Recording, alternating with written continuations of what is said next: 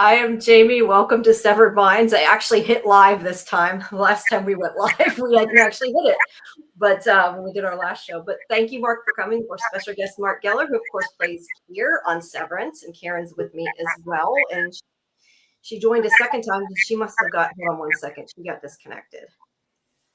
There we go. All right. Well, thank you for joining us again. We appreciate it. Thank you for having me back. Bit about the finale, and then when we are all done, for people who hang around, we'll be breaking down the episode, and we have Marc's Instagram there at the bottom of the screen for people to check out. If you have any questions, just drop them in the chat and we will ask them when we get to them. All right. Well, hi. I guess first, now that everybody's seen the finale now, before I had seen it, nobody had seen it, talk about the scene with your animatronic version. Whoa, now I really hear the feedback. I don't know if that's still her end or not. But anyway, talk about the animatronic version and sort of how that went. Were you actually there? Did you film anything? I was actually there on set for that scene. I originally was in the MDR room at the desks doing it from there, but there was too much feedback from my voice and my mic'd voice. So I then moved around the corner to a room where the director and producers and people sit and watch the show on a monitor. And I was able to see Trammell and the mannequin on the monitor, and I had a headset and I recorded from there. That's cool. Is that the only one that you did in studio? Did you do any of the other voices where you were actually on the set, or just that one? No, the others were done in a recording studio, sound studio. All right. Was this actually? I want to say it sounded at the one point like your voice changed. I don't know if it was your voice that changed or they. Geez, sorry, I'm still hearing that really bad feedback. I assume that was all your voice then, because I had wondered at first if, like, the live part, I thought maybe it was Ben Stiller, because I know he did something with voice for the finale supposedly, and I kind of wondered if that was it, but I don't think it is.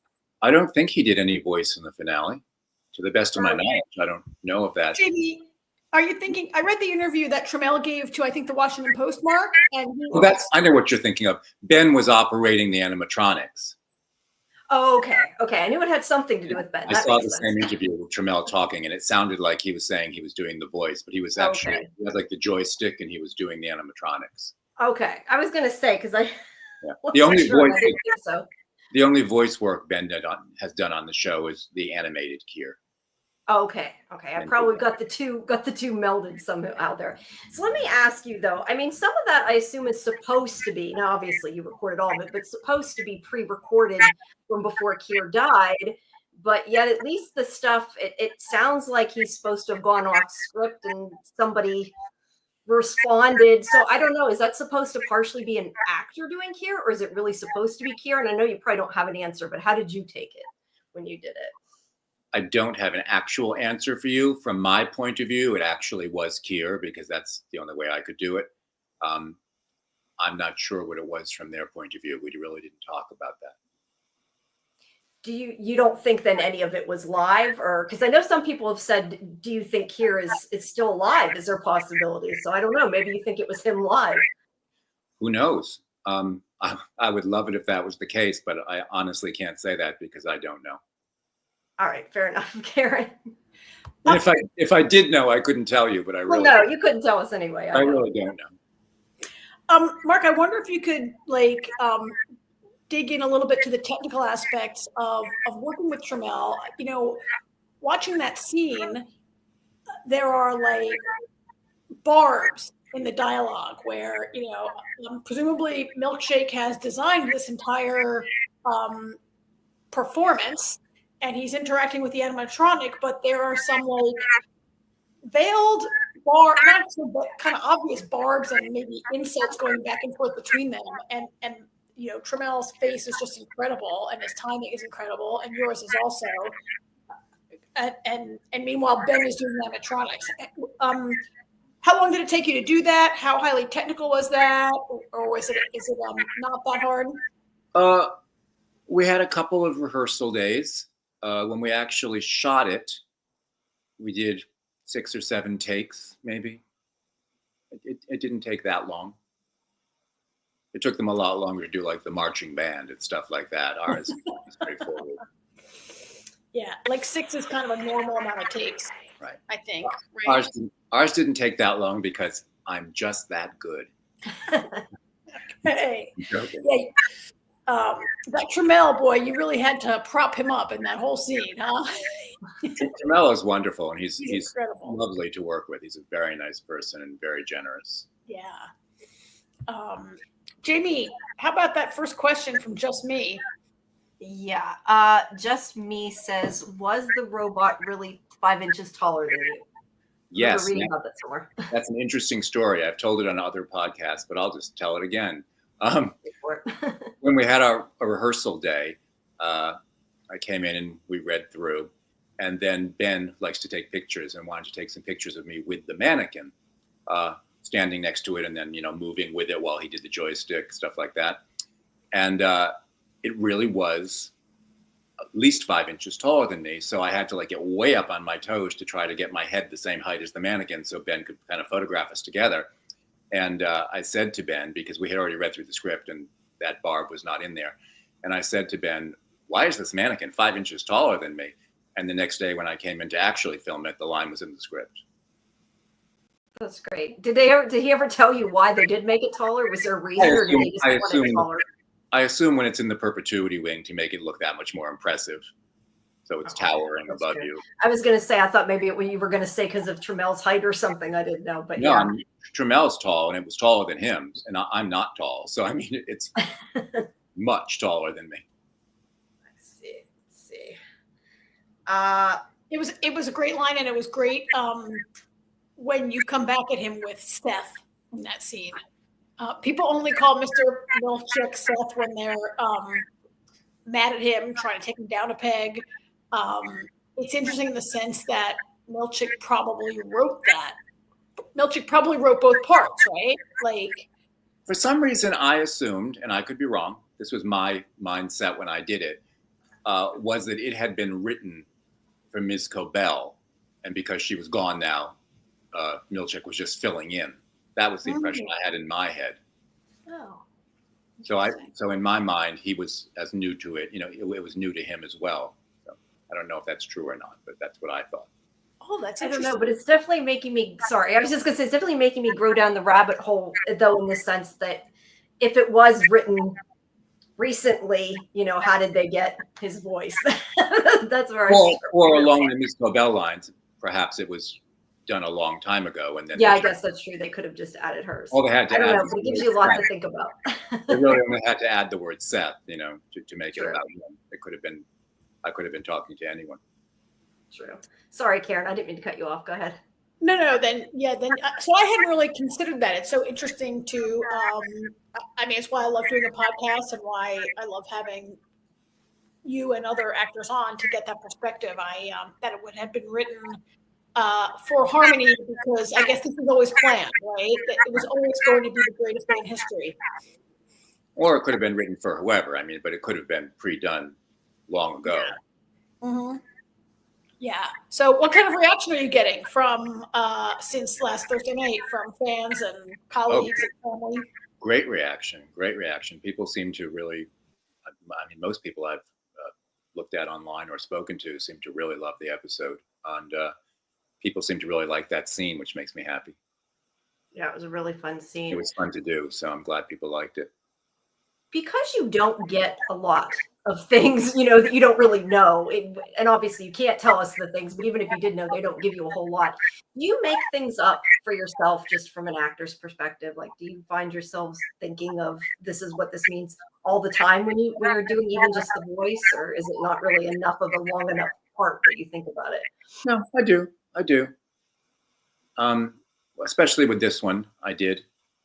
And, the one in the perpetuity wing, I think I may have told you this before, that was Ben and I and a technician in the studio. And he, pretty much laid out the thing that it was supposed to be Kier on his deathbed, very, very sick, just about ready to die, recording this on an old Edison kind of reel. And so I had that, all that in my mind. Cool. Since you were on set for this one, did you get to watch them film any other things, or were you only there for that little part that you did? I saw some of the marching band stuff. That was crazy scene. Not too much else being actually filmed. All right. I got a question unrelated to that scene. In the birthing cabin, they show these two weird little statues by the fireplace. That's Kier and Imogene, right? And we're both pregnant. Whoops, Karen froze again. Oh. I think that was probably what she was going to ask about, though, because I was curious too. Like, is it you think he was supposed to be pregnant? That is really. I'm pretty sure. I think because it's a birthing cabin, they're both supposed to be fertility symbols. That's very interesting. Yeah, but yeah, he's supposed to be. I mean, don't take it as canon because I said it, but I think he's supposed to be pregnant in that statue. Yes, I think they're both pregnant. Very weird statues, though, that's for sure. I will go on to a question from the chat, and then when she comes back, because I'm not sure exactly what she was going to ask, but Real Cinema Therapy says, do you think that we'll get to see Kier's backstory? And I know, obviously, you don't know if we will, but... I don't know if we will. I sure hope we do. That would be my dream come true, so I really hope that we do. But I've been given no indication as to whether or not that will happen. Have you thought about... Whoop, there, now she's back. I was going to say... Let me add her back. All right. Whoops. I added you to stage there. I don't finish what you were going to say, Karen. I took a guess at what you might have been going to say, but today I'm in New Jersey where the internet seems terrible always. I wanted to ask if you posed for that little tiny statue as you did for other paintings and mannequins they've made of you. All at the same time, basically. I mean, they pretty much made everything from the big photo session and that we did. That one you told us about, that big 10-hour one that was 10 hours long. Yeah, they have so many pictures of me from every possible angle. And when they were doing the wax figure, we did some more pictures where we, took, this way, turn your head a little bit, turn your head a little bit, turn your head a little bit. So they have. Did you know you were going to be pregnant? Did you know in advance you would see yourself pregnant? I did not. I didn't know that statue was being made. When I saw the thing, I was like, is that me? And then I saw that it was, and then later I saw close-up pictures of it. And you can never unsee that now. I can never unsee that now. At first, I thought I was just fat, and I was like, oh, I wonder why they made me so fat. But then I realized he was pregnant. Yep. I was going to say, you got to get more speaking lines, though, because if they took all the pictures, they can keep adding things. You need them to bring you back and make sure they do. Yeah. Whoops, I was going to say Fletcher said, what was the scene you most enjoyed after watching this season finale, and what are your expectations for next season? As a viewer, what scene did I most enjoy? Yeah, I think that's what he means. Good question. I'm not going to pick my own because that would sound bad. So what scene did I most enjoy? Oh, I really enjoyed the big fight when Lorne, attacks Mr. Drummond and while he's attacking Marc, and she pretty much beats him up. I enjoyed that a lot. Yeah, that was a fun scene. All right, let me see. Oh, what are your expectations for next season? We'll do the second half. Do you have any thoughts or any? I don't have a clue. I don't have a clue.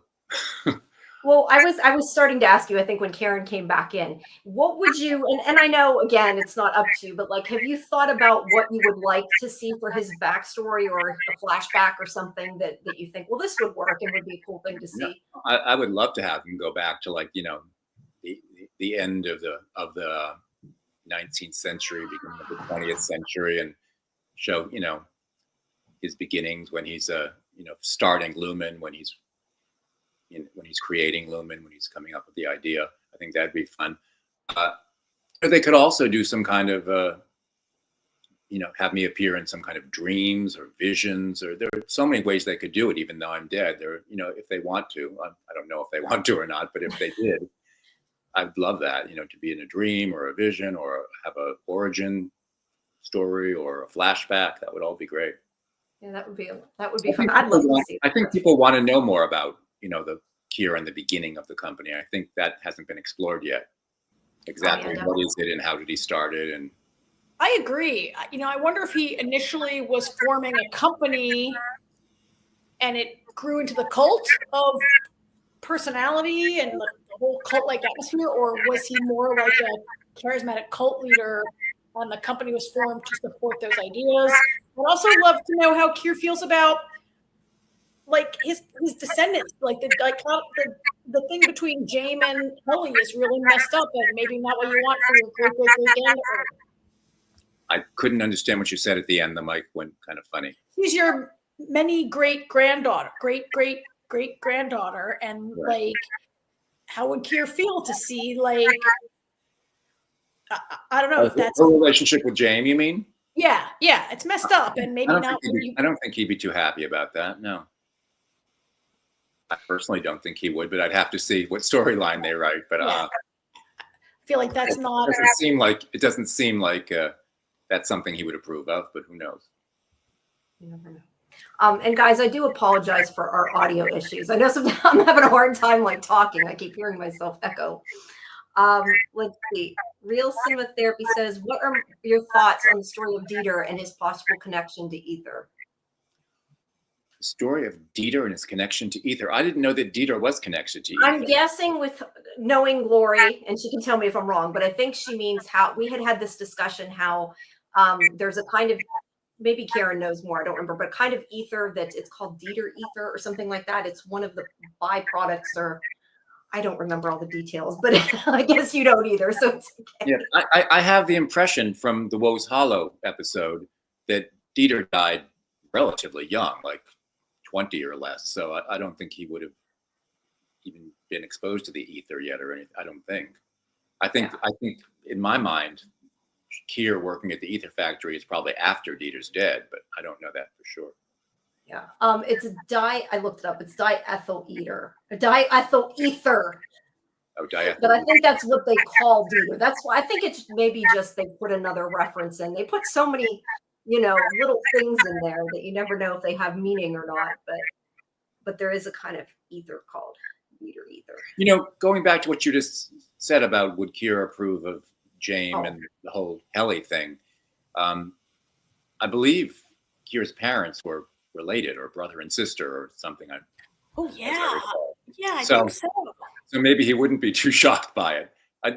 I think the actual written statement says they were close relatives or something like that. So I think they were probably brother and sister.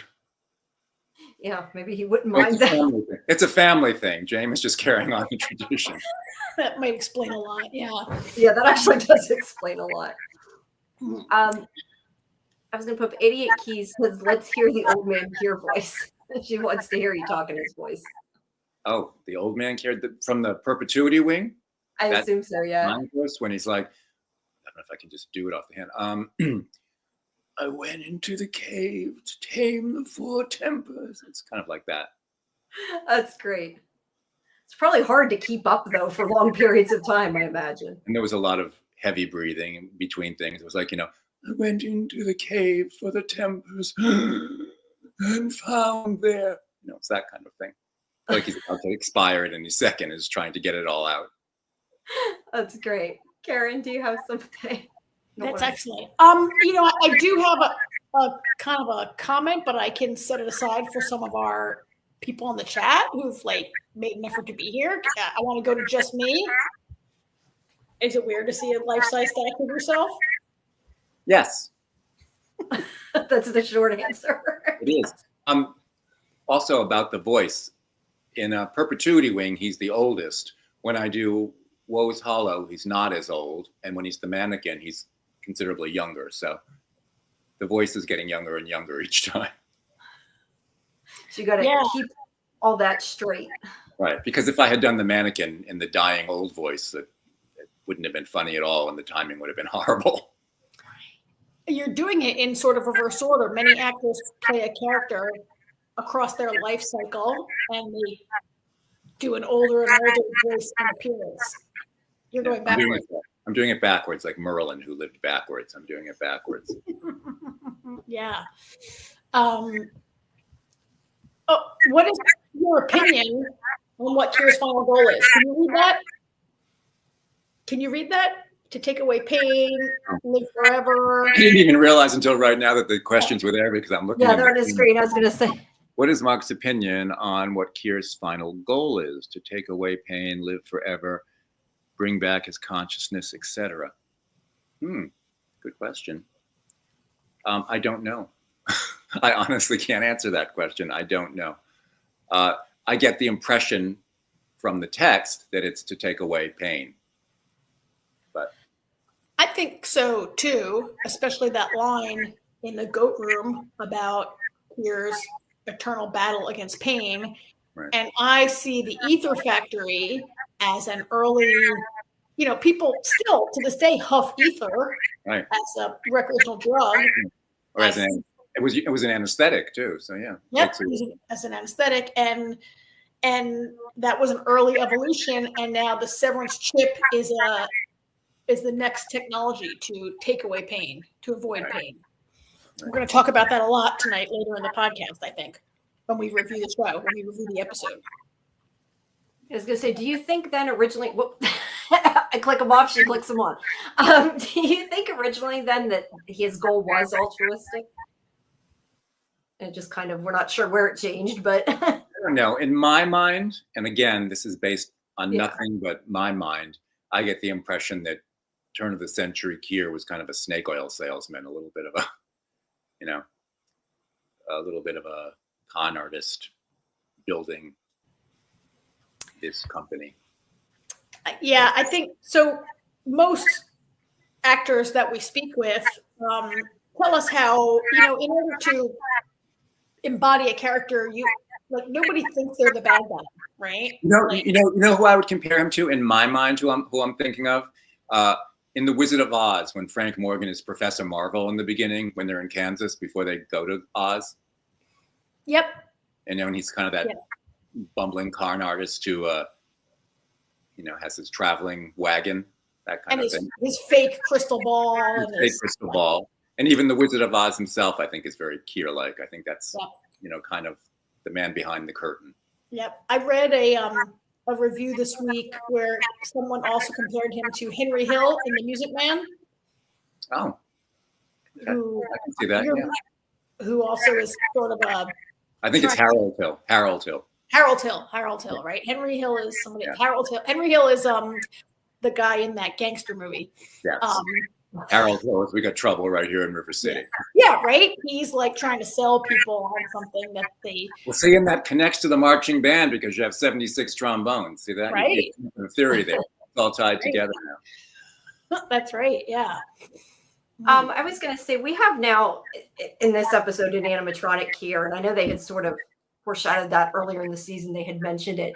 But have they ever said anything? I guess tell me if they have said anything, but maybe you need to tell them that they need to make like a more modern, animatronic so you can play him instead of them using a wax figure. Oh, I could stand there myself. You need to suggest that. Yeah. I just did that on stage, actually. I was an animatronic figure in a show, so. Well, so you got to tell them to watch that and then that you can do it. All right, let's see. Susie Seashell says, if you were to play Kier in the next season, would you prefer doing it as an AI or a reincarnated version of Kier or a flashback version of the actual Kier? Yes. All of those. I want to do all of those. Given my choice, if I could have any of those, I guess a flashback. All right. That's fair. Yeah, because then you'd be playing the real guy, really embodying him. If it were an AI, it would kind of be stiff and a lot like the mannequin. So I think either a flashback origin or something in a dream or something where he could actually talk to someone as a person. I mean, there are people who think he's still alive. There's a theory that he's still alive. I've read that, and that would be lovely. I don't know. No one's told me anything about that, but I have read that theory. And I'm here for it. If they want him to be alive, I'm here for it. Yeah. As I said to somebody else in another podcast interview, I can't age out of this role. He's dead. So, and he didn't die till he was like 99 or something. So no, it doesn't matter how old I get. Don't gotta worry about that. It's got to be interesting to play, the way you play him is limited in some ways, and yet Kier dominates everything always and is in some ways the most important character. In some ways, yeah. I mean, he's kind of the face of Lumen. So, I mean, this is going to be your guy. People are going to know you as Kier forever. Really, I said to someone else earlier, I'm literally the only person who can say they actually live in Kier. That's true. You do. I was going to say, bring up one. Toothless Paste said, did you have any raw eggs, goat milk, or waffle parties to get in your role? No, but I do eat waffles a lot. I like waffles. I don't like raw eggs.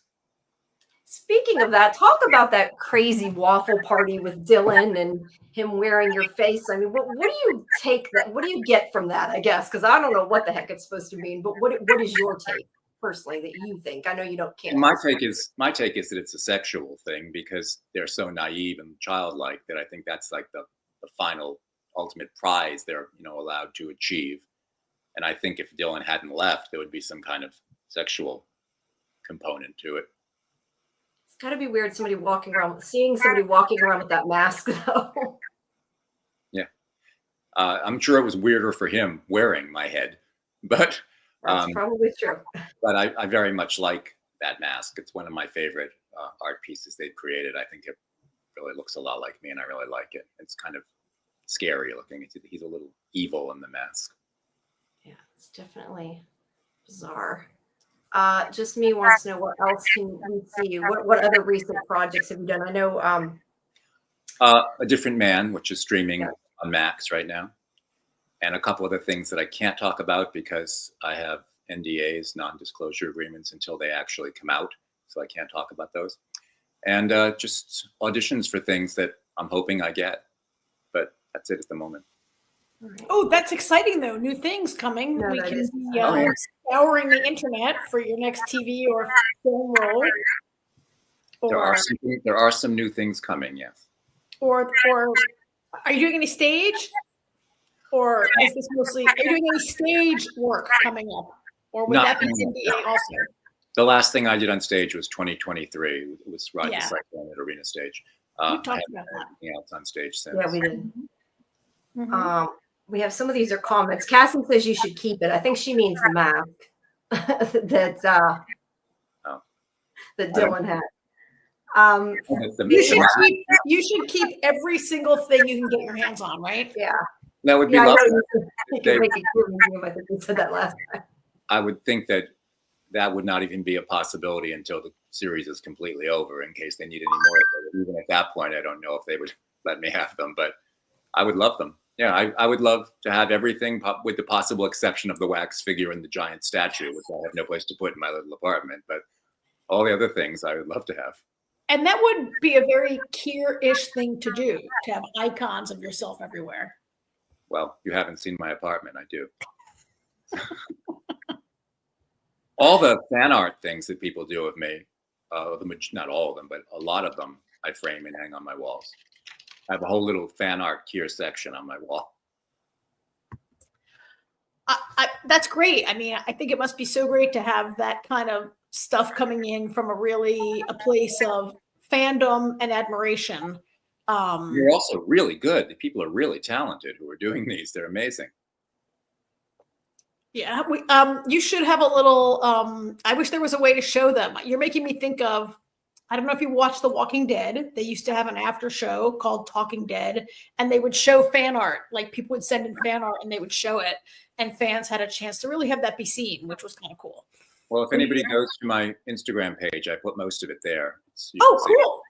And your Instagram is scrolling across the bottom. Yeah. Geller_Marc. So people can go check that out. That's pretty cool. GELLER and then MARC. Both names get spelled wrong usually. So. Oh yeah, I bet. But a lot of the fan art is there, and a lot of pictures of props and things like the Woe's Hollow belt buckles that they all wore that you could not see very well except on Miss Wong at one point. I have a really nice close-up picture of, so they can see some of the props and things as well. That's some good tidbits. And I apologize. People are saying in the chat, I know the audio is bad. I've been trying to fix it. I fixed it a little bit, I think. It sounds a little bit better. Yeah, I got my volume way down to try. Yeah, I put a thing on to try to filter it a little bit. I don't know how much it helped, but I'm trying. What's your favorite movie or top 3? What's my favorite movie? Yeah, he said or top three. My favorite movie of all time is Rosemary's Baby. That's an easy one. You mentioned that you're a horror guy, right? I am, and that's my absolute favorite movie, Rosemary's Baby. Other top films, they're all going to be in that vein, probably. I really liked Hereditary. That was a good movie. And I just watched, this has nothing to do with that, but I just watched Adolescence the other night. I binge watched all 4 hours, and that was amazing. Could put that on the list. Yeah, it's 4 1-hour episodes. It's a British series. It's 4 1-hour episodes, and each one is done in one take with no cuts. Oh wow, that's Full really hour. cool. They never cut. Yeah, Wow. we'll have to, Really quite good. have to check that out. We have one thing here I was going to say. Oops. Which, I don't know if I'd have to get out a list if you need it, but which is your favorite of the 9 core principles? I always have to look it up. You got me. I know.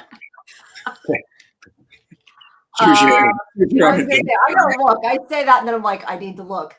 And when I say that, vision, verve, wit, cheer, humility, benevolence, nimbleness, probity, and wiles. Wiles. I'll take Wiles. Wiles for the Alright. win. All right. What? If I this is too bad. I shouldn't do this. No, go ahead. I was going to say I could take ether. Get it? Ether. Oh, okay. I get it. Yeah. I told you it wasn't good before I said it. No, Yeah. that's okay. So Just me says she don't know what most of the words mean. Yeah, you have to look them up. I love the fact that all 9 of them are on that cat of 9 tails. Each on the bed with Dylan when he has the Mask of Me on. He has the Oh, cat I of missed 9 that tails, one. and each one has one of the 9 principles written on the 9 tails. I definitely missed that one. I have to go back and look at that. that's It's cool. there. You really see it clearly when he first walks over to the bed and looks at the mask, and you see the cat of 9 tails laying next to it, which again leads into the fact that obviously something sexual or was going to happen if he had stayed. Right. Yeah, that was kind of creepy. Let's go to Michael. Hey, it's Michael. Did you draw inspiration from anyone, living or fictional, for the role of Kier? No. Or no? No. Okay. So he's just your original impressions and ideas of how you want, and whatever you worked with the director and Ben and stuff, right? Mm-hmm. Yeah, he's just Yep. no. So It's not he's based just on any real person. No. He's just a creepy old dude. Well, I wouldn't say creepy, nor would I say old. But Yeah, he's actually kind of maybe. Yeah, I say that because I'm influenced by the entirety of the series for 2 Right. seasons. he Making might be very nice. We haven't met him alive yet. Just because James is Right. creepy doesn't mean Kier Well, was. that's why we need to. That's why we need to. You need to meet him. You need to meet him. Find out. Yeah, he's probably totally nice, and his descendants and others twisted maybe his original Yeah, you thoughts never and know. plans. I'm sure he has a reason for everything he does and did. Oh yeah, I'm sure. Yeah, yeah. I mean, nobody is the bad guy in their own story. No, this is true. And from my point of view, he can't be a bad guy. No, I can't. He's a great guy. What else we got? That's what I was looking. I'm trying to scroll through the chat. Somewhere I lost the one that asked you to use his voice, wanted to hear you say there it was. Wants to hear you say he spilled his lineage. Oh, he spilled his lineage in the soil? Yeah. Is that the thing? As he spilled his lineage in the soil? I have to do it like I Yeah. did in Woe's Hollow. Yeah. Okay. He's not quite as old. As he spilt his lineage in the soil. That whole conversation is creepy. Or that whole, I guess it's not a conversation, the whole scene in the book. Dieter. Yes, Dieter. I guess I'm Dieter too. They're twins. So. Oh yeah, that's right. You're both of them. You could play both of them. If they go that far back, I have to play them both. That would be an amazing flashback. You get to play both of them. Or maybe there is no Dieter. Maybe Kier's a split personality. Who knows? There's so many options. Yeah. Well, it was kind of a weird story, and there was a lot of like fan speculation that it's more allegory rather than a true factual history of what happened between them. Oh, interesting. And more about like, I mean, given that the whole show is about different parts of your own mind and personality, like is Deer just a part of Kier's personality? Maybe That makes perfect sense. Maybe it was a part of his personality he didn't like that he wanted to get rid of. Who knows? Oh, no, I haven't been given that information. All I can do is no, and the reels would be better because then you could get twice as much screen time and twice as many lines. That's what I think. I think they're trying to get rid of people's emotions, and that was that version of him. I think this is more of a comment, I think. Fletcher says, we need Kier background. Kier Egan is low-key the main character of the show. Sorry, Marc Ascoby with Ellie. Oh, who wrote that? Fletcher. I like you, Fletcher. Would you like to be my publicist? He's asking you about that scene. He says, do you have any particular feelings after watching Mark S turn around and leave Gemma for Helly when they spent 2 seasons trying to get them together? Well, when I watched it as a fan watching it, it made perfect sense because Mark S doesn't know Gemma. So why would he go through the door? That's true. He knows Miss Casey, but he doesn't know Gemma. So, and he's in love with Helly. So why wouldn't he turn and go with Helly? Very true. Made me I'm mad. sure if he'd gone through the door with her and changed back into Mark Scout, he would have just gone off with her. But he didn't. Right, but he can't do that. So she's kind of, just the lady who works in wellness to him. Right. We have a few more from the chat. Let's see. Who do you think, Kier or Rickon, is a better author? Oh, there's no contest. Kier. I was going to say, I think we know the answer to that. Let's see. I tend to agree. Rickon, Yeah. There are plenty of bestsellers who are not actually good authors. I don't think Rickon is supposed to be a good author, is he? I think he's supposed to be a bad author. I think you're right. I think you're right. Yeah. Faith and Repentance says, will you take away any insights about yourself from playing Kier? Any insights about myself from playing Kier? I really can't say I have, but I haven't done that much that would give me insights, at this point. So, no. Well, have you I'm trying to think of the way to say this then. Do you not feel like you've changed? How have you changed since you've had this experience, though? Do you feel different since coming off the show, or? I know you might from all shows you do. I don't know, but I'm just curious. Well, I mean, different in the sense that the show is so popular and there's a fan base and, and people are drawing me and I'm, talking to a lot of people. Different in that way, but not in any way where the kind of thing where, if I were Adam doing the show, for instance, and, doing all those scenes, that can change you, but I haven't really done enough that it's affected me. Fair enough. Way. Though it just occurred to me, we were talking about who's a better author in writing books. I would love to know if anybody's discovered that egg that Irving crushed in my book. Yeah. I forgot about that. It's been a while. It's got to be starting to smell by now. Stink. Yeah, it's definitely got to stink.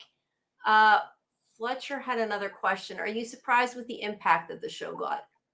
Did you think Severance would get that huge when you started season 1? I don't think it did. Well, I didn't know that much about it, so no. I didn't know anything about it actually during the first season, just that they were doing photos of me and that I, did the perpetuity voice. I really knew very little else about the show. So I kind of discovered it as a fan with everybody else watching it the first season. In season 2, no, I'm not surprised. In season 1, I guess I was because I didn't know anything. That's fair. Oops. All right. Well, I think, is that you messaging me, Karen? Oh, she's talking about her internet. I didn't even realize she dropped out again. Oh, she's gone. Yeah, I didn't realize she's having a lot of trouble with it. Let's see if we got any other things.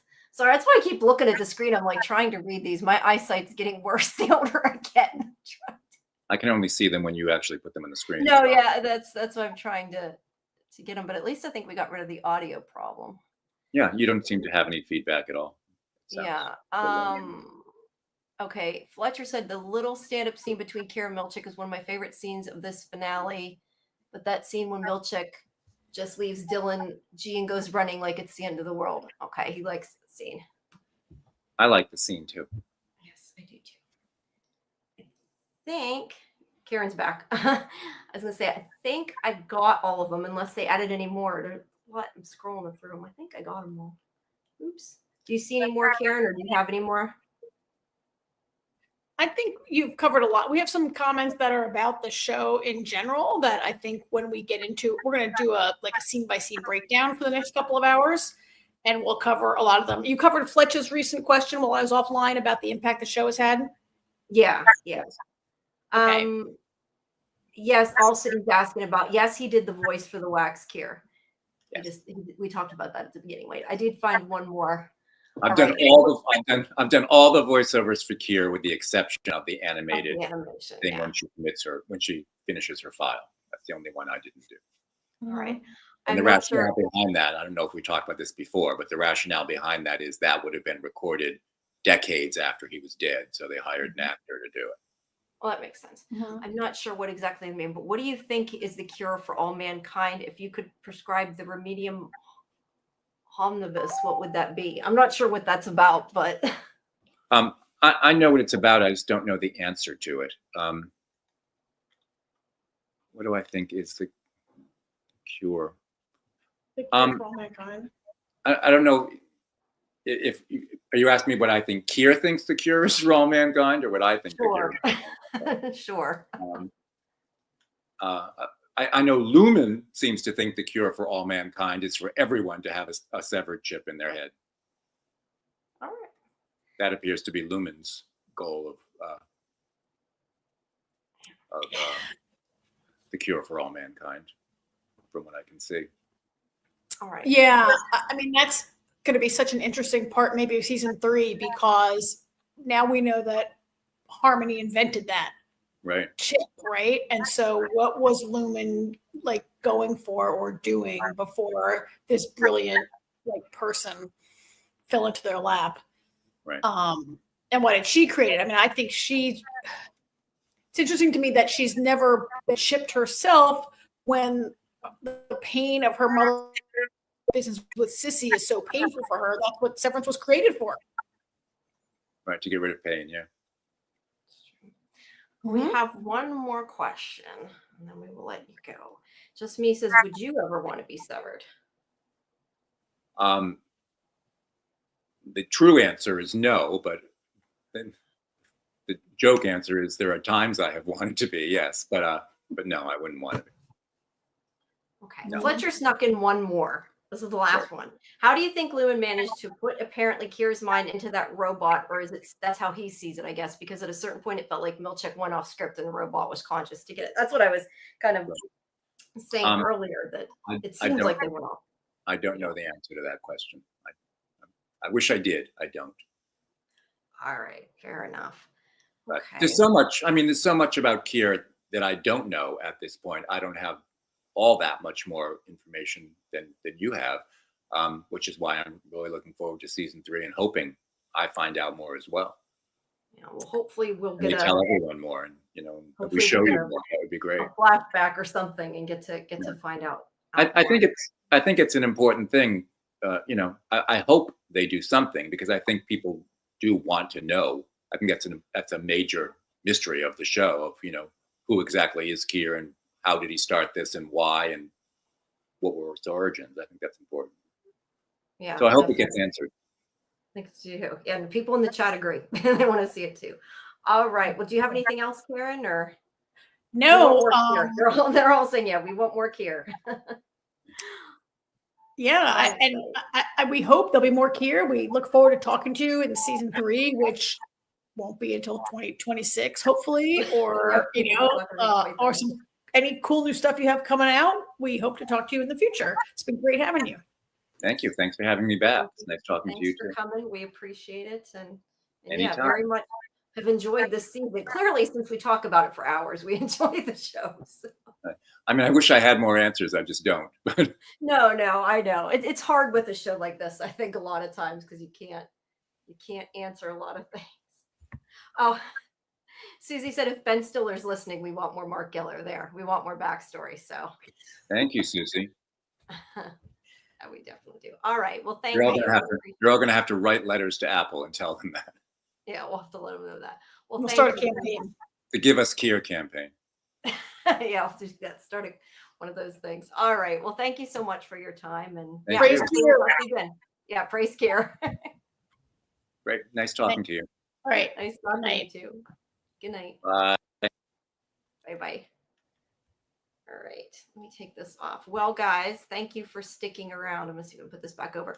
We're going to we are going to break down. Let me get my face off there so it's not so big. Thank you guys if you've come.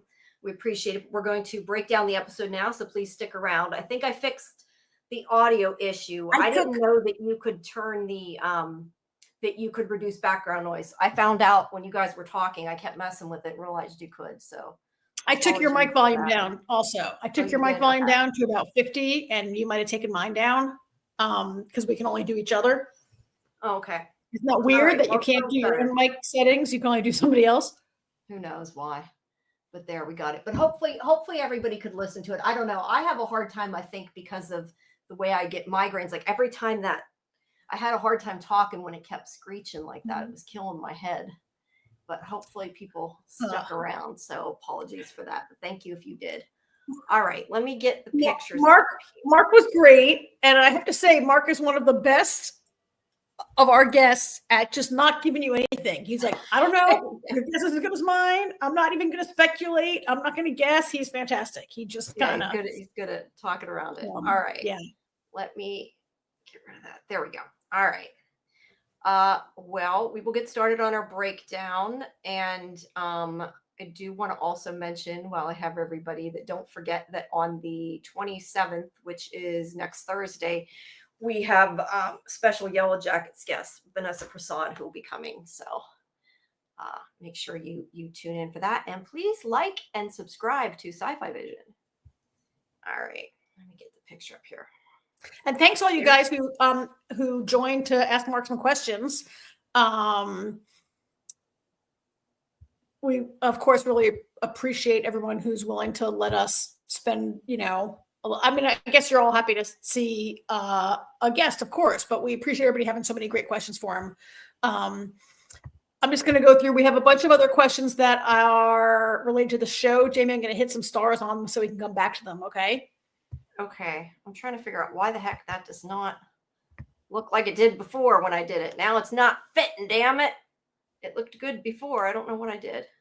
Actually, a bunch of them went away. A bunch of comments went away. I don't know, but where is the there it must there we go. I don't know. It's for okay, I see why. It's because I have hold on, I have too many windows open. It's not. No, I don't know. Hell if I know. It's not filling the thing. So there we go. That looks a little better. There we go. All right. How's that look? That looks great, Jamie. Okay, good. Now we go. Yeah, well, we'll have another Yellow Jackets watch party tomorrow, Susie. You'll be fine. All right. So it starts out in the cabin then. Wait. Before you jump right in, overall. Oh yeah, we should do our thumbs up, thumbs down, thumbs up, right? I liked it a lot more watching it this time than the first time that I watched it. When I watched the screener. Now again, I have to remind people, I seen like the last 4 episodes in one big chunk because I looked through my notes, and it's funny because I'm still seeing notes about what the hell's going on with Gemma because I hadn't had time to think it through. And I see a lot of notes saying, no, don't do that, yelling at Mark. I was very mad at Mark when I first watched this because really, I think like you are more into the Mark Gemma storyline a lot of times than the Mark Helly storyline. And I was really mad that they spent, 2 seasons kind of setting up to get Gemma out and then he left her there. But watching it again, I kind of get it a little more. Because Mark is making the choice that's best for him. I mean, we've talked about, are these severed, people, are they full people? And I think that that's kind of what this is about. He's like, well, you're going to kill me. This isn't what I want. He still saved her. And look, he's going to have to come out of Lumen at some point. Oh, wait, sorry. Whoops. I feel like he's maybe giving himself a couple extra minutes with Helly, and he's taking what he can get, because they can never leave or they'll turn into their outies. So I think he knows, like, even like Cobell says, there's no happy ending for him. And I think he's trying to take what he can get. And I kind of understand it a little bit more, and it's really tragic. But yeah, I would have preferred, I think, to see Outie Mark leave with Outie Gemma, but like, I get it at the same time. So I really enjoyed this episode. I am we don't dwell on these kind of things on our podcast, but it comes up once in a while. Is this a podcast or a live stream, whatever? But I am among the people who get a little frustrated with the pacing that sometimes has really dragged this season. And I sometimes, as much, look, this show loves a grand sweeping visual, and while it's all gorgeous and enjoyable, we've talked about, there were a couple episodes where people like, did we need a whole episode about Cobell's background? Did we need a whole retreat out in the woods? It comes together in this episode. A lot of what you saw in this episode has a greater impact because of the time we spent on some of those slower sections, right? But I did appreciate that, like, finally stuff was happening in this episode and stuff was moving.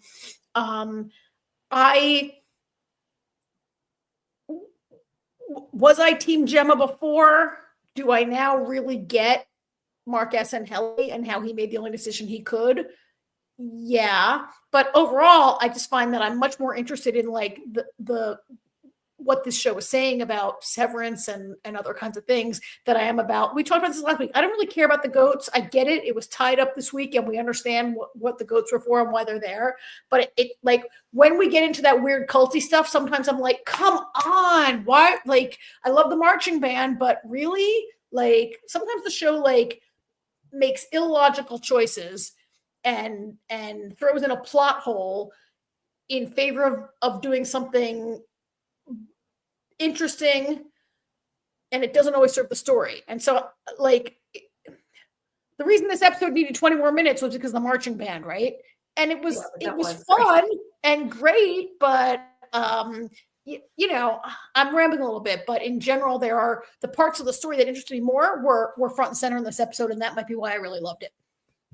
That's fair. Yeah. I don't know. I just remember more than anything being mad that they separated Mark and Gemma again, because I felt like, finally, and then they took them apart. But I mean, it's a cliffhanger. What are you going to do? I think my biggest criticism of this finale is that they somehow turned this mystery, mind-blowing TV show into a romance, basically. I mean, that's kind of, I guess, a little bit what this episode was about. I don't know that I feel that they did that with the whole show overall, but I mean, it is kind of a key element. But I mean, it's been a key element from the beginning. But yes, I agree. I'm more interested in the stuff to do with the severance procedure than I am with their interpersonal relationships, I guess. I'm going to go with Miss J. That's fair, Fletch. I kind of, like, we for us to have a conversation, are you Mark Scout and Gemma? Are you Mark S. and Helly? Like, that's not what the show is really about, right? Now, to be fair, that's something that a lack of work-life balance tends to make impossible, having a romance, right? Or other kinds of life. I mean, that's fair. That, like, Team Gemma, Team Helly, that's not really what the show is about. It's more like, I mean, it's a big part of it, yes, but it's kind of like Mark versus Mark is what it's, like, boiled down to, right? And that's really, like, culture tends to pit women against each other, and that's not what this is. This is, like, really the two halves of the same people being pitted against each other about having a full life. And look, besides even Fletch, who's got this criticism, it's still amazing. It is. Yeah. And while we're on this, like, in the end, Susie feels like, in the end, the Mark and Gemma or Helly conflict feels like a really convoluted trolley problem, and I'm here for it. It does. Whoops. Give me 1 second. I'm just gonna try to get a couple more of these comments, like, dinged up, and then we're gonna go. let's jump into it because we got a lot to talk about. I know you all who are Yeah. listening to us have a lot to talk about tonight. Yeah, I was just letting everybody know we're on the You breakdown. guys, I actually wrote. You can't see it. Boop, boop. Where is it? No, My it's notepad is disappearing. I actually took notes and wrote notes about Yay. this Mine in are honor all of our digital. final night together. So do you want to go through the comments since we're talking about the ending, or do you want to wait more until we get? I mean, I'd love to kind of maybe build a little towards that ending. Okay. So and maybe I'll keep an eye on these and try to flag them up as they become relevant. So you guys, just because a comment is about the final scene doesn't mean we're going to wait till then to talk about it. I'm going to try to cue you up as we go along. I always try, but I'll try to do extra special effort tonight for our final. All right. But some of them we'll hold for a little bit more towards the ending, but so just stick around. That way we can kind of go a bit in order because we get too off. And we have to talk about this incredible opening of the show, right? Like this was like a highlight of the season, really, I think, for many of us. Yeah. I mean, there's a couple things going on here. We obviously, Mark at the beginning, he talks to Cobell and she tries to help him talk him into doing this and explains that, if he finishes Cold Harbor, Gemma will be dead. And she's trying to tell him, that reintegration is his best chance.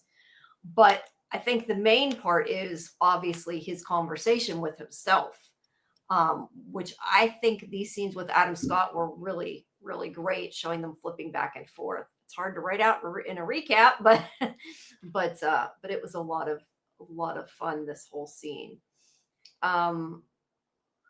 But he's asking about, when he's done, that they're going to kill Helly, and Cobell basically tells him that he needs to hurry up once he gets the file done and get to the black hall. The idea is, the plan is, he needs to get to the black hallway and then find her. But once he's down there, he won't be him because he's not severed on that floor. He'll be the Audi who will then bring Gemma back, and he'll have to get her out of there. That's kind of the whole plan from the beginning. There is. But and there's so much here leading up to that. I don't know how many screen caps you have of this particular section of the show. I'm not sure if there's a whole lot. Okay, so this is the opening. The very opening here is where Mark sees Cobell and he talks to her. And I mean, we have some big revelations here where we kind of knew, but she kind of confirms that, have you finished Cold Harbor? Okay, she's alive. There's the whole bit where if you don't Mark take care is kind of shocked to see her. Yes. Yeah, Mark is different. And one of the keys to the scene is that Mark S knows about the black hallway. I think she was really surprised, right? Yeah, he's like, you mean the one from Irving's drawings or Irving's paintings? And she's like, what? They clearly have no idea that Irving's been painting it. Does this episode confirm that Irving isn't working with Cobell? She was surprised when Mark mentioned it. But I would definitely say that that's the case. I mean, I guess it's possible that she's faking it, but yeah, I think she seemed really surprised by that. She didn't think they had any clue what was going on. So he's like, yeah, we know how to get there. So that was. Now, granted, Cobell has been ousted from Lumen, right? So she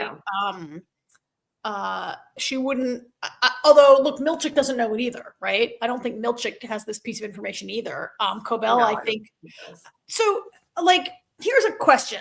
Cobell is surprised that they have this information. Is she surprised the Innies have this info? Is she surprised the Innies are capable of discovering that info or interested in that info? What's her level of astonishment? Is it astonishment? No, but her level of she's definitely surprised they knew it. But I think it's more the fact that they're trying to figure this stuff out. She didn't think that they would, I guess, care or investigate it, I guess.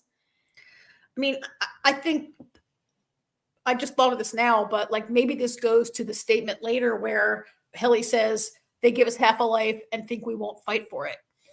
And maybe part of Cobell's surprise here is that they're fighting, the level to which they're fighting. I don't know. Yeah, and that that's why I said that they're spending time trying to figure out these things. I mean, she knew before they were going out of the office, but she didn't really know much beyond that, I don't think. Matt says it was a long time coming. Mark S was right. He had to make that choice. Reintegration is death for him. He got Gemma out. No need to sacrifice. Okay. Sorry, I went a little bit ahead. I was going to say that in this conversation, and I jumped a bit ahead, that he's having with himself, that they're saying, you need, and even Cobell's saying, if you want to save Gemma, this is what you have to do. And the idea is that Mark's like saying, we'll die. And they're saying, well, there's a chance to reintegrate. But, if he does reintegrate, that's the end of Mark S is the point. So yeah, he did get her out. So he doesn't need to do that. I agree with that.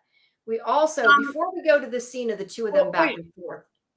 I mean, Susie thinks Harmony surprised they're able because she created it. I mean, that's a good point. Harmony created Severance because of that. And she's surprised.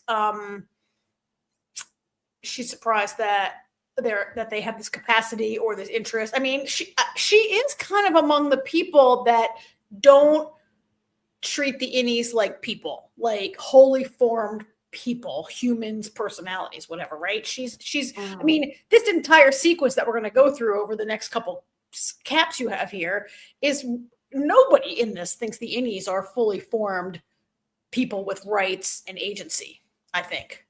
Yeah. And I was going to ask you about that too, when we get to that conversation, like what you think Mark is really thinking. Fletcher says, I also think Ragabi and Cobell might have worked together on the Severance procedure, that they have a deeper connection for sure. Yeah, I've said that before. I kind of wonder if she's been in on it, but that's something, I guess, if it is the case, we won't find out until next season. Yeah. All right, give us a click here. Oh, it seems like he was able to access his innie through sleep deprivation. I don't think that's something she factors a possibility. Yeah, that's a good point too. I don't think that she did. I think that they don't give them enough credit. But before we get on to the scene with Mark S and Mark Scout, we have this scene with Helly. This was amazing. This was incredible, right? Although I will say at first I was a little confused. I'm like, why is he talking to Helly? We had, I think, sort of said this last week. Like, why is he in there talking to Helly? But he is telling her that he was upset about the speech she made, meaning the end of last season when the OTC protocol was flipped. And I lost where it was. That's what he's talking about. At the end of last episode, he says, you fooled me, right? Or you tricked me or something like that. Yeah, he meant at the party, at the gala, that she tricked him. And he says, I was cross with you after I threw a tin of candies. This guy, and this is what I say before about, I think they're trying to tame their tempers. Like, this guy has no emotions as he's talking. He's very, very deadpan. And that's why she says he's fucking weird. She also is a little scared of him too, because she has a pen and looks like I love that picture. She looks like she's about ready to stab him. I love this shot also. We kind of skipped over in getting to this scene. He says, I do not love my daughter. Yeah. And he says, like, when she was younger, I'm going to paraphrase here, but I think he says, when she was younger, I saw the fire of Kier in her. He left her as she got older. Yeah. Then he says, I fathered other children along the way, but I didn't see Kier in any of them either. And now I see him in you. Yeah. And then comes this amazing shot where, and then, she challenges him. And isn't this where James says, there he is, or there's Kier? Yeah. She says that you and your something like you and your family created hell and you're going to burn in it. And then he says, there it is. And then he just says, tomorrow's a special day. And she calls after him, but he leaves. Like, she has no clue what's going on. It's very bizarre, but I don't know. The fact that he stands there and says he doesn't love his daughter, like, that was really, it kind of gives you more insight into Helena and maybe why she's so cold. I mean, I knew that he wasn't a good parent or didn't care a lot about her, but to actually say to somebody, I don't love my own daughter, like, that's really awful, Yeah. Going back to last week, I agree with you. We saw how he's cold toward her, and we know, or we believe, that Helly's been raised in this very kind of she's been basically raised in a cult of Kier, right? And there are expectations of that she will someday take over the company. And she has we talked about this over the season as reasons why she felt maybe more free when she was pretending to be Helly than she does. Like, is she, I think, Jamie, you early in the season have spoken about it more eloquently than I have, about like, is she more free when she pretended to be Helly? Is she almost more of a person when she pretends to be Helly, even though she is very scornful and says things like, "You're not a person. You have to keep working there." But I think maybe sometimes she's jealous of who she can be as Helly. And did she grow? I don't know, but like, I definitely feel a little sorry for her that this psycho is her dad, right? Yeah. I mean, I mean, it doesn't make me team Helena. No, it doesn't. But it makes you get it a little bit more. Like that's we've talked a lot about nature versus nurture, and that's 100% nurture. What happened with Jaime and Helly, right? Yeah, definitely. Or lack thereof, right? Yeah. So then we go back to the scene where Marc is questioning that they're going to actually kill Gemma. And that's where she says that when the file's done, he needs to get to the hallway right away. And I talked about the plan. Can I just stop you there for 1 second? We've got a big conversation about Irv going on in the chat. He's not in this episode, but maybe after we process the scene, we can talk about Irv for a minute, because people are really into Irv right now. Sounds like a plan, but wait, this is about actually what we were talking about. Miss J says, if James sees Kier and Helly I wonder if they will ever bring Helena back. Like, will she always be her innie? I hadn't really thought about that. I like that. Yes. Yeah, maybe he'll be like, we don't need you. That's actually a good point. If he sees Kier and Helly, would he feel more? Sorry, there's something going on outside my window. More like Helly is a better heir apparent. Like, could he try to get Helly to take on, like use the overtime protocol to let Helly be? Although Helly would never go through it. I also saw some speculation. So, I like to read Vulture. They have a very robust comment section on their recaps and stuff.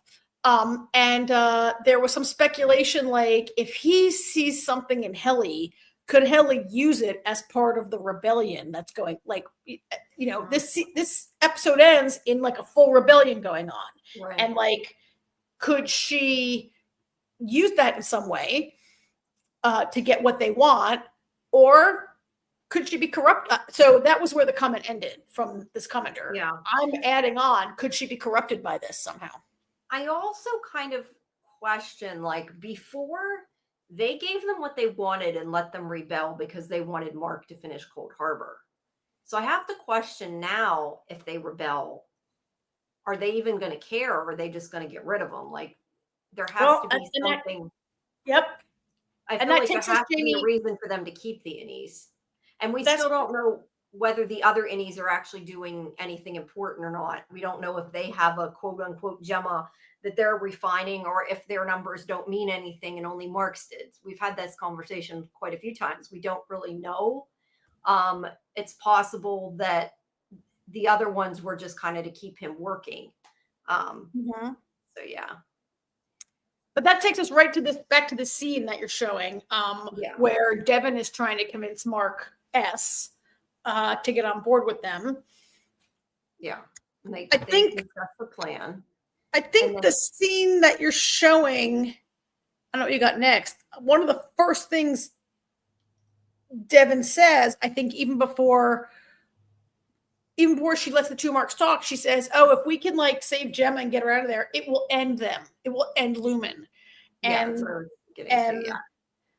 and he says, "What happens to us?" And she's like, "What do you mean?" And he's like, "Well, that'll destroy," or I forget exactly the wording he does, but he says that if Lumen ends, what happens to every innie on the severed floor?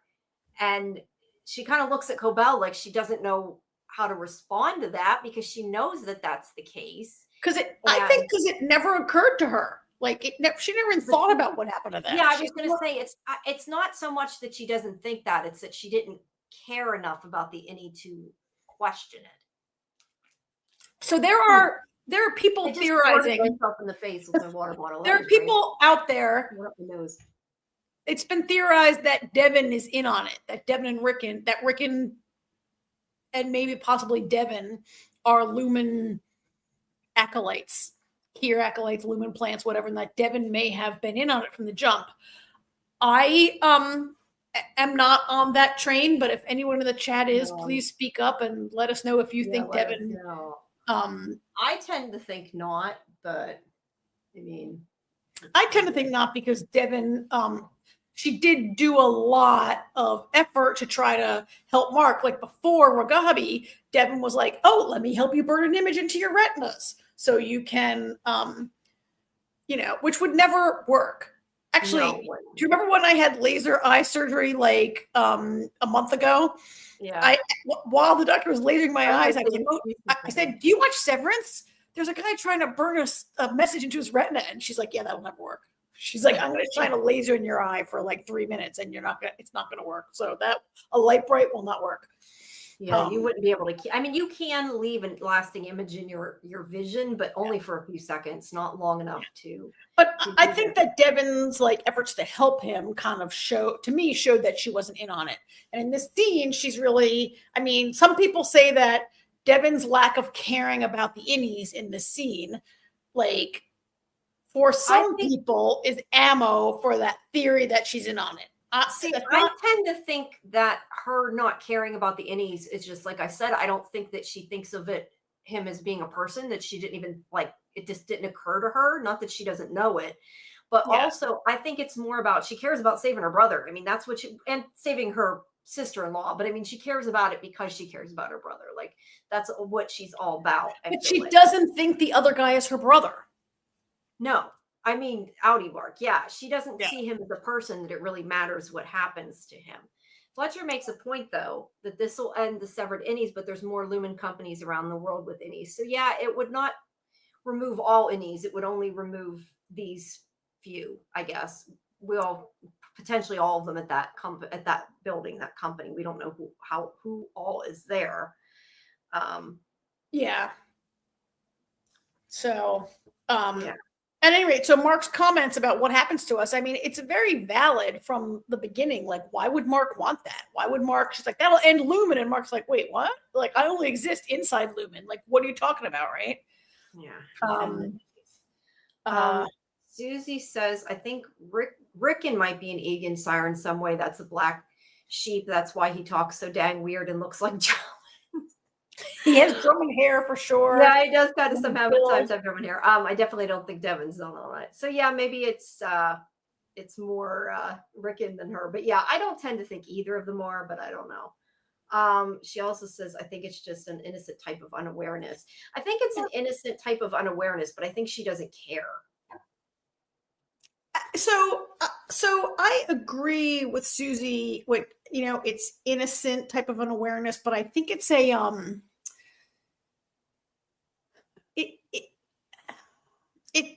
it's so she doesn't mean innocent in the sense that she doesn't mean evil or she doesn't have like bad intentions. Yeah, but I think it's that doesn't let her off the hook, right? Like it's a selfish and a privileged kind of. I mean, it's the way this show is a lot about labor and forced labor, and it's the way that people thought about forced labor in the past, and we're like, oh, that's just the way it is. These people are less than us. Like these Africans are less than we are, or other kinds of enslaved people are less than we are, and thought they were not valuable as humans. And so, yes, I think Devin doesn't have bad intentions. Right. More thoughtless and innocent. Yes. Thank you, man. Like, I don't think she's trying to be a bad actor here, but it's thoughtless. Yeah. She doesn't. That's what I said. Like she hadn't thought about it, but she doesn't care. I mean, like that's not her goal. Her goal isn't to kill the Vietnamese, but her goal is to save them. And if they die along the way, then they die along the way, I think is kind of the way it is. Yeah. So yeah, ignorance, I would agree. So anyway, he's like, whoops. Yeah, that's what I had before. She doesn't see him as fully human. I agree. Yep. Yeah. I agree. So he doesn't want to do it. But anyway, she does look to Cobell like, what do I say? And then he realizes, yeah, they don't care. And he's like, so you want me to give my whoops, where'd the picture go? But is this when she says there's someone else who wants to talk to you? Not yet. Okay. She says, or he says, oh, so you want me to give my life and the lives of everyone down there just to save one person you happen to care about. And that, when I watched this, that was where I was really thinking, okay, I kind of get what he did. Like, why should they be selfish and kill all those innies down there just to save Gemma? Why can't he be selfish and stay with Helly? I mean, it's kind of the same thing on the opposite side of it. Like, why is Gemma more important than Helly? That's the way he sees it.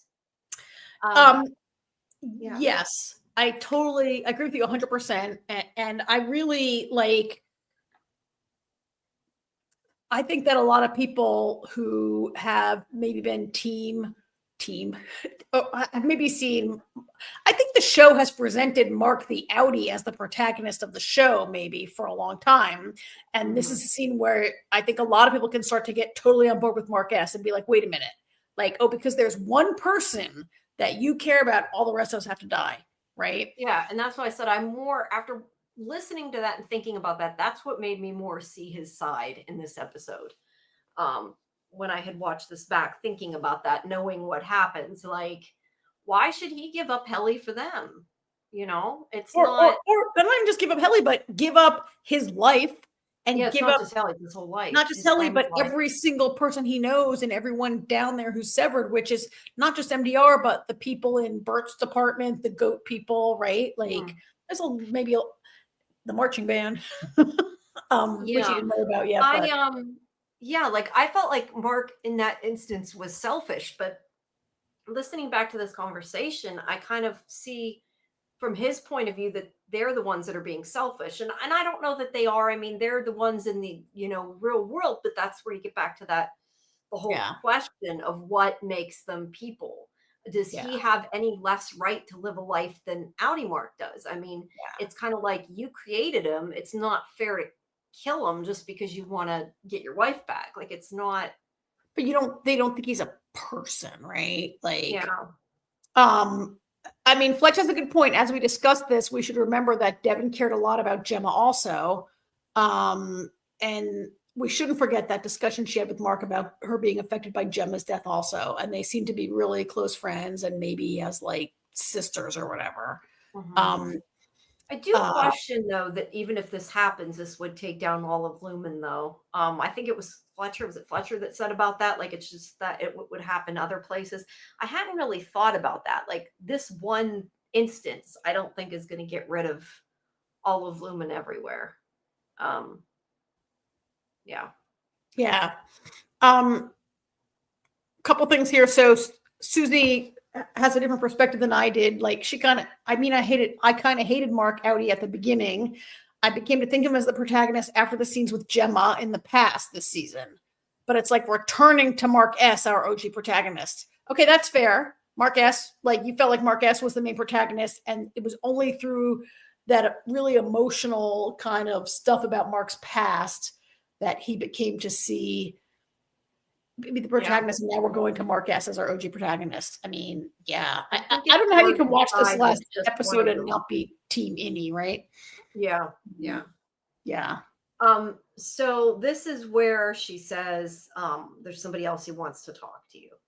And she gives him the video camera. Now, it flips back and forth. I just took a couple pictures of them looking at the camera. There really was no way to know which was from which scene. But basically, they're like, talk to him, go out, record something, and then go outside. Because the idea is the doorway to the cabin is like the severing, whatever you want to call it, the severing boundary.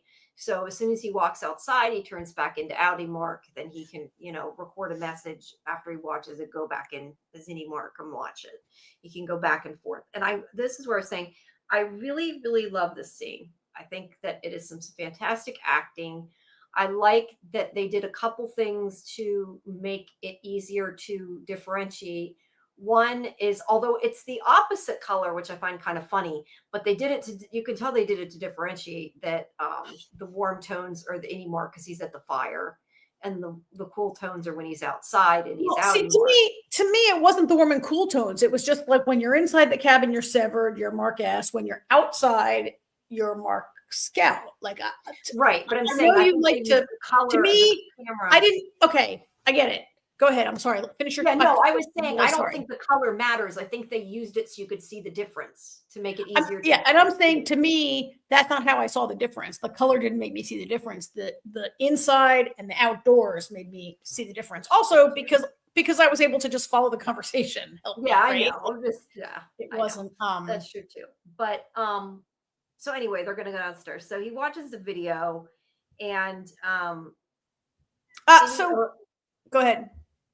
No, I was going to say, Outie Mark says, you've spoken with them, you know what we're asking. And he says, the first thing I need to say is, I'm so sorry. I created you as a prisoner and as an escape. That Lumen told me you'd be happy, that the Imnies are content, and I took their word for it. And you've been living a nightmare for 2 years. Horrific things were done to you. And the part of the reason I'm here is to make it right. I hope that with all we have in common, I wrote way too much down, didn't I? That you'll give me that chance. Now, at this point, Innie Mark looks happy at first. And again, I just took something. Really? Oh my God, there it is. There's at the very beginning, not there, but at the very beginning when he starts the conversation, he looks kind of happy, like, wow, I'm getting to talk to my Outie. But that doesn't last. And this is where I wanted to discuss with you what you actually think about what Mark said. Because when I first watched this, I was more siding with Mark Scout and feeling like, okay, he really does feel bad. He sees how he hurts him. But watching it again, whatever this is, my fourth time watching it, sorry, I was counting. I'm like, yeah, I stopped to count in my head, fourth or fifth time. I don't know. But anyway, when I watched it this time, I'm not so sure I believe a lot of what Mark Scout said. Like, I think maybe he's kind of sorry, but I don't think that is in any way why he's doing it. I think he cares about his wife. And if his Innie dies in the process, so well. I don't know. How do you feel about that? I definitely feel different than I did when I watched it the first time. I mean, so I watched it yesterday and again today. I think it was all over the moment Mark said, I created you. And I don't think the Innies see themselves as having been created or as having been created by their Outie, even if that's what happened or they were right. Like, I think so. The first time I watched this, I was like, "Ooh, is that a little condescending?" And the second time, I thought, "Yeah, that's really condescending." The way he sets it up, and I think that sets Mark S to be really suspicious from the start. And he comes back and says, "Well, it's not actually a nightmare." Like Mark Scout is making a lot of assumptions about the life of Mark S based on what knowledge, what Cobell told him, what he assumed, what he, right? Like how, like on what is Mark saying your life is a nightmare? I mean, it kind of is, right? Like, well, not I think with the it's not idea. They probably have an idea that it is. But I guess my point is, the first time I watched this, I believed his apology. The second time I watched it, I'm not so sure I do, is what I'm saying. Like, I don't think he cares. I mean, I don't think he wants to hurt his Innie. Mark doesn't seem like an awful person. I think he doesn't like the fact he found out that his Innie was hurt. But I think that him saying, "Oh, we'll finish this reintegration. I'm gonna stick by your side." I don't know that I buy that. But in the middle of this was what the next scene was. I had the picture of there it is. Which is so great. Yeah, I assumed before when I first seen this, like maybe he was just supposed to look fat, but yeah, I think he is supposed to be pregnant, and it's a very interesting set of statues there on the fireplace. Why they're on the fireplace, I don't know. Whoops. Let's see. So Golden Child, hi Golden Child. First comment from you, I think. Howdy Mark definitely felt that his innie is less than him, and he's just adolescent when dealing with certain issues, not even an adult. Yeah, when he gets to that point, he does say that. I'm glad you brought up the world adolescent. Did anybody read the interview with Dan Erickson in the Washington Post this week?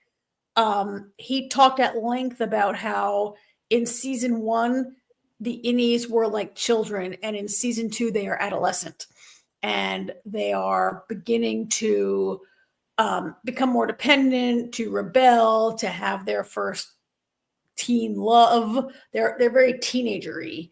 And that's a thing that I think we can kind of see throughout this episode, right? So it's funny to say that Mark Scout is being adolescent when dealing with certain issues, not adult. I mean, I have to agree with that also. Like Mark Scout has a very narrow and immature view of what's going on here, right? Yeah. I'm seeing we skipped quite a few things. I want to go Yeah, back. they're not. I got my eye on them. There's a lot of Well, no, stuff. some of this was about would the company be shut down. Okay, go ahead. Was gonna go to them, jump back a little bit.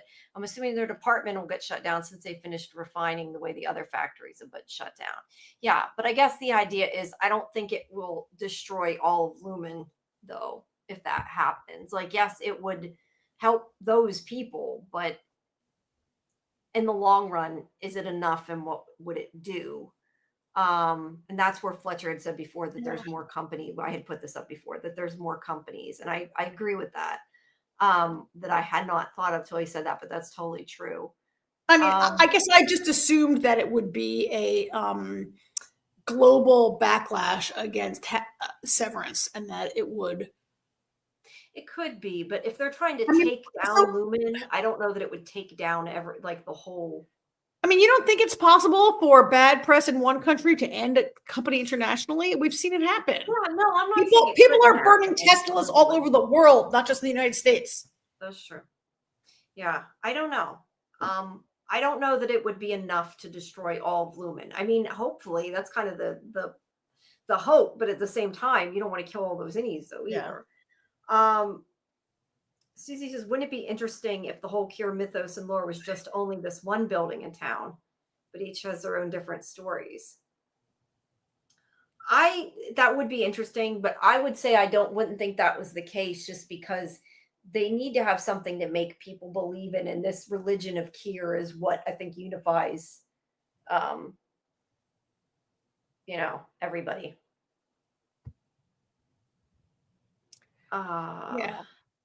Matt says it's the innies we're supposed to care about. I think that might be true. I kind of see both sides, but I do think that that's what they want you to see. I mean, I think also, like, if we're talking about the destruction of the innies and it would be global, like, we can't forget that there's a very big anti-severance movement in the outside world. That we saw more of in season 1 and not much in season 2, but Severance is not, it's known about in the world, and there's a lot of people who are against it in the world. Yeah, that's fair. Fletcher's asking, is Devin Mark's blood sister? Do we know anything about their parents? I remember them having a conversation about growing up together, but I mean, they could be adopted, I guess.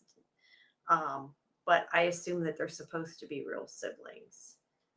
I'm sorry, adopted people are real siblings, okay? Like, let's not have that conversation. Siblings. I'm sorry, I shouldn't have. Okay, blood is no different than being raised. You're totally right. You're totally right. Okay, but he's asking specifically, are they blood sisters? And I'm saying I'm assuming that they're blood relatives, but that doesn't necessarily mean they are, and it doesn't necessarily. I mean, so that's a relevant question in the sense that the Kier, the Egan family is maybe obsessed with their bloodline, and it's relevant in the sense of maybe the storyline. If you think that maybe Rickon is an Egan, and there's a lot of like the Egans definitely have consolidated their company in this very straight bloodline coming down from Kier. Let's see, and then that's about Helena. Let's we're on already an hour and a half. Maybe we can. I think back to some of these as they become relevant. Yeah, that's what I'm saying. I'm looking to see. I think some of them are for the end. Let's see. Yeah, a lot of that's about the end. Okay.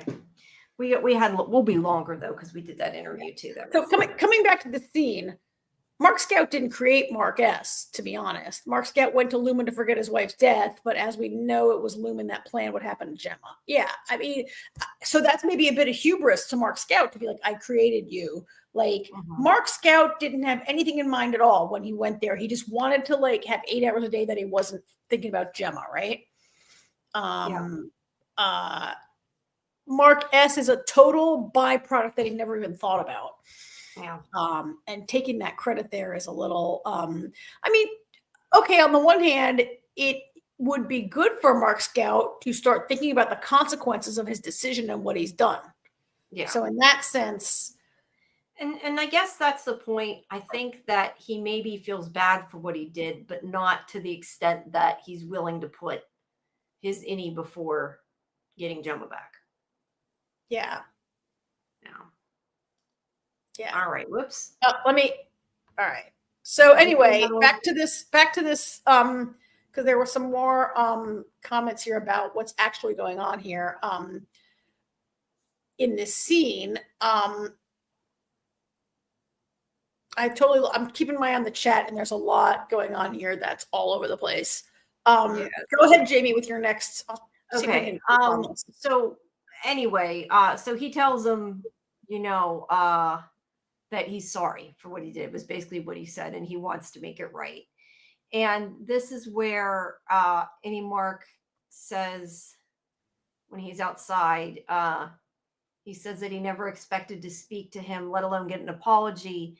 But nightmare is the wrong word. They find ways to make it work, to feel whole, which is why what he's asking scares him, because this is what they have. This is their life. They don't want to end it. And, Audi Mark says that he can understand that, and that's a good point. But that's where he says Lumen doesn't have to be your whole life. And he starts talking about how, he knows Mark's seeing flashes from the outside world, and he's been seeing his world because it's a process called reintegration. They can recouple the memories so they can be one person. And that's where he says, I started this because, and this is where he's definitely lying. He says, I started this because I saw how unfair it was to you. And that once my wife's free, I promise I'll finish the process, which I'm not saying he won't reintegrate, but he's saying our life belongs to both of us. I want to share it with you. He did not reintegrate because he gave a shit about his innie. He reintegrated because he wanted to know if Gemma was alive. I mean, that's the gist of it. That's a complete lie. Right? Because Mark Scout does not give a crap about Mark S. As soon as he gets Gemma, forget about it. I agree. And I think he sees that when he starts talking to him. But first he starts asking, Wait, I want to put a pin here, Jamie, to talk about later how this is basically the opposite of the note that Audi Dylan sends to Annie Dylan. Like what Mark is doing here and being like, we're going to be integrated, it's going to be great.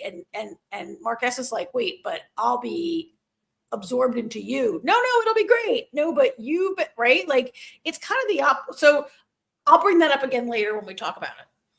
Yeah. That's some bullshit from Mark Scout. I agree. If it's not his responsibility, why is he sorry? Clearly there's moral responsibility here. Yeah. And like I said, I don't know. I think that maybe he does feel bad, but not enough that it matters. Like that's not his purpose or why he's doing this. Saying that he became reintegrated because he felt bad for him is bullshit. He did it for his wife, pure and simple. But he did it for himself. Like, well, there's a level here where, like, I just feel like Mark Scout never says Gemma is suffering and I can't tolerate that. He says, like, I have to have her back. Like I often felt like that way, but you're right. He wants Gemma back to relieve his own grief, which is fair. But like Gemma's own well-being is okay. He doesn't want her to be killed. So yes, her well-being is a concern of his. But I feel like Mark's reasons for wanting Gemma back are about what Mark wants and what Mark needs. Yeah, he never says anything like, oh my God, what are they doing to her? Is she okay? Like you don't hear, I mean, not that he doesn't maybe think those things, but you don't really hear that. He's more like, she's alive. I got to see her, which, like I said, yeah, you would want to see her. So I get that, but you're right. It does sound sort of selfish sometimes the way he says it. But he asks him how it would work. And he says that they'd be combined, their memories and their traumas, but the good stuff too. And that's where he says, well, yeah, but you've been alive 20 times longer. So this would be more you than me. And like you said, he's kind of like, oh no, that's not won't be what it'll be. Excuse me. Let's see. He says that he doesn't know. Okay. He moored Gemma for 2 years. He explains that he lost his teaching job because he came home drunk. He hid her stuff in the basement because it was easier pretending she didn't exist. He thought he was protecting him from that pain. And again, I don't think that he cared. He was protecting himself from that pain, not his innie. Yes. I mean, I did appreciate seeing Marc admit to some things like, I hid all our stuff in the basement to avoid the pain. I became a drunk. I was going to work drunk. Like, I did appreciate Marc finally, like, admitting and speaking about like his pain, which if he had done that to a therapist 2 years ago, we probably wouldn't be here right now, right? Yeah. But to say, I thought I was protecting you from that. No, you're right, Jamie. He became severed to protect himself, right? Yeah, that was only a byproduct of it. I mean, did he want his innie to suffer? Maybe not. And I don't think Marc is a bad person. I don't think he would want him to suffer if he had a choice, but I don't think that that's the be all and end all. He cares more about his own well-being than he does his innie's well-being. Yeah, and that almost carries over into his innie world where he still doesn't care about her well-being as much as his own. That idea that he's like, I need her back. I need her back to stop my pain. I need her back. Not like, I wonder what's happening to her. And according to Matt, imagine how Gemma will feel when she finds out that Marc was the entire reason Lewin was able to torture her to test the chip. Well, yeah, but it's not his fault. He never intended that to happen, but yeah. No, but I mean, he never intended like all of this to happen when he became severed, because I mean, at the core of the show, I mean, there are several things at the core of the show, but one of them is like, you talked about it last week, Jamie. If you do not, like, Marc took an artificial measure to eliminate his grief. But embracing your grief and dealing with it is a way to eliminate it or to assuage it, right? And if he had done that, this idea that the shortcut, there's just not a shortcut to like, right? Like, I also kind of wonder if he didn't get severed, would they have given her back? Like, how would that have ended? Because they only fake killed her because they wanted him to do, because they had both of them. So it's kind of interesting to think, well, what if he didn't get severed after that? You know what I mean? Like, I'm not sure what would have happened. Would they just have killed her for real, I guess? I mean, I guess there's more to be seen about how much Lewin was monitoring them and chose her for a reason or whatever. But yeah. I mean, Susie says, like, there's so much going on here. Like, does arrogance when it causes suffering mean you're like the idea of Marc got severed? He's not a bad person. He doesn't want to be in pain. But if it causes I guess the difference here is, Susie, to me, does arrogance when it causes suffering mean you're not a bad person? Marc didn't know it was going to cause suffering. But he does now. Like, if you knew the deal on Severance was creating a new human being and you did it anyway, then yeah, you're probably a bad person, right?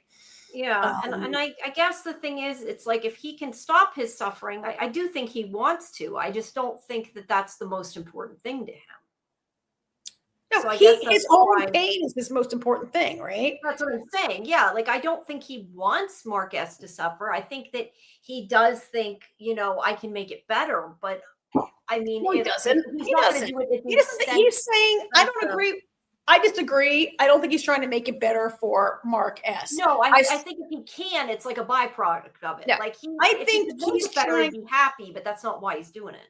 I think he's trying to sell something, and he wants Marc S to think that he cares and to think that he can do it, but he actually doesn't care. He just wants Gemma. He gets Gemma. There's a comment here in this chat. I'm going to find it, where someone says he gets Gemma. He's never going back, and he's never going to go back to that severed floor again. And Marc is out, right? Mm-hmm. Marc S is out. Like, he gets Gemma, and that's it. There's no way. He doesn't care. He's not trying to. He's not trying to help Marc S. And reintegration is not good for Mark S, right? Like, No. in any way. This is all like, the more I watch this, and today I watched it like a little more slowly because I would pause it once in a while and I would like take a couple notes or whatever. And so I began to, as I spent more time with it, I began to feel really like, oh yeah, Mark Scout is a salesman here, and he's trying to sell something that Mark S is not buying. Yeah. Well, I think what makes it worse is this is where he says, "Oh, Cobell said that you found somebody down there." Helena Egan, I think her any name's Helene. Now, I have a couple questions about this. First of all, how does Miss Cobell know that any of this? Is she just assuming that he's in love with Helly? That Mark, I mean, I think that was developing before. Yeah, I think Cobell could know that. I think that was developing. Just because Cobell wasn't around when they slept together doesn't mean she didn't see that developing as maybe a lot of us did. And I think also that maybe she has spies inside, right? So do you think that she called her Helene on purpose, or do you think he just didn't care enough to remember? I think he didn't. I didn't think he didn't listen or pay attention. I think that she says you like somebody. You like somebody. I mean, I think when Mark says you like somebody, that diminishes what Mark feels. And that's a very teenagery thing to do when you're a teenager and you think you're in love and your parents say, oh, you have a little girlfriend. Oh, he likes this girl in his class. And teenagers feel things. This is Mark's first love. Do you remember your first love and how it felt like it felt like Romeo and Juliet or some kind of epic like kind of thing, right? And you were going to be together forever. And that's probably how they feel. Right. I think Mark Scouts, though, is saying it because he thinks that he's saying, hey, and this is what he says, because he actually says that. He says, hey, you love Helly. That's how I feel about Gemma. But, think about it. I've been with Gemma way longer, so it's even worse. And it's like, you're right. When he says that, especially because he doesn't even get her name right, he's diminishing what he feels by saying, and he's also kind of saying my relationship with Gemma is more important than your relationship with Helly. I mean, that's essentially what he's saying. Yes. I mean, I think it was all over the second he said Helene. Like, he didn't even care enough to get her name right. He didn't even say you like somebody down there. Is her name Helene or what's her name? He never says what's her name. He says I know. Yeah. It was all over then. And you're absolutely right, Jamie, that Mark's like, oh, you've been in love for a month. We were together for 4 years. It's so much more important. Think of how you would feel. And this is why you should help. Dismissive. It is, again, the way adults talk to adolescents, which I don't mean to say that the innies are not adults, because they are, but the creator of the show has talked about them as being adolescent in this season. So that's where I'm getting that. But Mark is just I was in love for longer, so it's more important. We were married. You're not married. He's got all these things. And that's why he's kind of saying, think about if you lost Helly, this is so much worse than that. It diminishes it. Golden Child says he's basically referring to it as puppy love. He kind of is. But also, that's what I was just going to click on. It mirrors when Helena says the wrong name at the Chinese restaurant. You're right. And it does. Which is interesting. I'm not sure what it says, but it definitely does. Yeah. Yeah. It mirrors us, Mr. Milkshake. Yeah.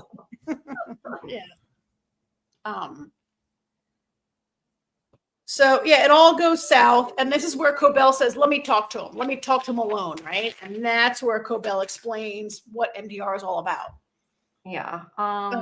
What these numbers are, what they're doing.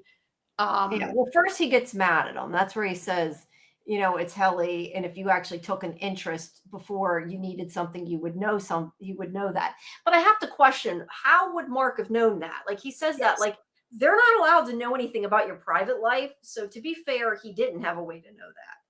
Yeah. How could he take an interest? So in that instance, I think Mark S is wrong to be like, oh, you should have cared that I love this person. He had no way of knowing that. But he could have at least listened enough to know her name. I feel like he clearly didn't pay enough attention, but he gets mad and he's like, how do I know that what you're saying about reintegration is true? Everything you said could be lying.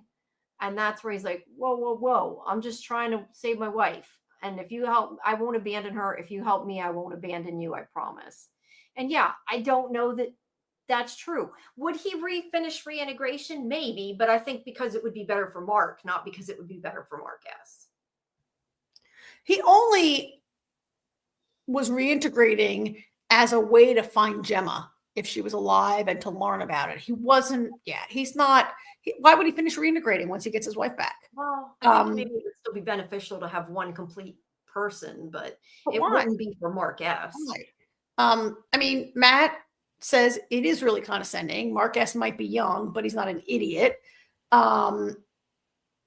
And that's how it goes straight back into the trolley problem. Since Mark is basically a baby, does he deserve to live more than the one who's experienced life and love? Yeah, right. That trolley is going down the street. It can hit a baby or it can hit an old person. Who do you hit? I paraphrased that incorrectly, but that is the trolley problem. So one more important than the other. Yeah. This just goes south in so many ways. It's such a poorly, granted, they executed it really quickly. They didn't have Devin and Mark and Cobell didn't have a lot of time to plan, but it's poorly executed, right? Mm-hmm.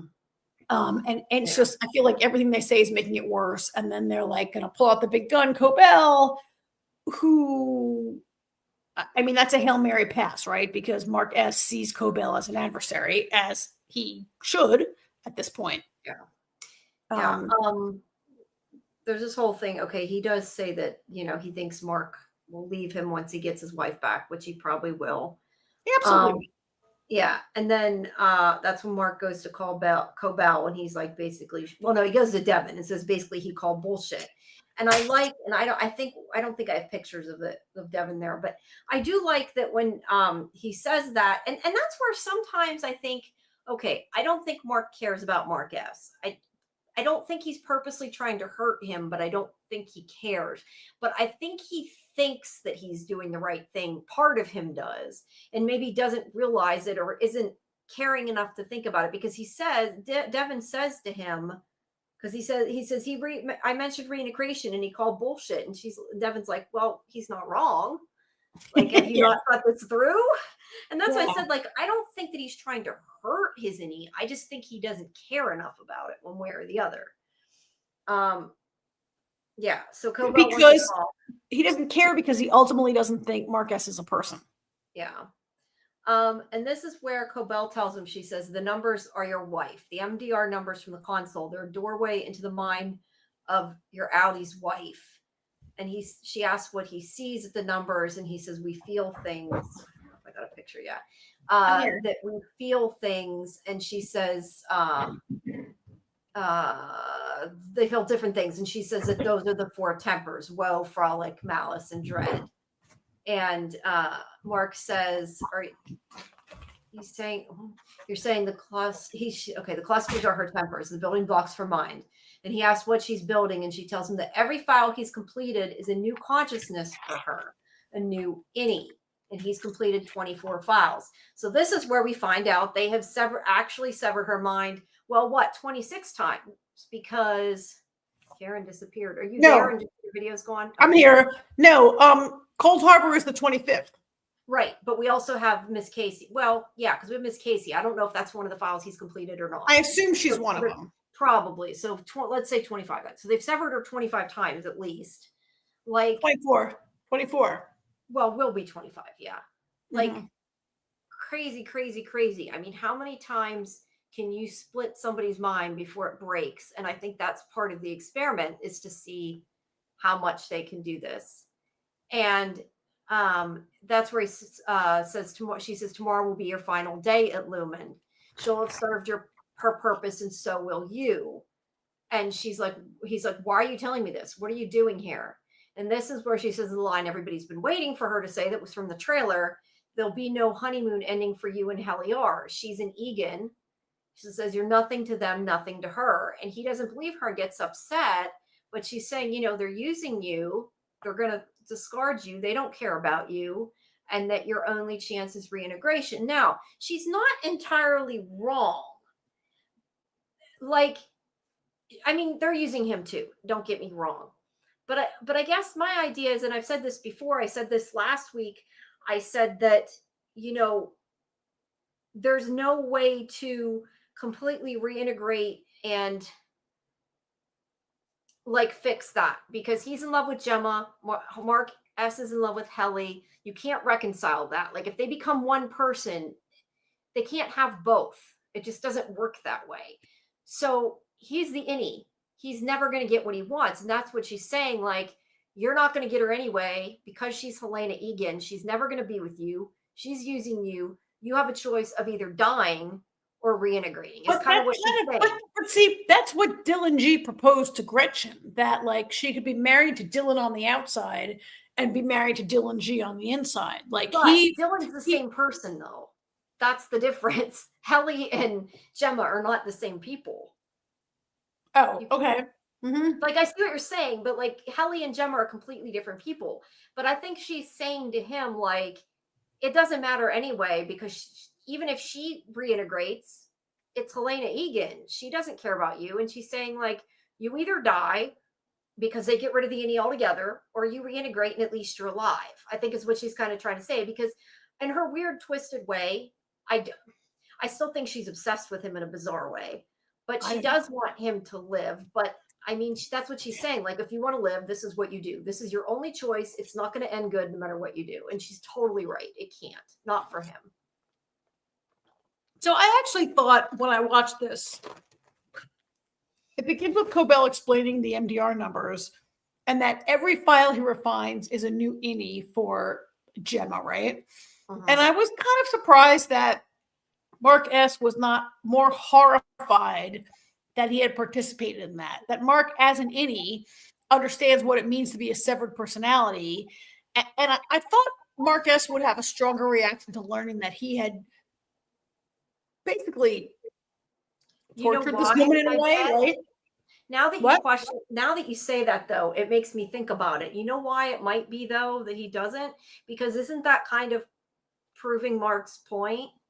Like, maybe Mark S doesn't see those innies as being anybody. You know what I mean? Like, I'm just wondering, like, because that kind of makes sense. Like, we're talking about that they don't see innies as people. Do you think that Mark S sees all them as 25 different people? I mean, he should, but I don't think he does. He should. And I was surprised that we didn't get a stronger reaction from him, that he didn't exhibit more revulsion at the idea that they would split someone 25 times. I just thought he would be more horrified that he's been unknowingly a party to that. However, it is followed up so quickly by Mrs. Cobell being like, oh, but guess what? Like, your time's up anyway. And when you do this, you're going to cease to exist also. Like, maybe there wasn't time for Mark to process that and react. Maybe. Like, should I be disappointed that he didn't have a more visceral reaction, or was he just not able to take it all in? Yeah, potentially. You're right. He didn't really get a lot of time, but my point is that I think that whole scene is she's saying, like, it doesn't matter. You're not going to be with her anyway. So you can either reintegrate and stay alive, or you can die. Like, those are your choices. They both suck, but those are your choices. That's how I kind of took it. Scarlett says that I thought she only did 6 rooms with Cold Harbor as a 7th. Yeah, that's what this episode says, though. If you watch it back, she says that each room is a different No, thing. she did 6. What she said was how many today? And yes, she did 6 and the nurse says 6 today, 6 rooms today. Right. But in this episode, Mark says this is my 25th file. And that's where she says they're each innies. So it's showing that there were a lot more we didn't know about. And that's why there were all those rooms too. I still wish that they would explain if the other people were doing the same thing. Because as far as we know, the other people do not have loved ones in this place. And I don't know that it would make sense if they did. So are they refining nothing? I really just want to know what that's about. Because that is something now that I'm like, I mean, we saw those other substitute refiners brought in from other sites. So there are people refining at different lumen locations. The one guy says that he was brought in after the rebellion at Site like 5X or whatever it's called, right? Like there are other. The only thing I can think is that they're all refining people's innies, but that's why Mark is special, because he has a connection to his innie. So they decided to try, let's use an innie that somebody knows. We're going to fake her death. So therefore he became important, I guess. Yeah. That's I mean, my we only talked, thought. I mentioned that a couple weeks ago. I think that they got Gemma in their clutches. They were doing this and they just got lucky that her husband severed himself. Yeah. And then Cobell had the opportunity to test the severance barrier. Yeah, I think that they probably would have given her files to somebody else, but as soon as he severed, they're like, hey, this will be good experiment. So, yeah. Either way, there is no happy ending one way or another. No, it's really, and that also, I mean, that kind of backfires. I feel like that gives Mark another like reason to be like, why should I help you guys? Right? Yeah.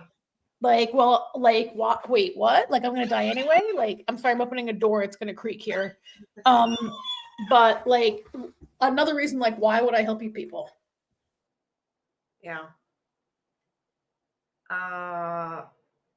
Just Me says, I don't think any Mark understands what it is to sever somebody so many times. He may not. I mean, is it that he didn't have time to think, or would he not understand it anyway? And that's why I said it. Is it kind of interesting though, because he's not thinking of them as people, just like they're doing, but he should be. So I don't know.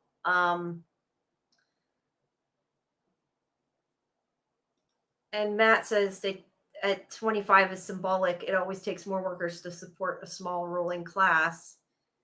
And that's a good point, though, because then they could use one person and make them do a whole bunch of jobs if we're talking about forced labor. I hadn't really thought about that. Like, you don't need one person in one job. You could make them work 24 hours a day. Well, you could make them work 24 hours a day. They'd have to have time to rest, but you could have them do multiple jobs and make more money on it. I don't think that's what it's about. I mean, I think the Indians of force. I don't think severance is about forced labor. I mean, I think the people working the severed floor are forced labor, but I think Lumen's ultimate goal is to sell severance as a way for customers to not deal with bad feelings. Yeah. So, like, there's a whole forced labor, capitalism, all this going on, but I don't think the experiment with Gemma is about creating laborers. I think it's about creating a product they want to sell, but time will tell, right? I think it's more that we find that part interesting, not that that's necessarily their goal. Yeah. Fair enough. Yeah. All City says they were disposable at one point. They must not have been doing anything much importance. And yeah, I think that's maybe the case, that anybody can refine, but Mark was important because he was jealous. I don't know. I mean, yes and no. Like, Dylan was a superstar refiner. Like, Dylan got a waffle party. He was a superstar. Like, they didn't he want has to get rid of him, but could they maybe? And he was working on Gemma. He refined Tumwater. I read some interesting discussion about this again in the Vulture comments about, is Mark okay? People who know about computers talk about like about data. When you refine data, you have a tester, but you have other people who follow up and do a second test or like look at what you did. Like is Mark refining, but the others are there in the room to also be a check and balance on what he's doing, kind of thing. Maybe is why they're all there. But at any rate, so now we're getting a little like off here. Jen agrees that she thinks it was luck Mark was severed. Yeah. Thank you for agreeing with me. I love people agree with me. Okay. So from this point, we don't see outies anymore for the rest of the episode. Right. Because she tells them they're using him, and this is where he's like, if you want my help, he's like, do you care about your brother?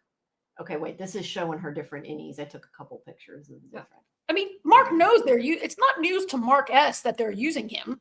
I mean, he was Right. created to be used. No, but this is where she was saying Helena was using him too. But he's maybe like, she is. if you love your brother, the next thing I see better be the severed floor, or you're never going to see her again. He's like, I'm not going to do what you want unless you shut up and you just take me back to work. And he doesn't really say whether he's going to do it or not, but clearly he does, I guess, intend to. But he goes out and he does wake up on the severed floor. Let's see.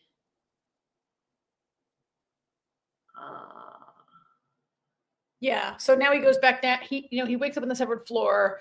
And there's the first thing we see is that bizarro mural, which I mean, we could do an entire 4 hours just talking about this crazy ass mural that shows up there. And I meant to here, wait, give me 1 second. Tell me you screen capped the mural. No, I did, but I wanted to take, so I have it here and I forgot to do this.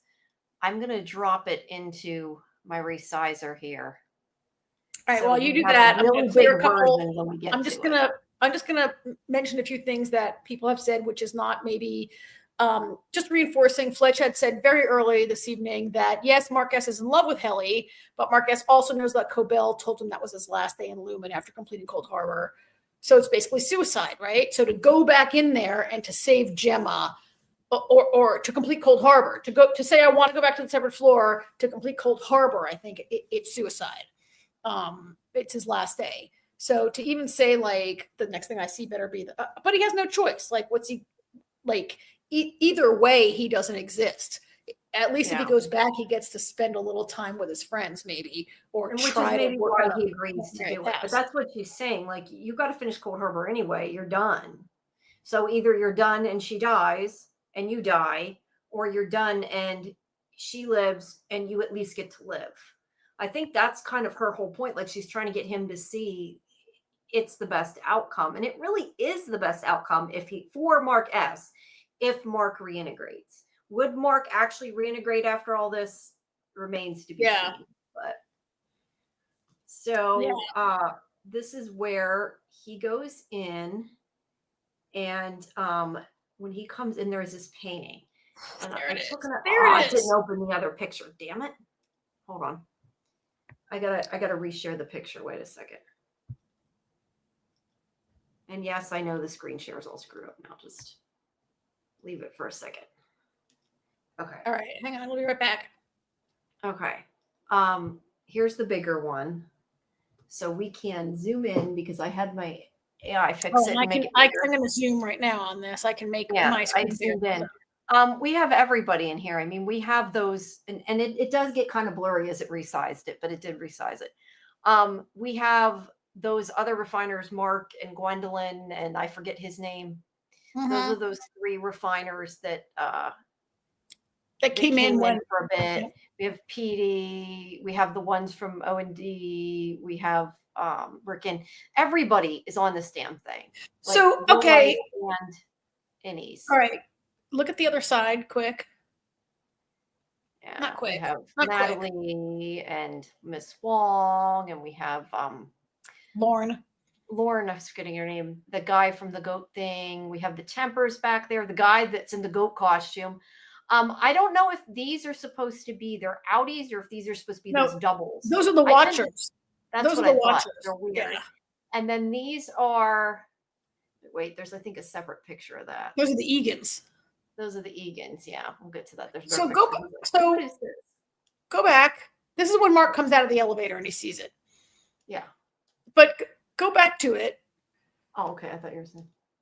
So what do we think about? So at one point, I was trying to analyze this painting. I was like, is the one side the people he knows on the inside and the other side the people that he knows on the outside? But he doesn't know Helly and Dylan and Irving on the outside, right? And then Ricken and Devin are in there along with Cobell. Like who's on the left and who's on the right and why? And why is it split that way? Matter. And we got to talk about the total creepiness of Mark with his eyes closed and his hand up like that, reading from I don't know. Okay, wait. Matt's. Whoops. No. Sorry. Scarlett is saying, "What about what's the glowing lady? Do you see somebody who looks like they're glowing? Because I'm missing Hang on. something." Let me make her full size again. Yeah, I'm not. Yeah, sure it's which the lady. She's standing behind. So you got Gemma, Milchick, and that guy whose name I forget. And behind him is a lady who looks like she's in like a bridal gown. Oh, and she's that's screaming. Woe. Yeah, these are the She's in four a bra- tempers. Oh, she's one of the Tempers. That's Woe. Okay. Yeah, yeah. Woe, Frolic, Frolic, and Woe, Wrath, or not Wrath. What's the one that means Wrath? I forget. Woe. I forget them. Woe, Frolic. Yeah, whatever. Okay. She's one of the Tempers. Anyway. Thank you, Jamie. Yeah. So yeah, it seems to be everybody Mark knows inside and out, I guess would be the way I'd look at it. But okay, so who is behind Miss Wong? That's Natalie. Is behind Miss Wong. That guy is dead. That guy? That's That's that dead guy. Yeah, that's that one that he was like the Drummond henchman guy who was killed. Yeah, the one that what's her face killed. Ragabi. Malice, Dread, Woe, Frolic. Thank you, Jen. I cannot keep them in my head. But yeah, that's that guy that had died. But Mark, okay, wait, let's see. Yes, Mark Trolls Christ. That's true. I thought, though, when I saw this, to me, he looks almost orgasmic. That was what came into my mind when we looked at this. And like we talk about the waffle party and all that weird stuff. I don't know. I mean, I think there's more of like a religious ecstasy involved here, right? That's like fair. not a sexual ecstasy, but like a religious ecstasy or a cult-like ecstasy that he's showing there. Maybe I see it more. I kind of agree. It's more Christ-like than it is sexual to me. But vitamin B. I saw it. But it's an awesome painting. I want that painting. Like they need to like totally sell prints of that. And that painting scares the shit out of me. It would, but it's cool. I mean, like as like I don't know, like a fan thing, it'd be cool to have. I don't know. I think it would be. Malice is an innie. I'm not sure that the Tempers are innies. I think they just put them in the picture because it's got everybody he knows. I don't know. Yeah, I mean, I agree with Jen that it's definitely giving me like praise Egan or testify to the glory of Kier kind of thing. Yeah, because they're up top. That kind of makes sense. And he's bringing everybody to Kier. He's bridging the whatever you want to say. He's getting them there. And it's all painted in front of that like Woe's Hollow waterfall that they went to on the retreat. Right? Yeah. Like there was that waterfall with ice everywhere that it was painted in front of. It's all kind of like creepy. Yes, I would hang it too. I'm serious. I think it's awesome. At least Scarlett agrees with my craziness. Yeah. Well, and to be fair, I have the Lost Hatch painting hanging on my wall. So there you go. Also crazy. Yeah, but yeah, real simple. Why isn't Milchick on the other side? They did mix them. I'm not sure that. Look, it's clearly representing two sides with Severed, but I don't think the mixture is important because it does seem like they mixed who's where. I think it's just they put everybody in it. I don't know that it's relevant. Yeah. I just noticed that Miss Wong has her theremin. That's awesome. I just noticed that. Yeah. I'm like, what is that she's holding? And then it hit me. It's her theremin. That's awesome. All right. So where was I? Now I got. Well, Mark comes out of the elevator and he sees this, right? And it's only a moment later that like Helly comes in behind him. Yes. I mean, Mark really notices it and he's right. A better look. So this one, let's see. This is Jane Egan. This is that's Egan. Yeah, it's the line of I was just trying to figure out which one's supposed to be Kier because I would say this one looks like Kier, but it's kind of strange if it is that they put Kier with the two of them. Like, why isn't he like? I guess it's not chronological. Well, it's not chronological. Yeah. All right. So Helly comes in. Oh, okay. I got a couple close-ups there. Oh yeah, I love that. Milchick. See, that's why that's got to be their. Those are the watchers. Yeah, because their faces are like ghosted out, kind of. Wait, somebody's asking about to the right of Helena. Oh yeah, to Egan. That's what I thought. That's what I was saying. I Looks just like don't know why he's Kier, there. Okay, so he hugs her when she comes in, and he says that he has to tell her something. She says she does too. And I have a comment in my thing about her green sweater, but we'll just ignore that because Karen will get upset. I'm just teasing. But so she has something to tell him too. But then they come in, everything's dark, and it like turns on as they it is weird that Helena is the centerpiece, not Kier. Jen says that. But that may also just be because she's Well, she's like the heir important to apparent. him, She's I the don't know. next. Yeah. Oh, and that's she's the true, most. yeah. So I it's mean, like from Mark's Kier, the original, the current, and the next. well, and from Mark's perspective, she's the most important, and it's a Mark painting, right? Yeah. Yes, true. But I think it's the original, the one that's the Kier now, and or the Egan now, and the one that will be. Scarlett's asking, what about the green sweater, which Jamie backed just off. that it was green because we have a lot of green and blue in this one, and she usually wears blue, and I noticed she was wearing green, and I don't think it necessarily means anything, but yeah. The so the hallway's dark, and it does that thing where it turns on as they walk, but usually the hallway to MDR is not dark. But it's kind of like leading them in, I guess. Or maybe they came in to work early this day. I don't know. Maybe. I thought it was just like to be special because okay, Susie's saying that if you count the baby, it's 818414. That's pretty Masonic. I don't know anything really about the Masons, so I don't know, but I'll take your word for it. And also Scarlett's saying that Helena is probably pregnant. Oh my God. I don't know. Like, we cannot have that conversation tonight. Yes, yeah. We don't know. You know, I'll be honest though, sometimes the more I watch this, the more I think maybe they're going there, and the more I hope they're not, but I don't know. Yeah. I say it's not true because I don't want it to be true, but I think they're lighting, back to what I was saying, I think the halls are being lighted that way, like to lead them in. It's like this is a special occasion, and I don't know, I think it was more to be fancy. Okay, wait. Jen's saying those are shadow copies from Ortbo, not shadow MDRs that are below. Yeah. Yeah. That was what we meant. That's what I meant anyway. I think what Karen meant, because you're right. Dr. Maurer and the other two people, they've never met. Mark's never met. So I do not think that it was, I think it was supposed to be their shadow people from outside. So anyway, in the middle of their office under that light is a statue of Kier, but we get an animatronic Kier, and he is holding a card in an envelope. Got lots of pictures of Kier. Mark S. He takes the card out, and I got a better picture. The founder wished to witness the historic completion of your 25th file. Heli Arso bear witness from her chair. Goodly splendors await upon your victory. Love, Mr. Milchek. And then he opens it, and it's a waffle party. So, I lost where was that now? Okay, so that's what's in the card. Then when they walk down, the desk lights up. So they're supposed to go over to the desk and finish the work. So he turns on his computer, they sit down, and the computers start up, and it ends on Cold Harbor from the Rolodeck or whatever you want to call it. Yeah. And then Milchek, this is where Milchek's going down to see Dylan. So what, do you have something else? So this is a comment Fletch made a while ago when we were deeper in another discussion, but it's worth reiterating that, that Cobell said as soon as Mark S finished Cold Harbor, that would be his last day.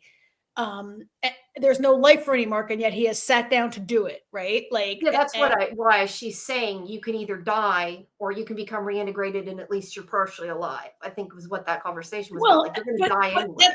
That was that part of the question. Yes, it was that conversation, but I just think it's worth mentioning again as Mark sits down and is about to have this conversation with Heli and go through the last 4% he's got to do. But you are right. He is right with what he's saying. Even if he doesn't do this, it's not like it's their choice to force him. It's still going to happen. It's just she'll also die.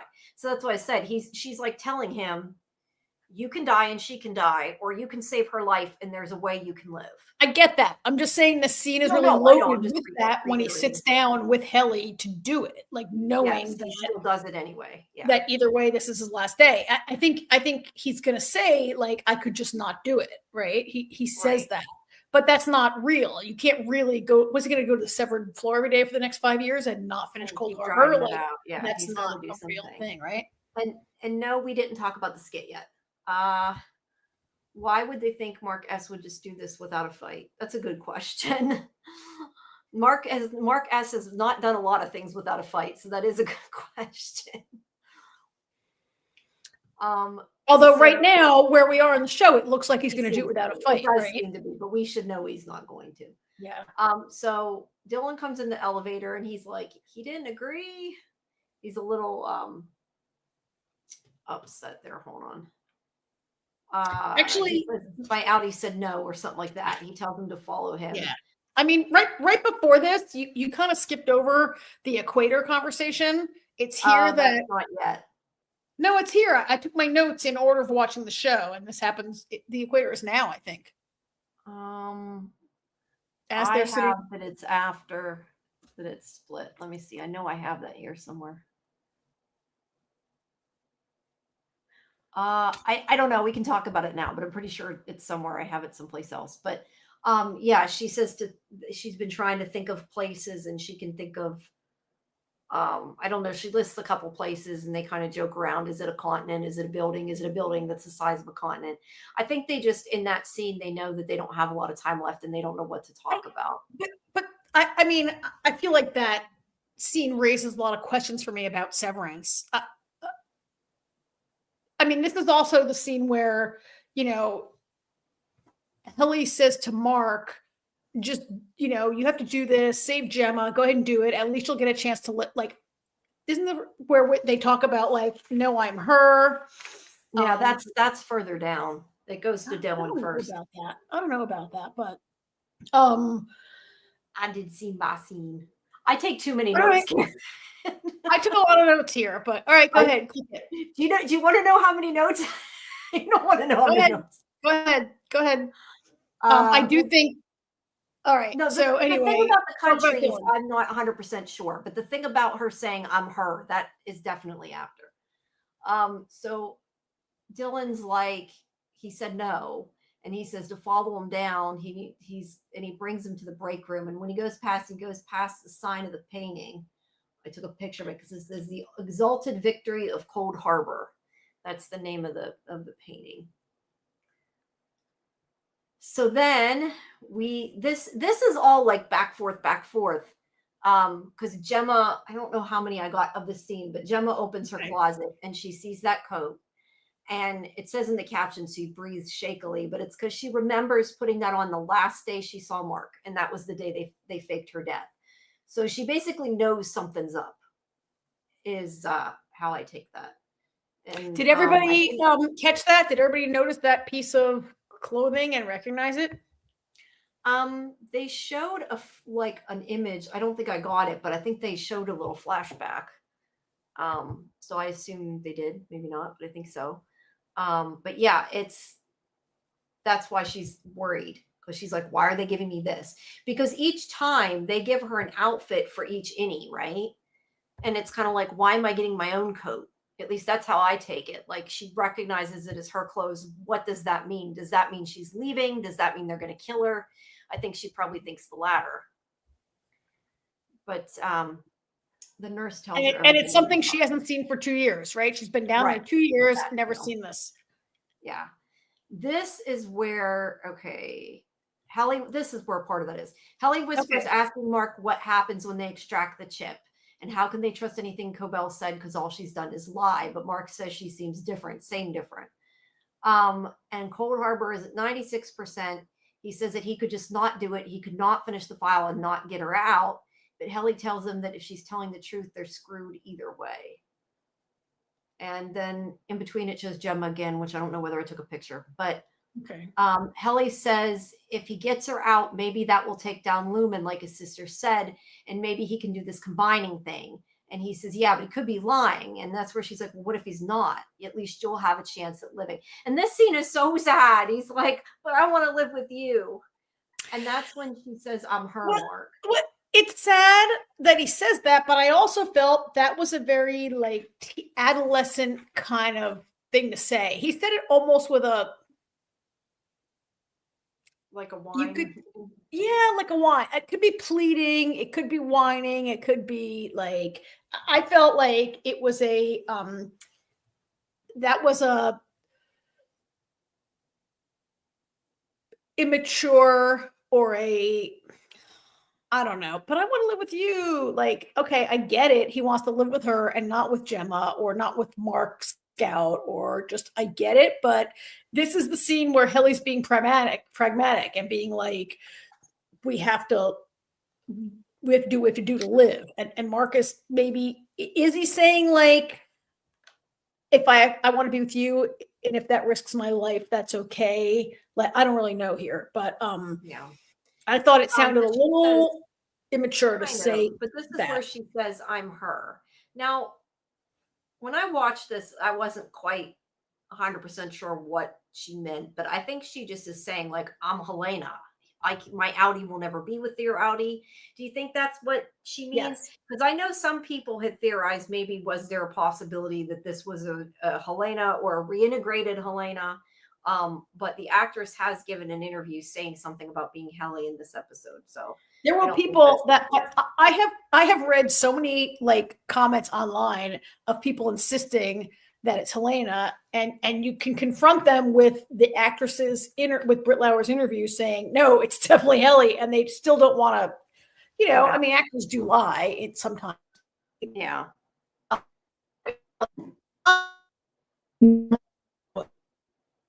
Okay. Thank you, Jen. Jen sent I know you're frozen. I'll just talk. Sent a picture to Discord that tells all the people. Yeah, I had seen that on Facebook. Goat man. I like that.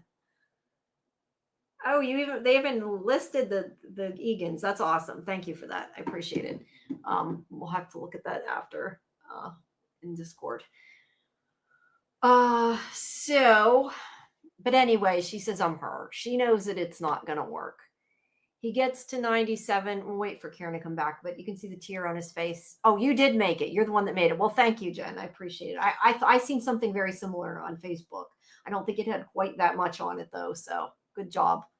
I don't think they pulled the same trick twice either. I just questioned that comment, I'm her, and I also, that was like from the first time I watched this. It was just kind of in my notes because I was still confused on episode 7 at this point because I'd just seen it. You can hear me. Okay, Karen can hear me. We cannot see her, but she can hear it. That's good. So anyway, there's 97, 98%. Dr. Maurer and Drummond are both watching. And then, okay, so you even took pictures of the screens. Okay, so Milchek gives Dylan this black envelope in the break room with the little lumen symbol. Now, I had marked down, dude, was this done on green screen? Oh, okay, never mind. I'm looking at it crooked. It looked like he had no arm, but it's the way I was looking at it.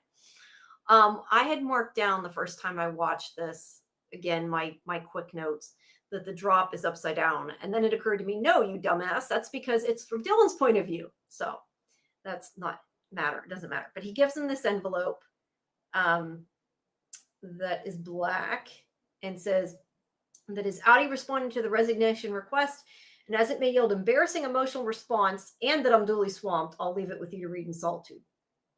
Now, he turns and runs out, and I find it very strange he ran out. I don't know why. That was kind of odd, but there's where he gives it to him. And there is him looking at it. It's a request form, and it's what his outie had to say to him. And it says, I don't know if Karen means she's coming back or what's going on, but we'll just leave it and give it a minute. Says, I've read and organized my response in 3 points. And it shows him writing it as he says it. Point 1, fuck you. Gretchen is, there we go. There's Karen back. There we go. Welcome back. When we're done with this, we can go back and we'll look at the painting diagram that Jen put up. But let's get through the Sure. episode first, and I think That's go okay. back to it because I think we can discuss that at the end more. He ran out because he had to get band practice. Yeah, you're probably right. And Allcity agrees too. He was. Oh yeah, he was rushing I agree. to the jump Yeah, performance. Yeah, he I had to hadn't rush really to thought of the that. next You're thing. right. Yeah, You're right. for right. sure. I think. And also I'd started to say, and then I think that was when you ran out, or not you ran out. You got disconnected, and I was starting to say it, and I forgot. Why would they pull the same trick twice? I would think they wouldn't, but yeah. Let's see. I love this scene with Dylan. I just love Also, this scene. It's Jen, one of my favorite. in point to the other thing we were talking about, she did see that it was the same outfit as the car crash. Correct. Oh, Jen got it right away. Yeah. Good. So anyway, it says point one, fuck you. My Gretchen is my wife, my beloved, your actions with her. Now, this is again with an Audi talking in big words. It says your actions with her were deeply fucking indecorous. Point two, I get it. She's perfect, and given her shared physiology, it tracks that you'd agree. And this is where he says, but I've never been an impressive person, so when she told me you were a badass, it stung. Point three is I hope someday she sees in me what she sees in you. In the meantime, I'm being honest. I guess I like knowing you're there. So if you want to leave, you can, but I think you should stay. So, yeah, I mean, I think it worked. I think Dylan will stay. I mean, they don't really give an answer, but considering he's still there, I'm assuming that he decides that maybe it's worth staying. I mean, I just loved so much about this. I mean, I loved so point number one, F you. Of course, Dylan is going to say that, right? I mean, this is a guy who is competing with him for his wife's affection in some sense, right? And also is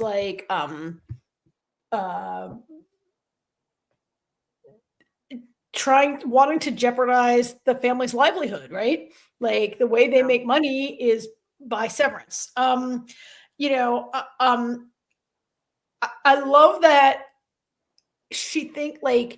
that Gretchen thinks Dylan G is a badass. Like he is sort of hyper competent, right? Like he was the star. He was a star refiner. He has, I mean, I don't know how much Gretchen knows, but he helped with the overtime protocol. He's been very rebellious. He is like a hyper competent badass, and I just love that. I love the way and that he's self assured. Like Audi Dylan is not self assured at all, right? I love him admitting that he was stung and that he is in some ways maybe a little jealous of who, I don't know. I felt like. Are there ways in which Dylan G is the best of Dylan Audi? Is the innie is maybe the best parts of the Audi in some ways. That's what Gretchen is attracted to, right? The way he used to be. I don't know what transcends the Severance barrier, but it seems like.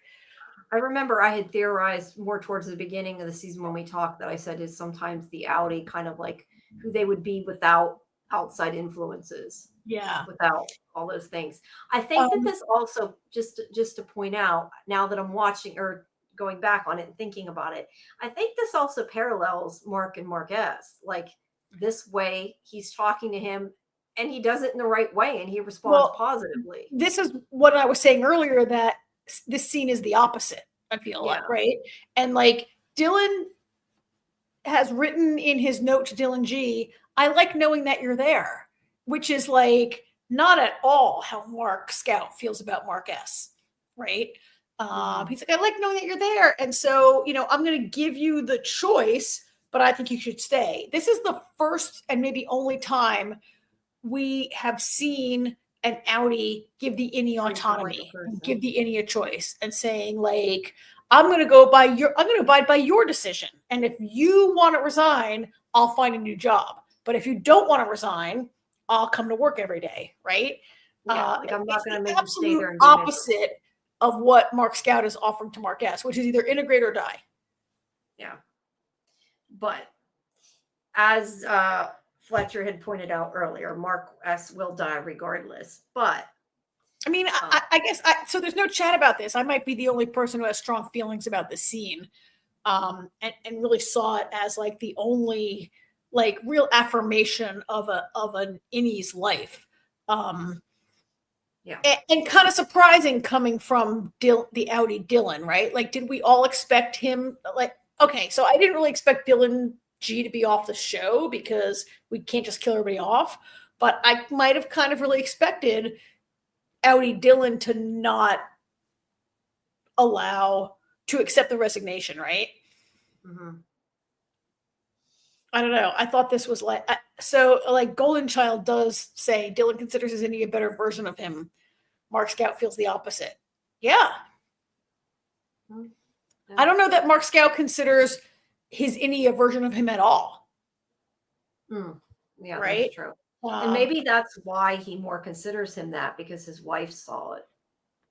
Yeah. You know? Yeah, like she saw like Dylan. I get that's a good point. Like Audi Dylan has this vision into the Innie world that Mark Scout doesn't have, right? But yeah, agreed. Especially since Dylan doesn't have many options when it comes to job seeking. For him to agree to allow Dylan G to resign is kind of big, right? Because he's going to have to find, he's going to have to find a way to, and like All City, they made Audi Dylan look like a troglodyte. I didn't know he could write a letter. He does come off as look dumb sometimes, as not a great partner. And then he really steps up. He is the only person. Okay, so not the only person. I think that the John Noble character, Bert's husband, does say some things about how I think Innies are entitled to love and to a life, and you know he says some things. And he's like, "You can have a life, just not my wife, and we'll be good." That's kind of what he said. Yeah, but Dylan G really puts his money where his mouth. Dylan like really takes action in a way that we haven't. He's the only person really who I think is sympathetic to his Innie. Audi Mark is almost like Helena and doesn't really think about Innies as people, but Dylan seems to really think his Innie is a person and maybe a better person than he is. Yeah, I agree with that. I loved it. This might be this is maybe my favorite scene. Yeah, I do like this scene. Was laughing because Susie said inviting both Dylans to In-N-Out with milkshake for a cheeseburger. It was gorgeous. I love this. Yeah, and then it catalyzes Dylan G for what action he takes for the rest of the episode. Yeah. Okay, wait. Let's see. Dylan. Okay, Dylan takes off his glasses, and then I have Milchek is rushing out after this. Okay, that was where he's writing the letter. It shows him with his family. He took off the glasses. He's thinking about it. It's clearly affected him. Milchek is running around, getting ready, back in the office. Okay, Mark's at 99%. This is what you're talking about. Telly tells Mark she's been trying to think of place names besides Delaware, and got Europe, Zimbabwe, and the equator. And he asks if that's a building, and she says, or a continent. He says, maybe it's a building so big it became a continent. But yeah, I think they're just kind of, like she says, she wishes they had more time together. This is like, they know this is the end either way. Yeah, that's true. Yeah, it's funny the indie would assume anything is building because the building is basically the only reference. So, I mean, this just made me think about Severance when she's like, I'm trying to think of place names, and I came up with like Zimbabwe and the equator. And it made me think about like, we've talked a lot about like what knowledge passes the Severance barrier. Like, they know how to read and write. They know how to operate a computer. They know how to like live, but they don't know the names of any places. Like I understood when Gwen, the substitute refiner, when she said, what do you think the wind feels like? And that they're curious about the outside world. But like why does the knowledge of places, like basic geography that you learned in like the 3rd grade, why is that lost to them, but the ability to operate a computer is not? Yeah, but they might have taught them how to do the computers there. I don't know. But I do question, though, if that knowledge is lost to them, why are those locations not lost to her? Like, it seems like they are. I mean, Mark doesn't list places, so I have to wonder, like, is it the same for all of them? They just happen to know a couple, or is it unique to her that she remembers a few? I mean, she that's a had question. That's a yeah, question when you come through. Can you name a place, right? And she says Delaware. I just don't know why, like so much knowledge and abstract knowledge. Like Gwen says, what does wind feel like? Like she knows of wind. If you've never felt wind, that's an abstract thing, right? yeah, yeah. Or they know How no big one's it like, is. what's a marshmallow? What's a campfire? What, you know, like none of that, and yet they don't know place names. Yeah. I just like, and I don't know if there's any unified theory of what they know and don't. Like, I'm not sure the writers really think that way, or have worked it out that far. But to me, I was like, wait, come on, they don't know place names, but they know, like, I don't Matt know. says that the equator could be red. Oh my God, Matt, that is genius. Yes. It could be, yeah. Yes. Oh my goodness, Matt, Hemispheres thank of you. the brain, the two sides of the person, all of those things. It definitely could represent them, and I hadn't thought about that. So yeah, I mean, or Susie suggests, does it come back to them through time? Like Helly has only been down there a very short time. Mark's been down there 2 years. I don't know. I ask myself the same question every day. I love that Susie also says, why is geography harder than a computer? That's why I'm saying maybe they taught them the computer. I don't know. But I don't really, I mean, okay, so they taught them work a computer. They didn't teach them what a goat is. They never saw a goat before. They know goats immediately when they see them, right? Yeah, I think those are those little things you just gotta I just let go. Yeah. Anyway. Yes, Matt really thinks Matt the two hemispheres. Oh my God. I think the hemisphere line was meant for us. Two hemispheres of the brain. It's where they meet. Yeah. It was meant for us, and yet I totally missed it. So thank you. Yeah, I missed it too. I'm a little obtuse. So back to Dylan a second. Golden Child said Dylan did Severance for unselfish reasons, and Mark did it for the opposite. I hadn't thought about that, but that is. Oh yeah, I love it that Dylan did Severance like to support his family, and Mark did it to carve out the pain that he didn't want to deal with. Yeah, love it. The knowledge that his Audi has his back and the knowledge that Gretchen is out there, it gives him strength. So I love Matt using the phrase, like, I have your back, because it makes me think of earlier when Mark Scout tells Mark S., just help me get my wife and I promise I won't abandon you. Which that has no currency. Mark S. has no reason to believe him, but like you're right that like Audi Dylan really showed that he had in his back when he tells him do whatever you want, right? And I'll go along with it. Yeah. Let's see. Matt also says there's a theme of radical Christian love in this show, the idea that you have to sacrifice, real liberation theology stuff. Oh yeah. Yeah. Oh yeah. Matt, I worked for the Catholic Church for 20 years. So I know all that liberation theology stuff, and it is really like, yeah, the idea that you have to sacrifice. So there's a way that Dylan Audi is making a sacrifice with this person that he feels at first has encroached on his family, but is allowing him to make a choice. Mark S is being all the Umis are being asked to sacrifice. Every one of them is being asked to sacrifice. And like Mark S is being asked to sacrifice on behalf of a woman that he doesn't really know. And yet I do think Mark S ultimately wants to save a human life if he can, right? It's not about like, I don't love her, so I don't need to save her. Like in the end, he does work to save a human life. He and Helly both do, right? What he wants. They know it's their doom, but they are going to work to save this human life. They can't save themselves. Let's save this other person. Yeah. They're also saying in the chat that the computer's more muscle memory, where the computer is more, or the geography is more stuff you have to learn. I don't know. I guess. I mean, they know math. They know. Okay, I get it. Yes. Also, Fletcher says maybe it's a building so big that it turned into a continent, kind of hitting at Lumen in its real dimension. We don't know how many floors are on. It could be saying that Lumen's all over the world, though, type of thing. Yeah. Like Earth's as big as a continent. But yeah, locations could trigger memories, so that could be sort of to do with why they don't. But I guess they could. So, but by that Yeah. argument, I guess maybe they don't allow any perfume or aroma. Like the strongest trigger of memory is aroma, right? So, like Yeah. none of that's allowed down there. And yet they do try to use music to trigger Gemma at the end, right? But hers is a test. I mean, she's on the testing floor. It's a bit test, but different. they're testing. Yeah, you're right. It's not where they are. Anyhow, why do you think the lights are totally out during this entire thing? I don't know. Make it more intimate, more special. I don't know. Yeah, because it to looks cool.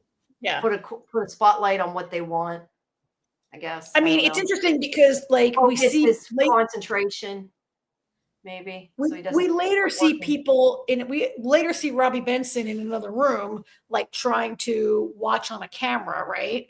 Yeah, why does it what they have always have to reflect what's there? That's I hadn't really thought of, because you're right. He's kind of in the dark too, isn't he? Yeah, everything's dark. Even Kier, our leader, is in the dark. It's Right, kind but of weird. he's in another office. Why does he have to? Oh, yeah. His office have to look the same, other than he's supposed to be their shadow or whatever. So anyway,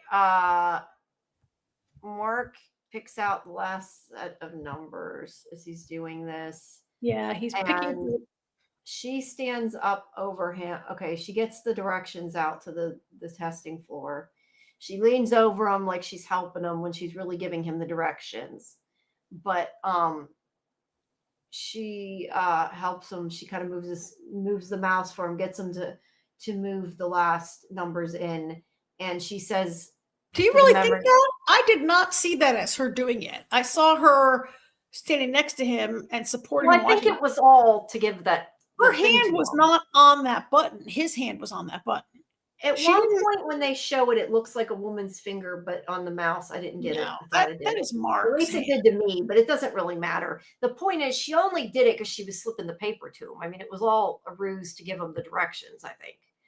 But she says, at least it's a happy one. Now, I wondered at this point, as did apparently some other people, how she would know what the memory was, if they all felt the same thing or what. But somebody on Facebook made a point that she can see where he's separating it. There was only one temper left that needed done, one bin or whatever. So like she knew which one it was going in, I guess. But she says at least it's a happy one, and it is not. We see Gemma going through the most difficult memory, like they're trying to trigger the most painful thing of her entire life. And as they're dumping that last set of numbers, Helly says at least it's a happy one. Well, I think those numbers are only a part of this innie though, right? Like each number set is only like a small tiny part of the whole thing. I think like each innie has, I don't know, I didn't really think about it that way, but I kind of thought like it's only a tiny portion of it. Like maybe this is the part that makes her think of having a child. I don't know, maybe I looked at it different, but either way, I'm like, how does she know? And it's the way he's separating them, I guess. Really? I don't really. I mean, I when she said at least it's a happy one, and we knew that. Yeah, I don't know. It doesn't make tons of sense. I mean, I just don't think it's a throwaway line, right? Like, and that they were in some way. Yeah, but the number set was a happy set, but I don't understand why there are any happy sets at Cold Harbor. Like, and that's why I'm saying I think maybe each one has some happy, some sad, some angry, some worried. Okay, so the four tempers are a part of everything, and that's okay, that's the only thing I can think. I don't know, but then she says, I think Kelly was trying to be, empathetic. And the numbers were frolic. Yeah, I don't know. Yeah. Either way. Yeah. So it's the part that we don't give up. But it's the part that all that temper nonsense, you're right. I don't really care about that. This is not like scientifically explained to us. We don't really, it's woo-woo. It's the woo-woo part of the show. So whatever. Yeah. You're right. I don't DGAF. Yeah, this is a good picture though. I like that shot. Thank you, Susie, for stopping me from going down that useless path. Going down that right hole. He hit 100%. Yay. So Drummond says, and you're right, it is dark in there. But I also question, where's the heli one? Like, if it's supposed to mirror their office, where's the heli? But Helly's not doing any actual work right now. She's only there to support and witness Mark. Okay, that's a good point. Susie says it might not be happy, just isn't giving her freak. It could Not be. giving a freak. We don't give a freak. Yeah, and Matt says each innie is made from Gemma. They're like copies of her with no memory. Yeah. Yeah, I don't know. But anyway, you're right. She isn't doing any work, so maybe that's why. But he says, he talks to Drummond. Drummond says, call Mr. Egan. So he calls James, and then the light goes out, and then there's green light, mist, and music, and a spotlight on Kier. And it's really freaky because this dude's animatronic, and his head turns.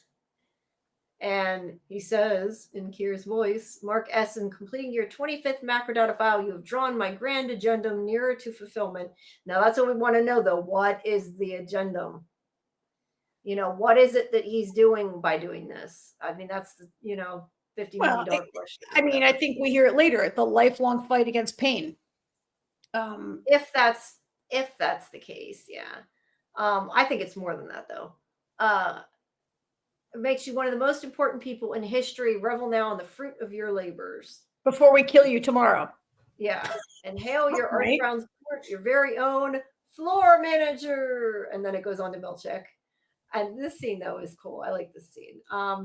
Spotlight on Milchek. He thanks him. And then this is where they start their little back and forth. You're looking very handsome. And he says, say the same of you, or if not for my favorite core principle. Probity, no. Vision. And then he pulls out cards. I definitely thought Milchek was supposed to be going off script. That's why I questioned that. To me, now, again, I don't know. And this is my own personal opinion.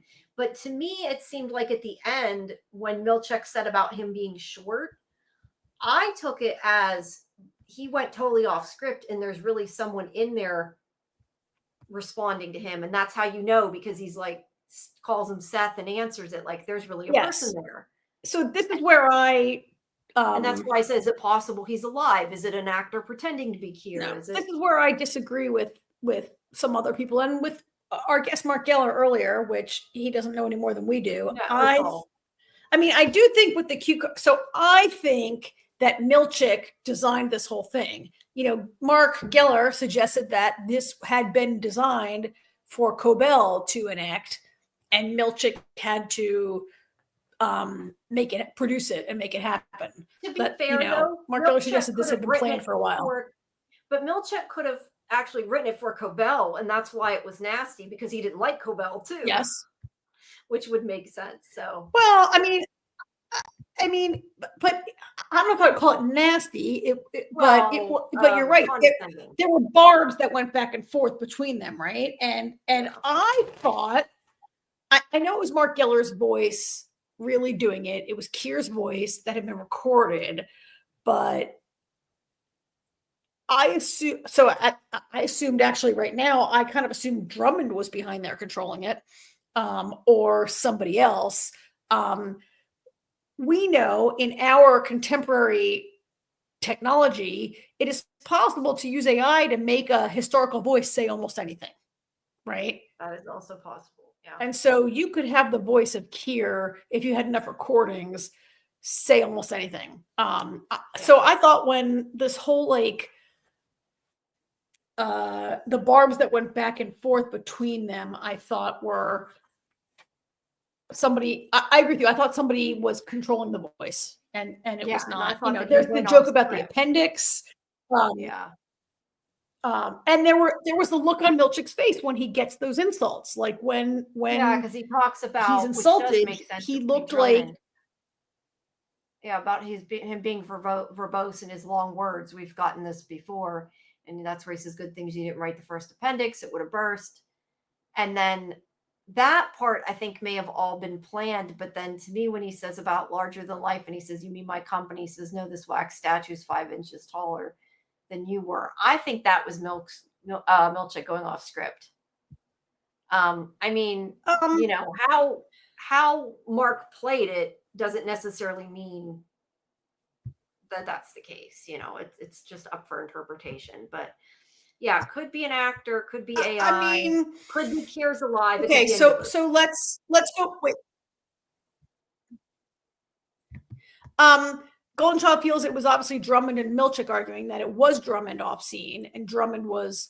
I mean, it did feel very Drummond and Drummondish based on what we've seen before over their And past. what he said about him being verbose, yeah. Yeah, that you're verbose. Calling him by his name Seth, which we've seen before. The appendix joke about how you could be cut out and nobody would notice, or whatever that was about, right? And then the retort about that is about the 5 inches shorter. I do love though that they added that because of Marc. I think that was cool, but I don't know that it in the story wise means what he said. But I like the No, idea. but I also think that like there was a long history of people inflating, like every sports team inflates the height of a man, right? Like, I mean, I guess women also, I see it mostly in men's sports, probably women's sports also might do that. But the idea of the height of a man, particularly a man from the era in which Kier is from, like that's a cutting insult, right? I do think, I think Jamie, it was off script. Whether or not Milchick had that in his pocket, I don't know. Because how would Milchick really know how tall Kier was? He would have no idea, right? I mean, he would. No. Maybe somewhere it's written down he was 6 foot and then he had the know. statue, whatever. I have a question though. This is supposed to be the same statue from the Perpetuity Wing. Was it always animatronic and we just didn't know it? Okay, that's interesting. I think so. Jen feels Kier's a disrespectful asshole, which is kind of awesome. Yes, or who's ever driving him at any rate. Matt says it did seem off. It does give off. It does give off. Oh wait. I was going to say vibes. it gives those Emerald City vibes. Yeah, it kind of go back to. I'm sorry. What were you clicking on? Now I lost it. How about this one? Milchick is so pathetic. He represents Lumen, but he will always do their bidding. He resents Lumen, but will always do their bidding. This scene, I wrote in my notes that I felt this scene was deeply uncomfortable. Yeah, definitely. That was what I was going to click on. I thought it was pre-recorded, and Milchick just hadn't read it yet. Maybe I just felt like that last barb was not. The rest of it, yeah. I thought it was pre-recorded until Seth hit that joke on Kier. Yeah, that's kind of what I thought. And the fact that it does make sense though that it would be Drummond because he's making fun of the way he talks, like he always does, or not making. Usually he just yells at him for it, but is commenting on the way he talks. So it would make sense. But either way, I do think that little bit was off what they planned. It felt like that robot had some kind of AI of Kier's mind inside of him. Yeah, I kind of like. Could it have been an AI? Or did they just copy his voice and use a computer to make him talk? Could be any of those things. Yeah, I think it's like possible that it was Drummond. I'm not the people who think that it was Drummond. I could go along with that. Like Drummond could have had time to get downstairs after this, right? I guess pre-recorded or acting works for me. I never believed in the Kier consciousness. I mean, the fact of the matter is, though, I mean, at this time in day and age, somebody could have just been typing into the computer what they wanted them to say. I mean, that's not out of the realm of possibility. Jen thought this scene was going to be Milchick's breaking point, but nope. I thought this episode was going to see the breaking point, but nope. Yeah, I thought it might. Fletch, Milchick is pathetic. So, I mean, I think so that comment, whose comment was that? Was Matt's comment, maybe earlier, who said that? I don't know. But is he pathetic? I think we have to consider the fact. Yeah, I don't remember who said it. Just the way Cobell was. I never said it. I get the suggestion that I do think in this, we have seen in the last episode, in this episode, that Milchick maybe feels a little bit degraded. He's not happy about what he does or who he's become. I think Milchick is maybe like particularly later in the episode where he sees himself in the mirror, I feel like Milchick maybe feels a little bad or dirty or whatever about what he's doing, but he can't. Look, people who are in cults try for years to get out and they can't, and they leave, and sometimes they go back, and they like. He's not just working for a company; he's maybe in a cult. Although there are companies that are cults, right? Like probably Google's a cult, probably Amazon's a cult, probably Zuckerberg is a cult, right? Matt says pre-recorded or acting works for me. I never believed in the Kier consciousness thing. Yeah, I don't necessarily think it is Kier. I think it would be interesting if it was, but I don't know that it is. And I guess it was Matt that said he thought he was I don't pathetic think because so. he always follows orders. Yeah, it was me. Yeah, I don't. Yeah, Susie agrees that Milchick was probably raised similar to Cobell and Huang, that he's been always raised inside the Lumen culture, and it might be really hard for him to break free from that. I mean, on the other hand, Matt, on the other hand, feels that Milchick is the commandant of the camp. He may be a hot black guy with dance moves, but he will always oppress the non-people for his masters. Yeah, and that may be part of being raised in the I think he's getting to his breaking point, though. I do agree with that assessment. Yeah.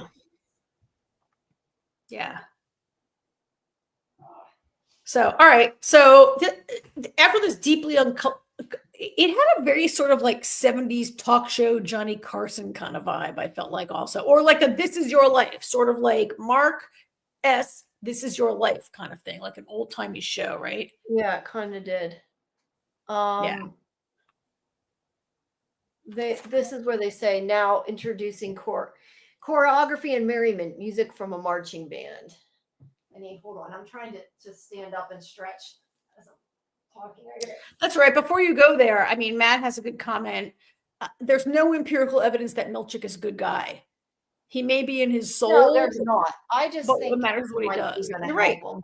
He has never once shown compassion to the innies. Or shown any connection or understanding of them.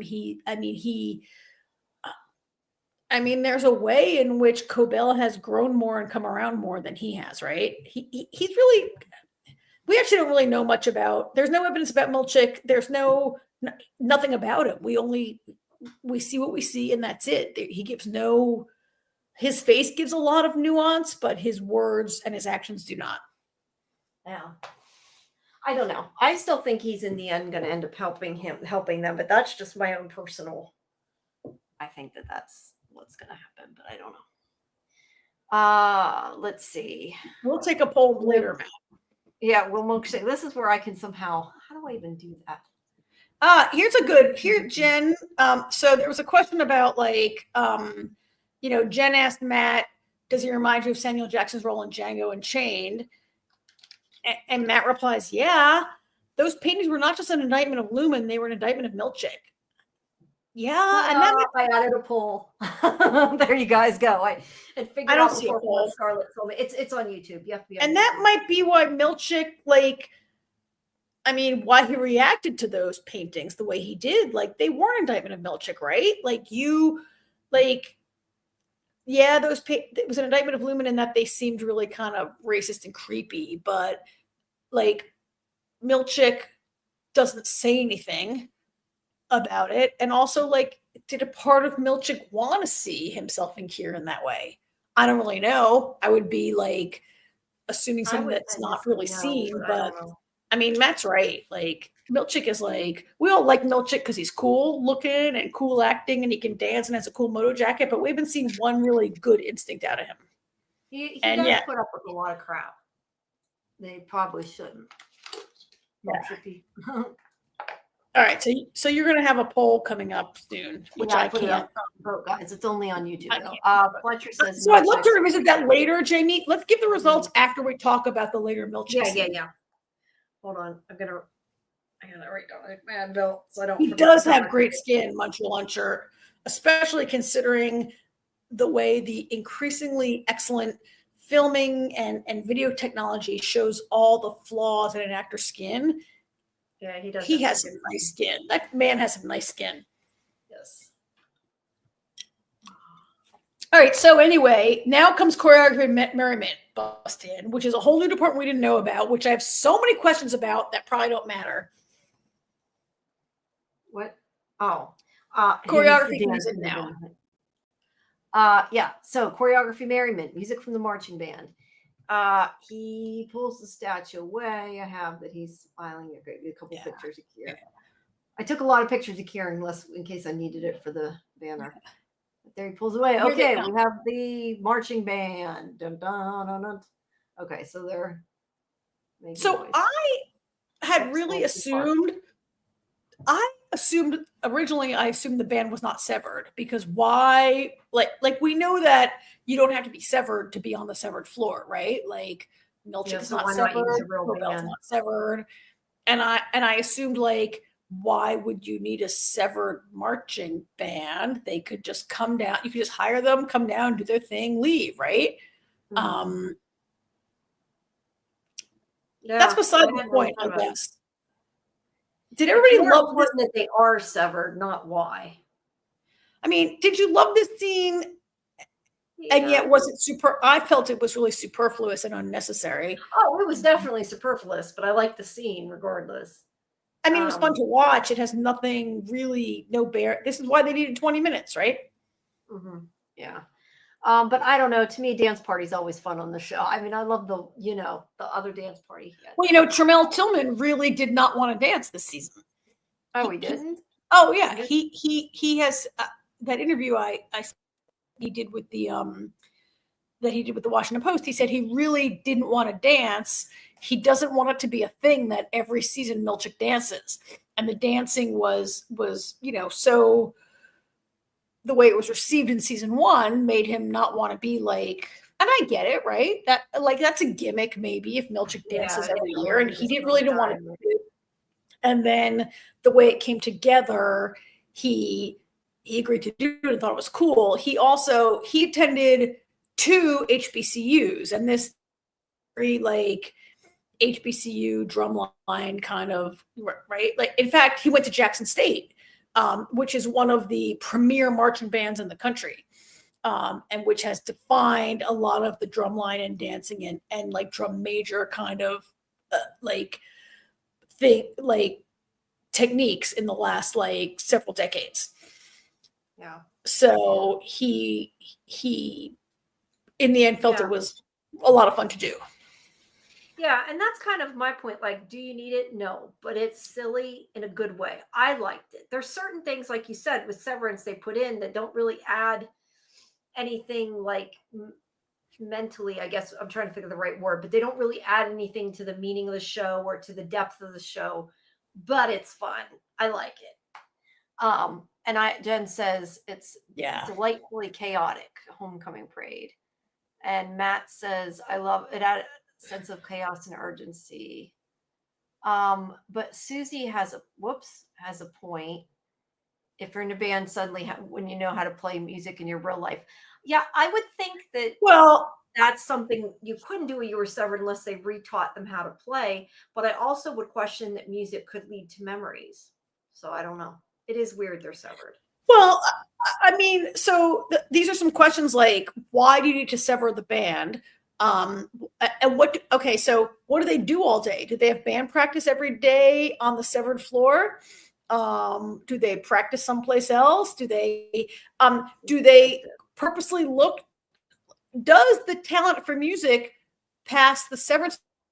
If you know how to play the saxophone, all these saxophone players in your real life, can you play the saxophone on the severed floor, or do you have to be retaught to like this raises 1 million questions that I'm going to look for somebody to tell me to shut up. It doesn't happen, right? I mean, music could be a muscle memory thing. It would depend how well you know it. If it's like one song, and yet they are playing over and over and over again. Yeah, it could be muscle. And memory. yet, in the Cold Harbor room, they're playing this very personal and intense song that meant so much to Marc and Gemma, and they're playing it while she dismantles the crib to see if she can get triggered, and she can't. Like, okay, that music. Wait, slow down. That, if you mean that song, "I'll Be Seeing You," that was on that recorder that was on the wall. That wasn't them playing it. They played it in the flashback. Mark and Gemma were playing it in the house. That's why it is playing but in the that Cold song room. was coming from the recorder on the wall. That Yes, song but you're wasn't coming saying from the music marching triggers band. memory, and they're showing that music doesn't trigger memory. Well, they're trying to see if they can trigger her memory. Yeah, as part of the experiment. Sorry, I thought you were saying the marching band played that song. I got confused what you were saying. No, but like music doesn't transcend the barrier.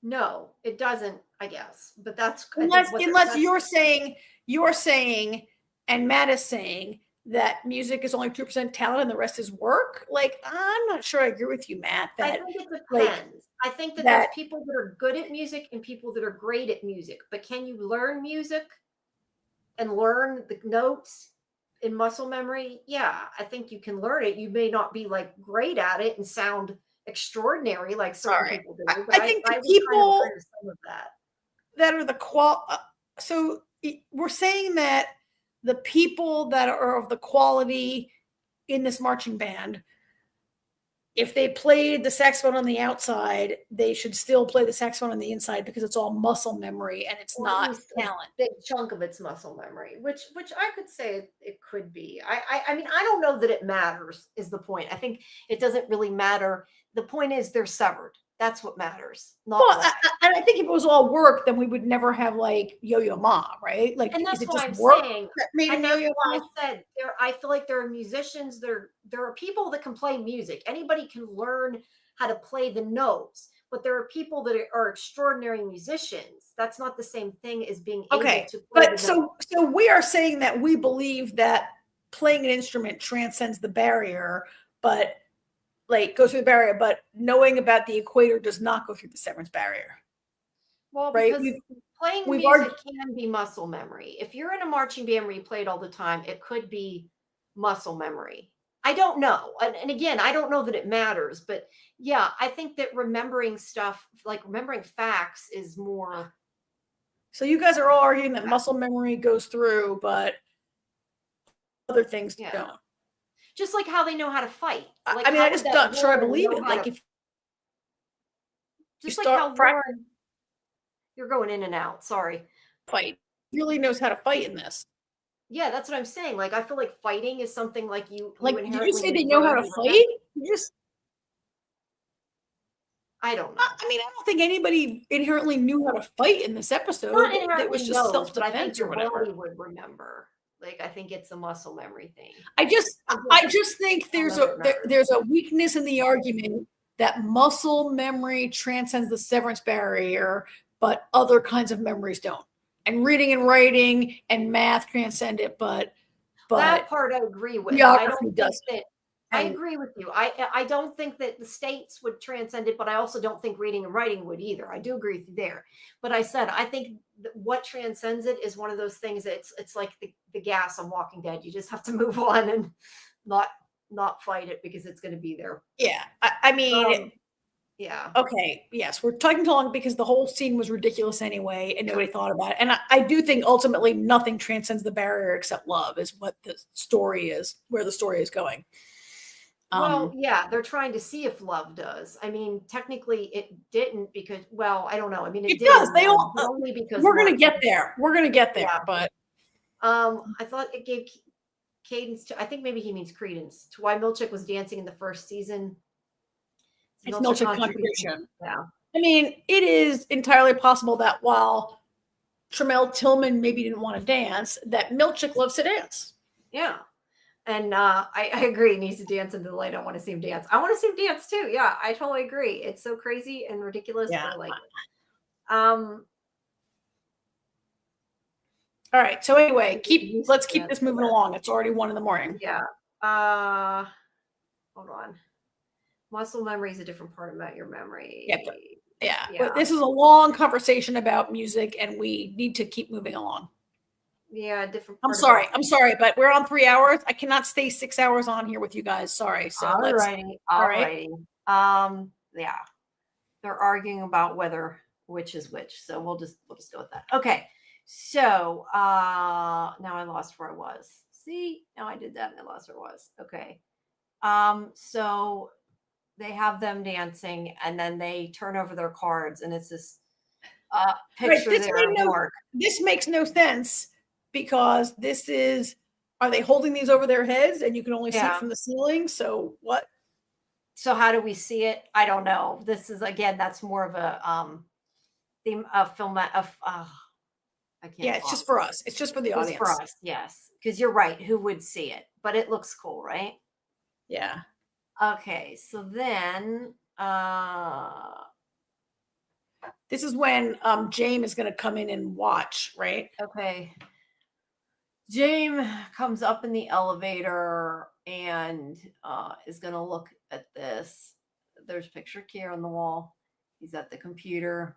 He's going to watch Gemma take apart the. Yeah. Oh no, he's watching a bunch of things, I guess. Yeah, I think he's supposed to be getting ready to watch Gemma in Cold Harbor, was how I took it. Yeah, and look, while I'm not the hugest fan of including this band scene because I think it's kind of silly and like whatever, I mean, I did really enjoy also seeing Trammell Tillman do his whole like drum major thing. Mm-hmm. I think this is after. Oh no, they tell Mr. Egan. I'm sorry, it says on the computer, Welcome, Mr. Egan. The efficacy test will begin shortly. I think that's Ben Stiller's voice saying that the test is going to begin, but I don't know. Milchick says they keep the Mark S. Love going. And the Ballad of Ambrose and Gunnell. Is that the name of the song? I don't know what that is. That's like one of these like Lumen songs. Okay. But that's the name of the song, but it's not a real song in our world. It's a Lumen song. Okay, I wasn't sure. But he's dancing around, and meanwhile, Mark is saying that he has to leave. Do you think that room with James is on the testing floor, severed floor, diagnostic floor? I don't know that it matters, but I think that what he's watching is on the testing floor. Yeah. I don't know. That could be in his house. Yeah, he's going to watch Gemma. We see that. But the room. Yes. So where it's at, I don't know, but I don't know that it really matters. Like I said, it could be in his house. I kind of doubt it, but I guess.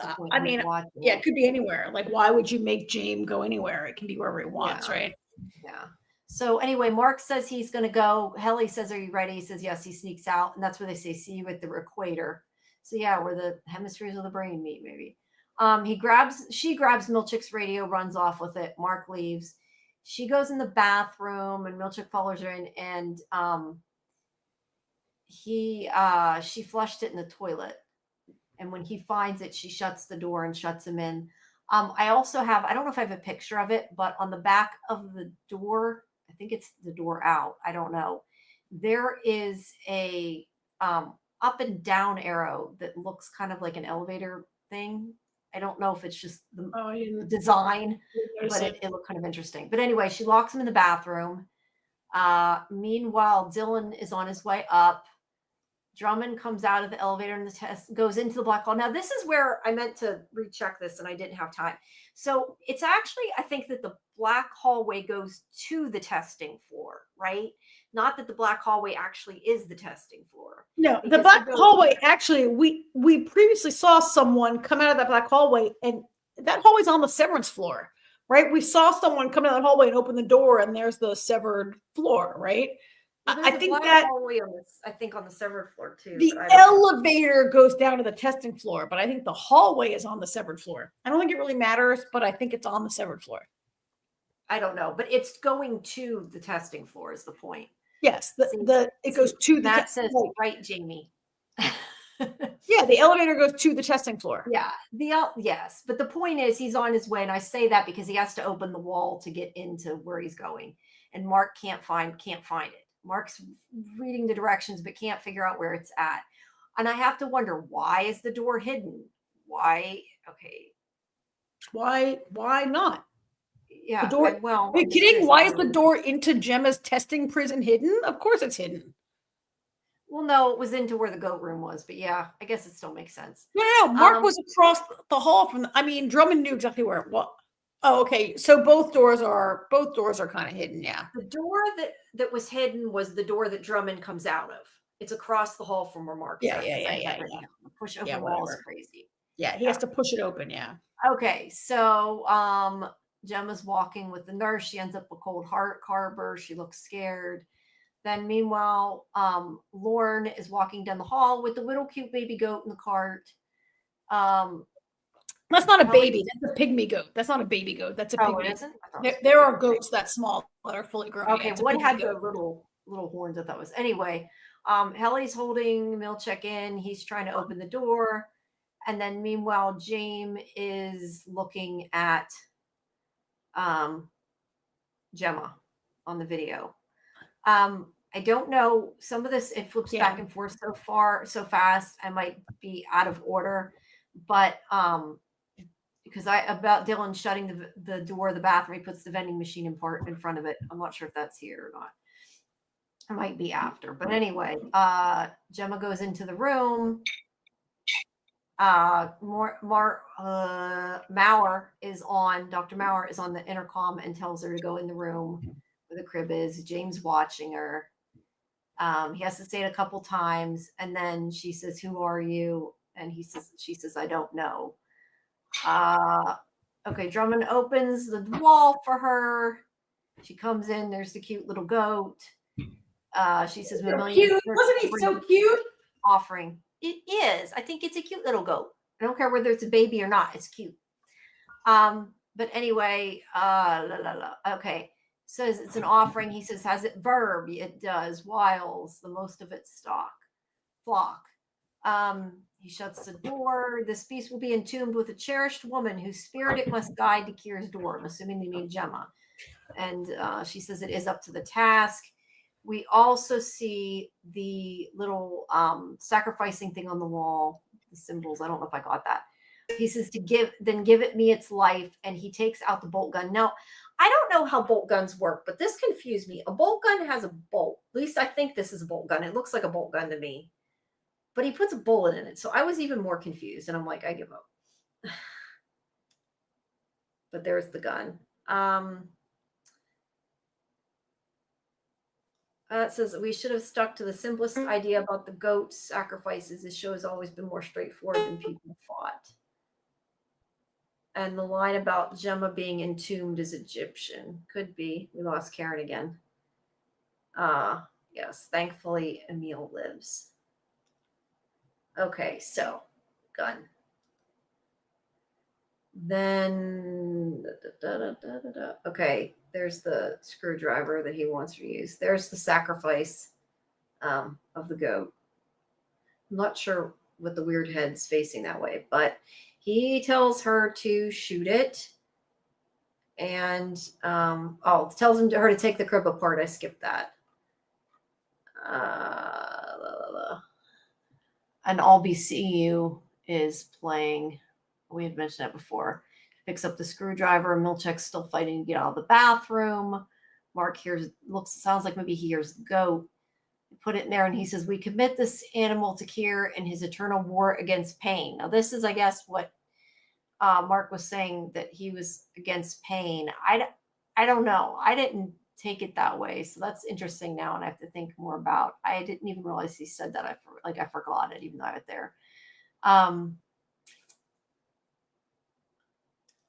Marc's trying to get in. Lauren says, how many? And Drummond says, how many what? How many more must I give? And he says, as many as the founder calls for. And she's going to shoot it. But then Marc is kicking in the door and making noise. So he tells her to wait.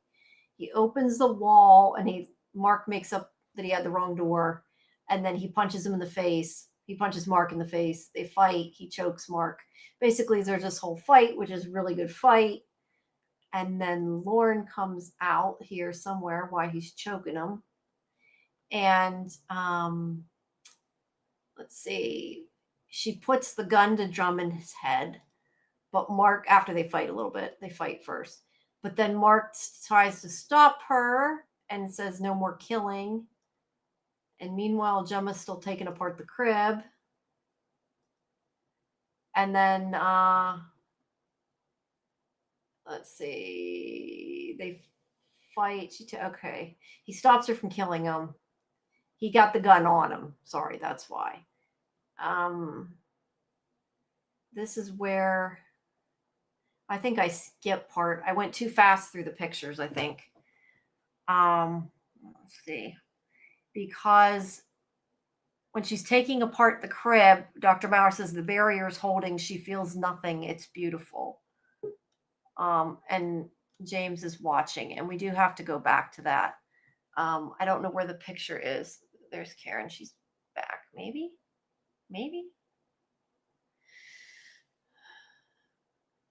Okay. Can you hear me? Yeah.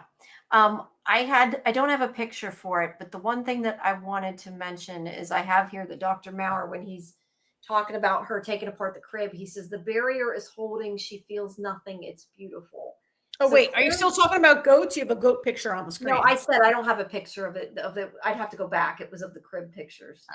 There. So I'd love to. I know I missed the whole goat talk. I don't know if you highlighted some of these comments. The goat.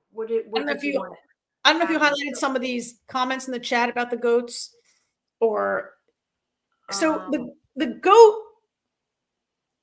This whole goat business kind of is where they lose me, right? Like, I'm just not as interested in the weird culty nonsense about burying a goat with someone to guide them to the afterlife, which does sound very which I'll come back to this Matt comment, but it's very Egyptian. The idea that you're being entombed, like the Egyptians entombed cats, right? To lead you to the afterlife. And the Chinese ancient dynasties would include entire armies of soldiers and horses to take you to the afterlife. And to me, this is a distraction. And maybe it speaks to the quirky weirdness of the cult of Kier, but I was look, you know that I just never really cared. No, yeah, I get that. I do agree with what Matt said, though. It was a lot more straightforward than we thought. Yeah, it was about sacrificing goats. I'm just glad the goat wasn't sacrificed. But Golden Channel makes a point that it's more lighthearted way to represent, instead of certain cults that sacrifice kids, or I'd say that sacrifice virgins or whatever. Also, aren't goats baby goats? Well, you said it's not a baby goat, because I was going to say they're called kids. Yes. Kids? Yeah, they are called kids. Matt says he agrees with you. He says the Kier stuff is the least interesting element. It's okay. It's just not so engaging. See, I like a lot of the Kier stuff. That to me is like the dharma of this. Like, it adds that crazy shit. You don't need it, but I like it. I am more interested in the other things, but I kind of like that.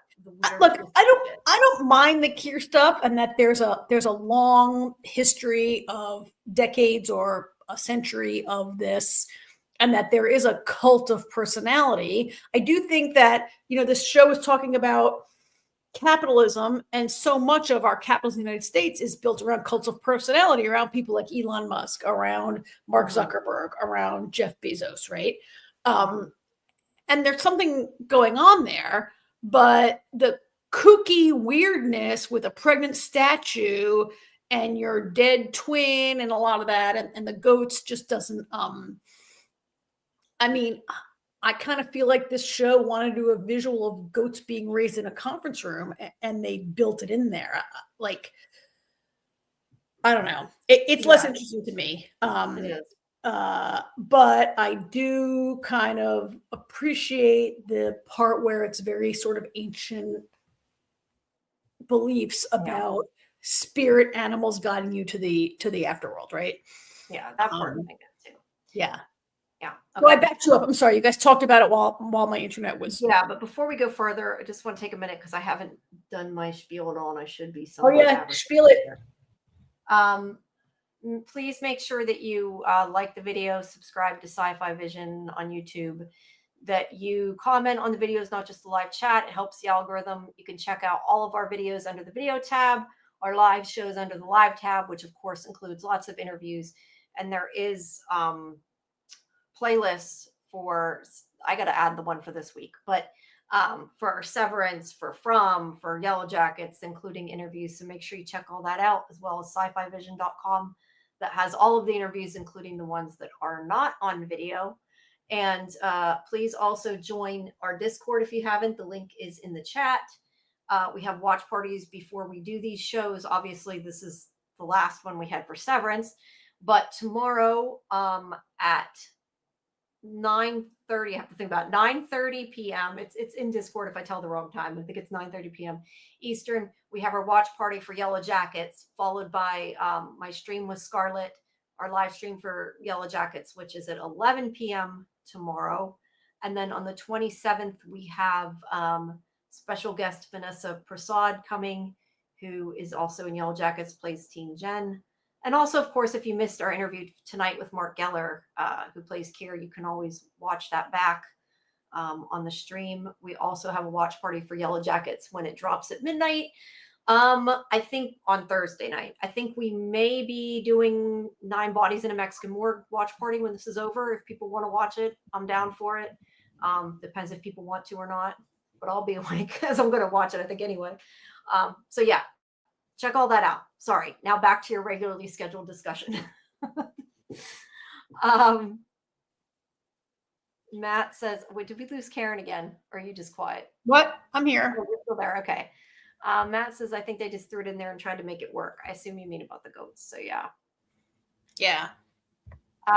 So, anyway, as I was starting to say, when we had started all that he says the barrier is holding. She feels nothing. It's beautiful. So clearly they're trying to see if they can trigger her past that barrier by playing the music, showing her the crib and making her dismantle it, which was such an important thing in her losing the baby.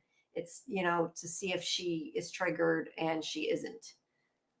Then meanwhile, sorry, what? You're going to say something. No, go ahead. Go ahead. Go to the goats. Let's finish it.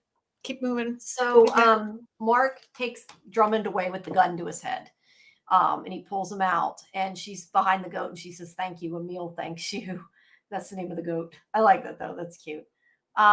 So Marc pushes him into the elevator, and he says that he's like, in a second, I'm going to change into my Audi, and he's going to take you to, and then as he changes into his Audi, and I know you didn't think it was funny. I thought it was funny. As he changes into his Audi, he accidentally pulls the trigger and kills Drummond. He shoots him with the bolt, and blood goes everywhere. And of course, Drummond falls. You thought that was funny, Jamie. You thought that was funny? Some people thought it was funny. I don't mean to funny, but it was just kind of, I don't know, like all this time Drummond's been such a pain, and he's killed accidentally because Marc's severing. And it's like, yeah, he didn't do it intentionally. I don't know. I just find like I think so. Funny, but it's. I mean, maybe. So I don't want to put words in your mouth, but like maybe like you're right. Maybe like ironic. Yeah, that's why I said it's not like haha. I was laughing so hard, funny, but it was accidentally funny. Accidentally funny. Yes. Yeah. Both of you Matt guys. says it was funny too. So they at least I'm not. All right. I didn't think it was funny. I was a little like, oh, poor Marc. He doesn't intend to kill any, right? Like to have killed a person and have his gushing blood all over you is kind of horrifying. But okay, all right. I'll lighten up. I can lighten up, you guys. Yeah. No, it's the part that's funny to me is that it happened to Drummond, and it was because he was being severed. Like he didn't mean to do it. It is horrifying. Look, Marc, you're right about that. I'm not unhappy to see Drummond meet his demise in the show. That's for sure. Right? Yeah. Like that has a point. That guy him coming to awareness at that moment. I guess maybe that's where I very phased by it. But there he's like, I'm dead, and then plop. I don't know, just the way they did it too. And then the door keeps slamming on him. So yeah, I think it was meant to be kind of funny, but I don't know. Maybe not. I took it that way. But he doesn't react, which I do think he should have reacted a bit. But he's. Can we talk about how good Adam Scott's hair is through all of this? Oh, I was going to mention this earlier, and I never finished. His hair is really good, but I never finished mentioning it because I was saying about the color of the lighting, and you were like, no, and I never finished. You could also tell when he was talking back and forth which him he was based on his hair, which made no sense in a way because he was walking back and forth. It should have been the same. But Adam Scott was saying on Jimmy Kimmel about like how they changed his haircut and stuff. At least I think he meant in that scene. Well, I think what he said was that the interview where he said that. Oh no, there was a different interview where the flashbacks. But right, he was on Jimmy Kimmel talking about the flashbacks on how Ben Stiller like shows the haircut. Yeah, maybe he did mean that. I thought he meant in that scene, but it might have been because I just gotten done watching. I think it's because in the flashbacks he had his haircut, and that was Ben Stiller's idea. Yeah. Either way, Marc and Marquez have different haircuts. Yeah. So, well, not But his Mark hair in is that great bit. all through Old this. Mark. And He's Mark, been yeah. bled on, killed a Yeah. guy, and his hair looks And his really hair good. is perfect. Well, right? look, Adam Scott has really good hair. He does. He does. So meanwhile, okay, let's see. Milchick in the Milchick bathroom. is So trying that to climb. shot that you're showing is when I think he was Dylan trying to puts the stand vending on the machine. counter and look over the thing, over the machine, and Helly like poked him in the head with a. Okay, I thought maybe that was Or when the there. vending machine comes out, but you might be right. But she hits him. I thought I got a picture, but I didn't. She No, hits him with a trombone. Now, I question that may have been foreshadowed. Do you remember the little teeny tiny trombones in the cup from the opening? Like, we're like, what are those about? Do you remember that? We had this discussion before. And I wonder. Those are in the new credit sequence. Yeah, there's like these little white trombone, because it also, it was weird because they were all white too. And now that I think about it, that makes sense. So, I mean, yeah. I don't know that it was that significant, but now that I'm watching this, I'm thinking, hey, there were little trombones before. I think that was foreshadowed. So yeah, it was just like a little thing. But he tried to climb above the vending machine. You're right, and then she hit him in the face with the trombone. With a trombone. Yeah. And then and the guy, one of the guys there says, what you doing is property of choreography and merriment, when she takes that. Yeah, in the mug. The cup with the trombone. See, y'all saw it. Wasn't just me, printed by optics. You're right. Yeah.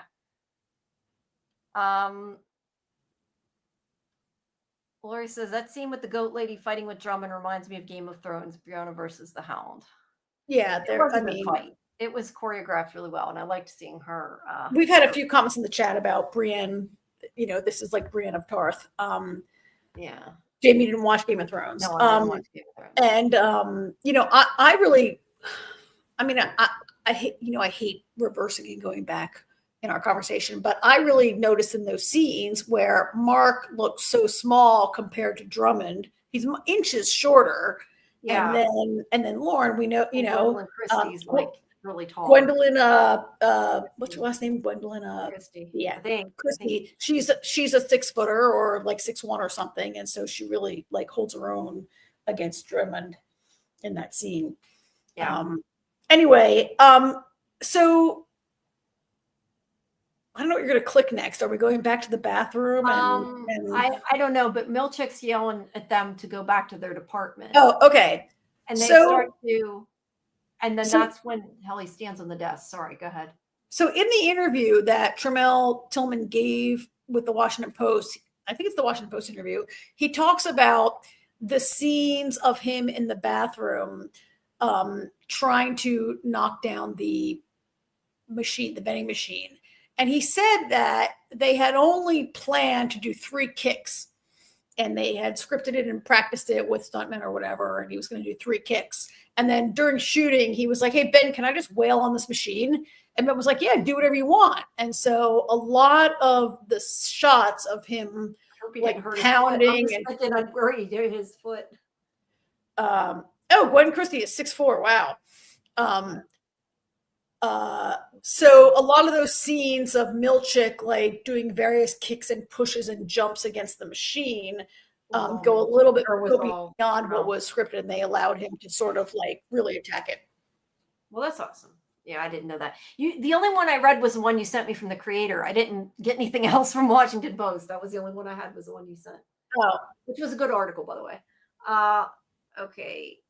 This is where she gets on the desk and she says, we used to have 4 seats. Our friend Irving's gone. They want our whole department gone. If he gets out, we're dead. They're going to turn us off like machines. You've seen them do it. I know you've lost friends too. And this is why it matters they're severed, because she has this conversation. Excuse me. She says, you could be next. And you're right. That's where she says, and it is the thesis of the show. You're totally right. She says, they give us half a life and think we won't fight for it. And Milchick's watching through the door in the bathroom. That's why I think like this is going to affect him later. The way they're doing it, I just think eventually he's going to switch sides. I don't know. I've been saying that forever. I just feel like that. She's like, please help us. So then meanwhile, he runs into the nurse, which I agree, real cinema. That scene is hilarious, where he is pointing his gun at her head and telling her to open the door. And she's like, I think this one must have been her line, says, "Step off, fucko." I don't know, but she's like, "No." And he's I love screaming. that's my She's favorite line. screaming, and he's screaming, and Step she's off, screaming. fucko. Yeah, and then she's like, Who called somebody fucko? That was awesome. It was great. And we love Sandra Bernhard always, Yeah, right? she's And awesome. this scene was just them screaming at each other, "Fuck you, no, fuck you." And like, and he Mark's has a gun in his hand, and she doesn't even like flinch. She's just busy calling for power. I mean, it's clearly not a regular handgun, right? No, it's a bolt gun. And he doesn't know how to reload it, which I think even if he could reset it, even without the projectile, that could do some damage. But Mark doesn't know what he's doing. Yeah, maybe she knows it's not loaded. I don't know. Yeah. But at any rate, she's not being cowed by him. She's like, nope.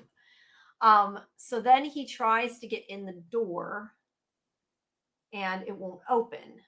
So he sees the thing for his finger prick. It doesn't work. And then he looks at all the blood from Drummond and he puts the tie in and it opens the door. There you go. He puts 2 and 2 together pretty quickly here.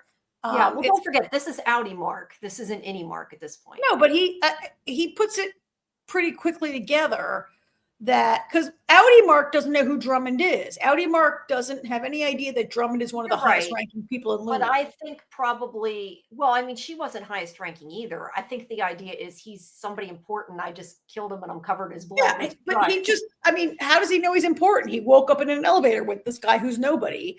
I think it's a pretty good leap that Mark makes to try this because he has no idea.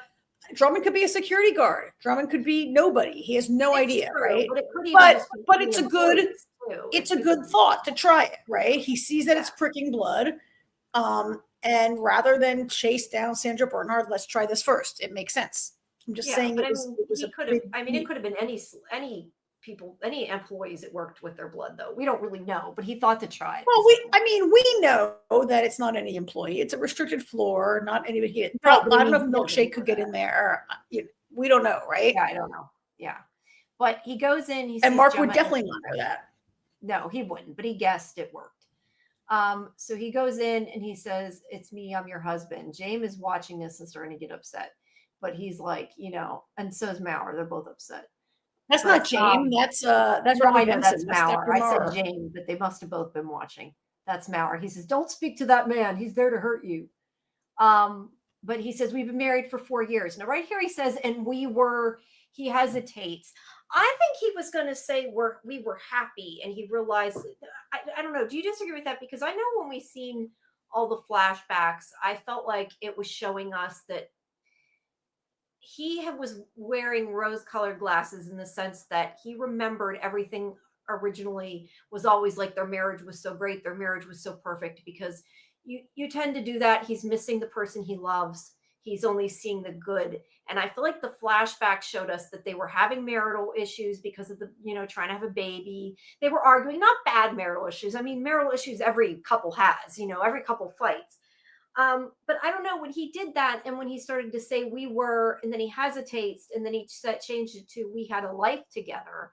I wonder if maybe he's kind of admitting that their life wasn't perfect, but he still wants it back. I don't know. I mean, we talk about like Mark lying a lot in this episode and not being honest with Mark S. And I don't know. To me, that's what it seemed like he was going to say and change directions. Do you think that's the case, or am I just preaching? Maybe. I mean, I wouldn't say that the tension and sadness they had over fertility meant they weren't happy. But I wonder if in that moment, Mark realizes he's talking to a stranger who has no memory of him. And we had a life together is maybe a more persuasive thing to say than whatever else was jumping to mind, right? He's talking to a woman who has no memories of anything, and maybe it's a better argument. It probably is, but it's, at any rate, it sounded like he was going to say we were happy, and he changed it. At least, but I think they were happy. I would never say they were. Everybody fights. I'm not saying that was why. I'm just saying that I wondered if they weren't, or at this moment he thought maybe they weren't. I don't know. It doesn't matter. But he says we have to go. he ends up kissing her, or almost. I don't know if he kisses her there or not, but it looks like it in the picture. Meanwhile, and yeah, she was Lucifer in Sandman. So I love this. I meanwhile, love this scene. I love this so much. yeah, the lights are going off. Let's see. Milchick. Okay. This I is, mean, I don't think that's that part. I think I don't have enough pictures. well, this is here. Milchick is still in the mirror. So this is go back. So this is go back a second. Yeah, but I think I skipped a part. I don't think I have pictures of this because After Mark and Gemma escape and Yeah, step we're not doing outside that yet. outside of the separate room, that's when the red lights start flashing. Oh, okay. The red Okay, alarm we're goes good off, and we Yeah. see red light. So I think you've got the sequence correct, and you know we see the red alert goes off, Klaxon goes off. and the klaxon Egan's goes like, off, and Milchick looks in the mirror, and I feel like Milchick realizes in this moment that he he's knows what's defeated. happening. He knows what this alarm means, right? And his look in the mirror at himself, you can read this so many ways, right? And I read it, I keep changing my mind about what I think this means, because I thought when I first saw it that he's looking in the mirror, kind of looking really defeated. Like, I lost control of these people. I don't know, like what's going on here. I'm defeated. Or then I felt like he's looking like, what have I become? What have I done? I'm not Why really are we letting them do this to somebody, maybe. And then as the scene goes on, I feel like a little different about it. I mean, Fletch raised a good question, which we should talk about in this part of the show. How Almighty Lumen can't control a separate floor of 4 employees. Like, Yeah. all hell has broken loose with these 4 people. And I've read some commentary like, why is there no security on any floor ever? Yeah. Right? There's no security anywhere. Like there are cameras. Employees. Yeah. There are cameras, but there's nobody responding to what we see in those cameras. Like, it takes so long for anyone to react. Like, Mark walks into that room with Gemma, and like Maurer is watching and James is watching, and they're like, swearing, oh, they're like Mr. Drummond, like he's the only, like, how about security, full security? Like yeah, apparently there it was does no beg the question. Is it hubris? They don't believe they need security because they have such good control? Or that's right, though. If you apply realistic like, standards what? to this show, you won't enjoy it. That's what I'm saying. Like, I know, I get it. I get it. That instance, I do but feel there should be a minimum of a security guard, at least. I do feel there needs to be some guardrails of realistic standards around a show. I get it. If there was security, the whole action couldn't happen. Well, Drummond could have been possibly the only security on that level right now, and he's dead. I don't know. But the point is, you're right. Egan's swearing and screaming. So is Dr. Maurer. And he comes running out, and he's like, it's the spouse. Or, no, the nurse yells to him, it's the spouse. And he says to call Drummond, but obviously that's not helping. He tells her that Mark tells Gemma she can come out. She comes out into the hall. She's unsevered, whatever you want to call it. And she turns back into herself, and she remembers him, and they hug and kiss. So they're actually, I like that we exactly, or at least got her right. Matt says, that I we at think least that's got the right what? way to read it, Karen. It's hubris on the part of Lumen. No, I was reading what Matt said. I was stopping a second before I go too far. To have no security, yeah. And the security guy got batted. The security guy did get killed earlier. The one guy they did have for security got killed before too. But anyway, we did at least get this moment between Gemma and Mark, the real Gemma and Mark, which I appreciated that we at least got. Although I have to question, she's been down there for 2 years and she has highlights in her hair, but that's another issue. I mean, I especially appreciated it on the part of Gemma, who we have seen how she has really suffered and really want to get back to Mark. I think this episode made Mark feel a little less sympathetic. So look, I'm happy that he got to find Gemma and that he saved her, but I really feel like I was like, yay, Gemma, when I watched this, right? Yeah, and that's why I said at least they got a happy ending moment, even if it didn't last. But I did like how they go up in the elevator and they turn back and they're like, what's going on? Well, not they. He knows what's going on. She says, well, "What no, is when they occurring?" hit the severed floor, they both change back. Yes, but Mark's S is Well, in yes, on the Mark S plan knows, from the but he beginning. don't know why I mean, he wasn't intending to kiss her, but yeah, they're both like, this is weird. And also I did skip one thing. I think it was before. Wait, was it before this or after? Dr. Maurer tells him to stop, or they'll kill them all. You'll kill them all. I don't know exactly what that line meant. If he's meaning that all the Ennies will be killed. I believe. That's what I believe. That, okay, that's kind of what I Dr. thought. Maurer. I believe that he Yeah. is in love with one or more of her Innies. Oh, definitely. And that his worry is that the 24 Innies, 25 Innies will be killed. Yeah, or he could have just meant all the Innies. I mean, they're friends with the Innies too. Like, well, yeah. Which I guess maybe begs the question: if he says, "Oh no, you'll kill them all," is he a person is he a person who sees Innies as a human in a way that others don't? Is Dr. Maurer actually, for all him seeming like a creepy evil dentist and shit like that, is he actually more sympathetic? Yeah, I kind of think maybe that would make sense if he's like, you'll kill all our work, you'll get rid of all, but they're going to kill her anyway. So I don't know.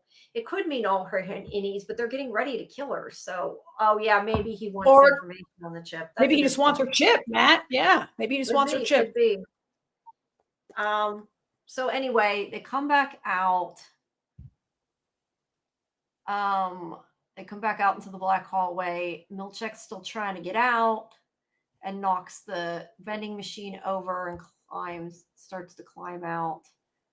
That's, I think, this part. Okay, so that I love that also was unscripted. So with Dylan, you mean?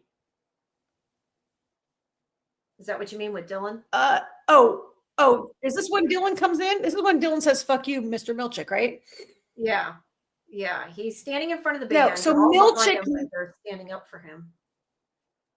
Yeah, so Milchek knocking over the vending machine was unscripted.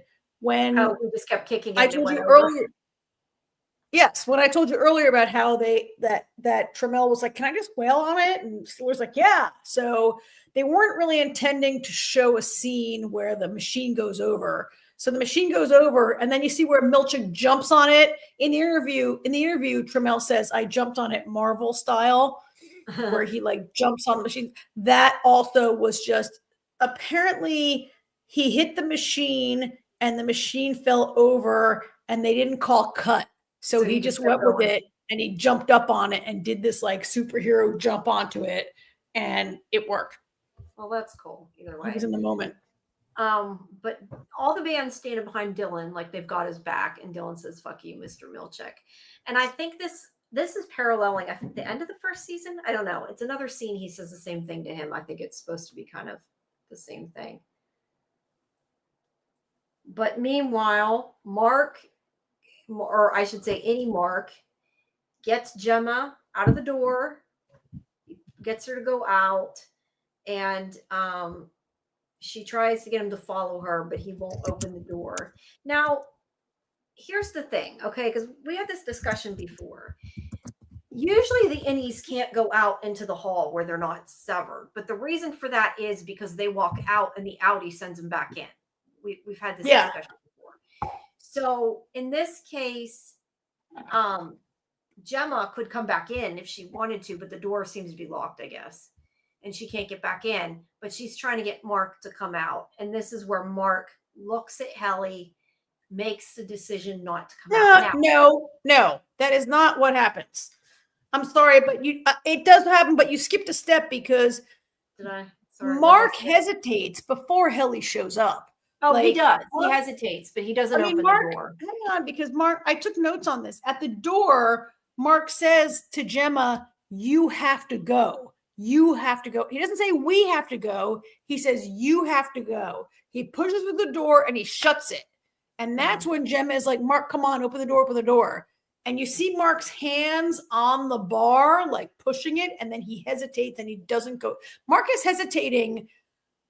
And if you watch the after the show, like actor, you know, they do that 5-minute after the show thing on Apple. I saw it, but I can't remember. Adam Scott says, like, this is a moment where Mark S. realizes he has no feelings for this woman who he doesn't even really know. And she's begging him, but he has no feelings for her. And that is when Helly comes around the corner. Like, all that happens before Helly shows up.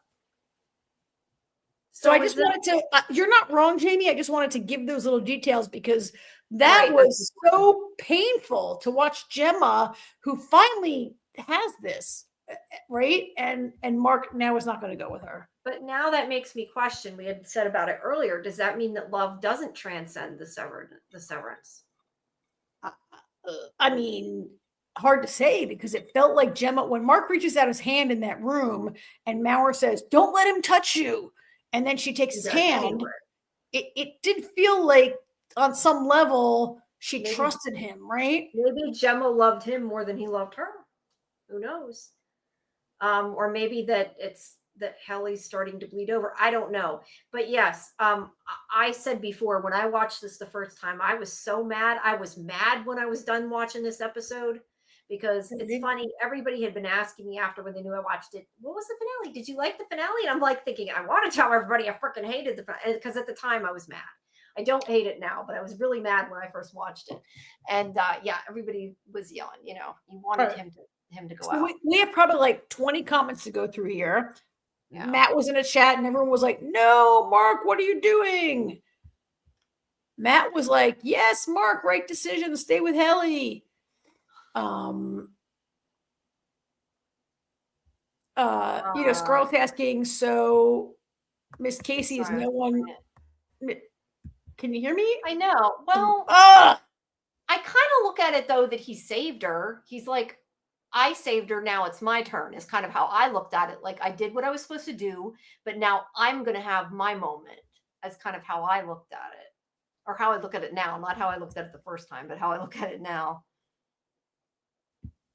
Yeah. I mean, so now Miss Casey and their 24 are dead and no one cares, but. Well, I mean, if she walked in the other room, they'd come back.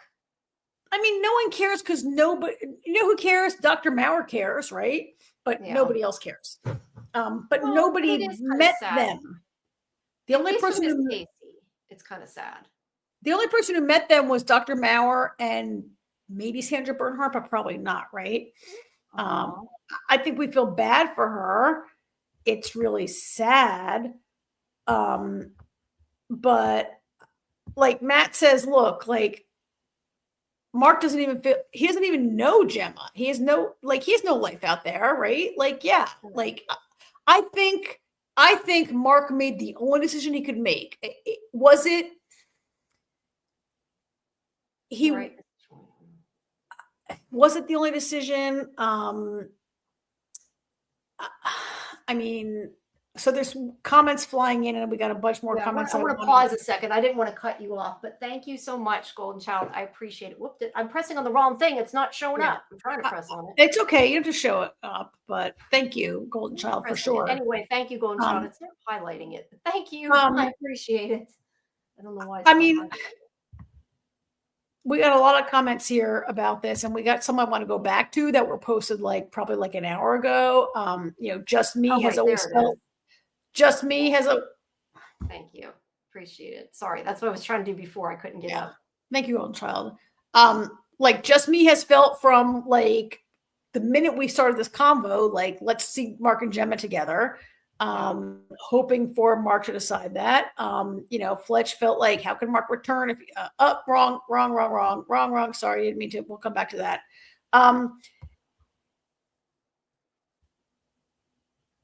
There's so much going on here. I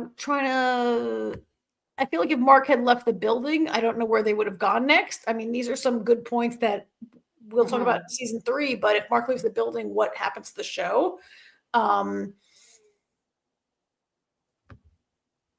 Is another thing to think about here. I think that Mark S. really made the choice that he had to make based on the information he had at the time, right? And I'm sorry, I'm not looking. Oh, you can't see me anyway. I think that he's going to die anyway. Like, he has been told by Cobell that when you finish Gold Harbor, you're done, you're dead, right? So he's choosing his last 5 minutes. Like, Mark Scout is gonna get Gemma anyway. Yeah, because the Indians are gonna be terminated. So why not take your last 5 minutes with the girl you like or love, right? Yeah. It's also self-preservation, like Susie says, right? Yeah. But yeah, like Lori says, I think it makes perfect sense that Mark stayed with Helly. That's what you're saying. He wants to spend his last moments with her. And yeah, and that's why I said when I watched it this time, I kind of felt a bit better about it because I get it, like that he did that. Yeah.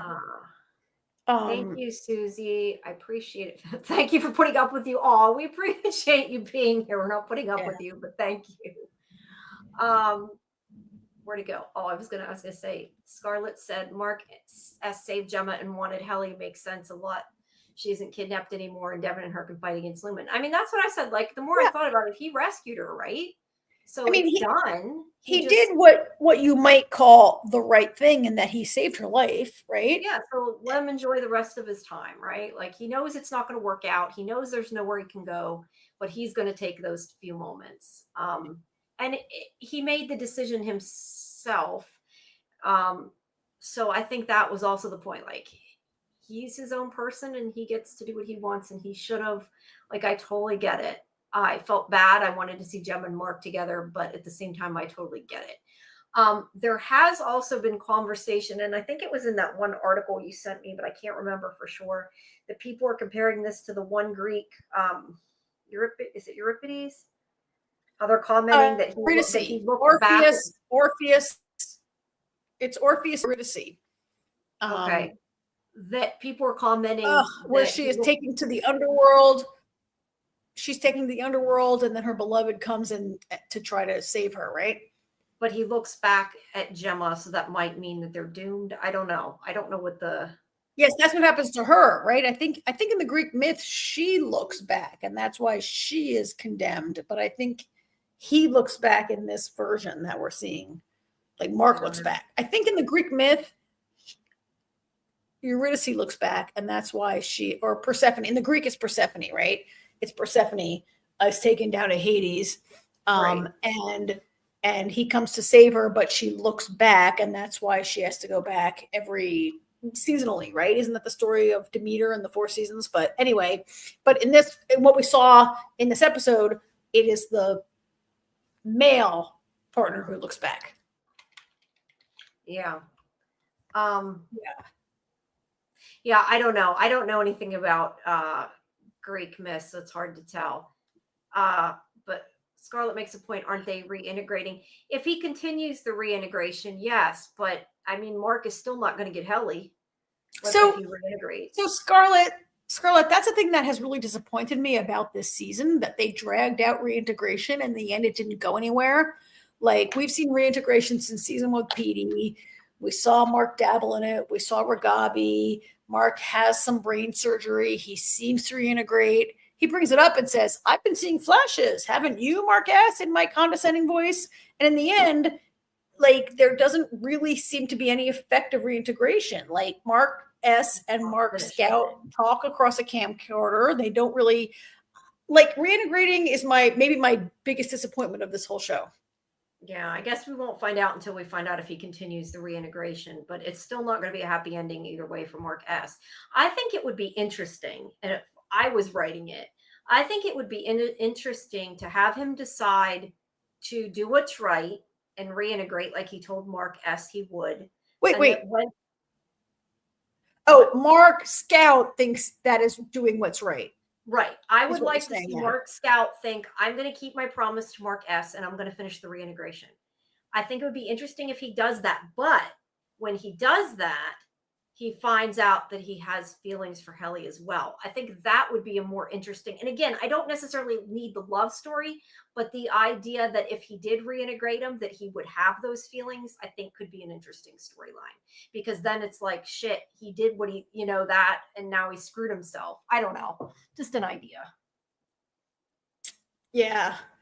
Thank you everyone in the chat for talking about Persephone and how I got my myths messed up with Persephone and Orpheus and Eurydice. I was totally wrong.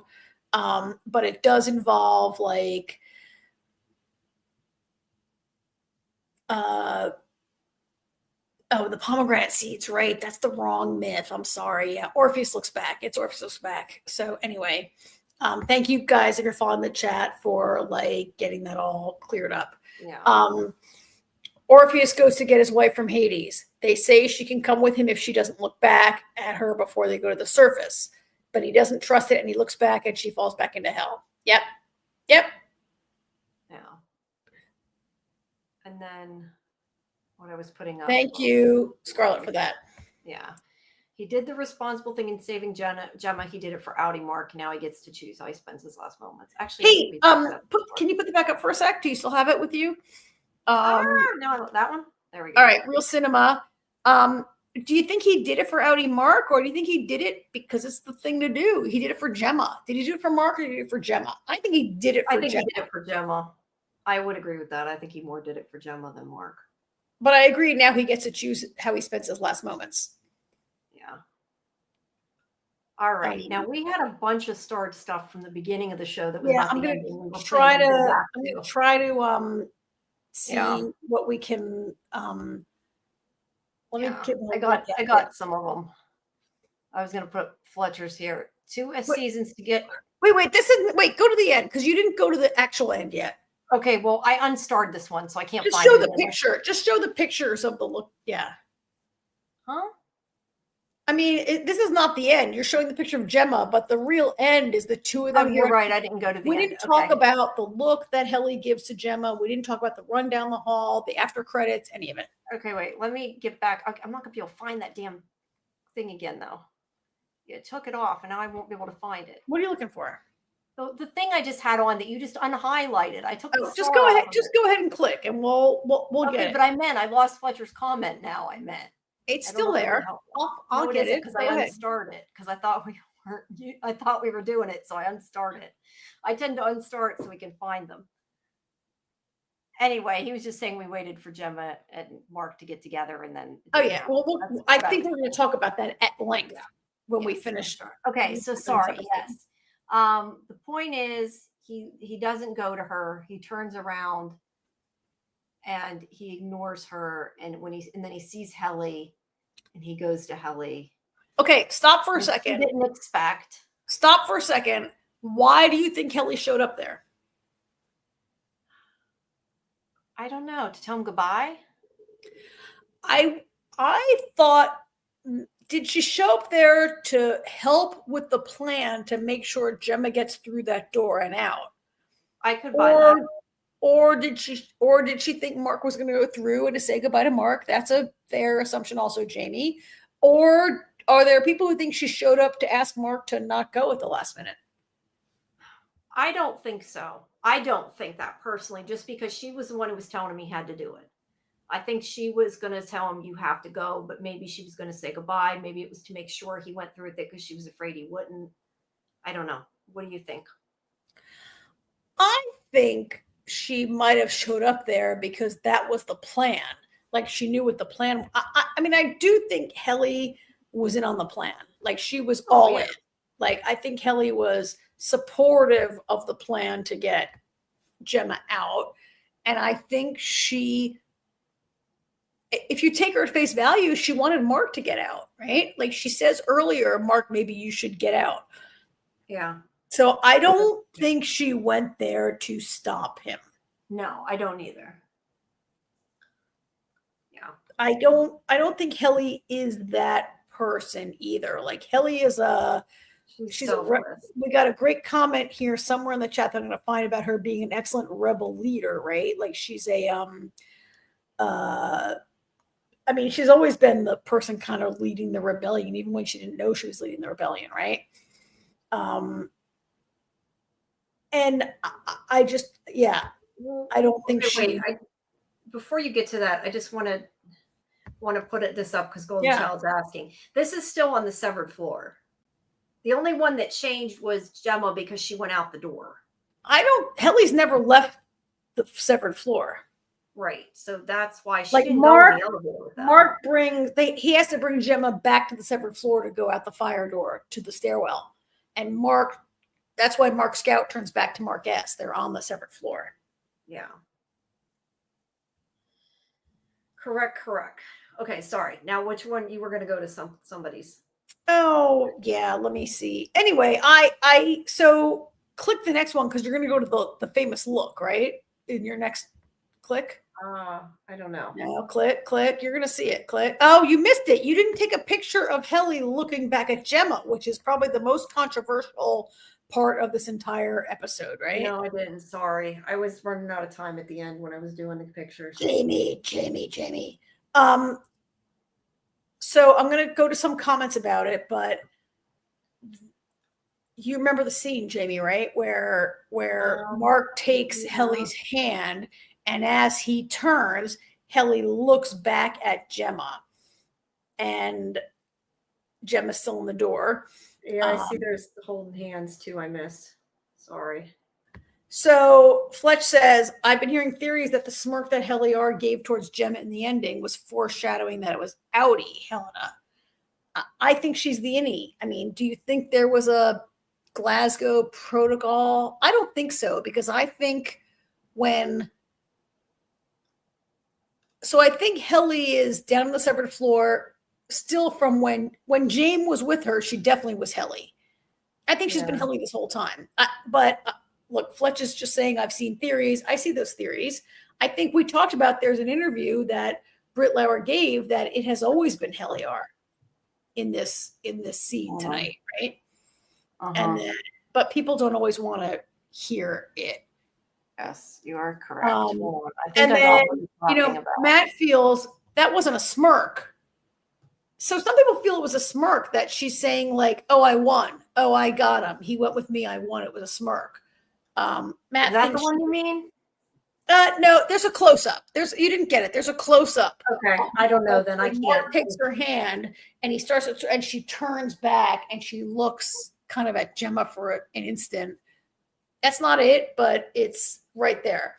Okay, I believe you. It was an expression saying, "I'm sorry, but what can I do?" Some people I've read feel that it's like a moment of kind of understanding. Like, I know you love him, but I love him too. But this is not him. I love him too, or this is not him. I mean, it's a lot of. We got a whole bunch of comments coming up. I don't know if anybody. Matt says it looks to me like, "I'm sorry, girl, I really am. But what else can I do?" Right? Scarlett feels like it's more like a "F you, Gemma" kind of thing.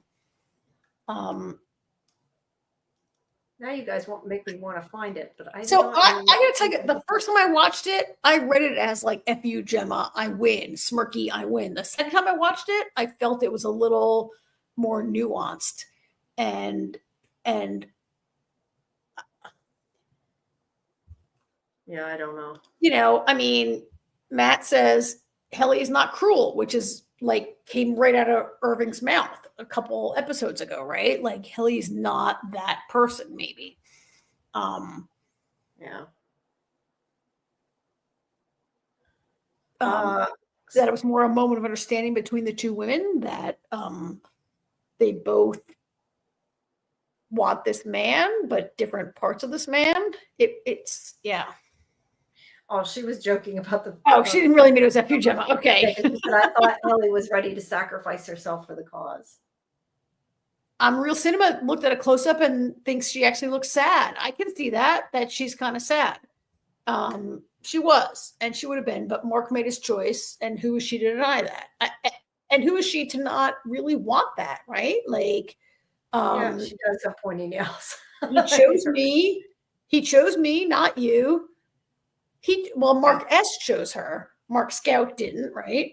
And Scarlett thinks Helly would have been okay if Mark went out the door. I agree. I think Helly would have been okay if Mark went out the door. She never says like expected him to come back. I think she thought he was going to go out.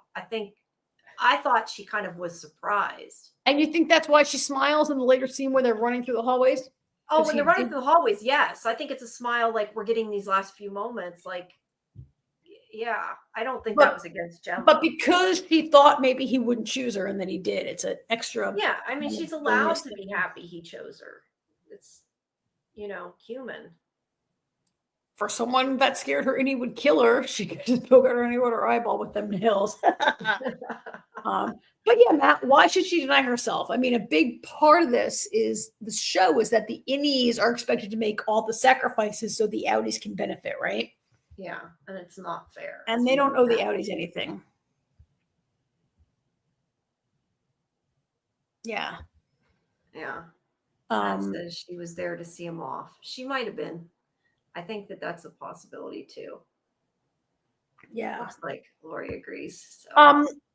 So we got some comments going back a little bit that I'm going to try to cover in and make sense of them, and you all should try to. You mean from the beginning? So let's start now. This comment came from.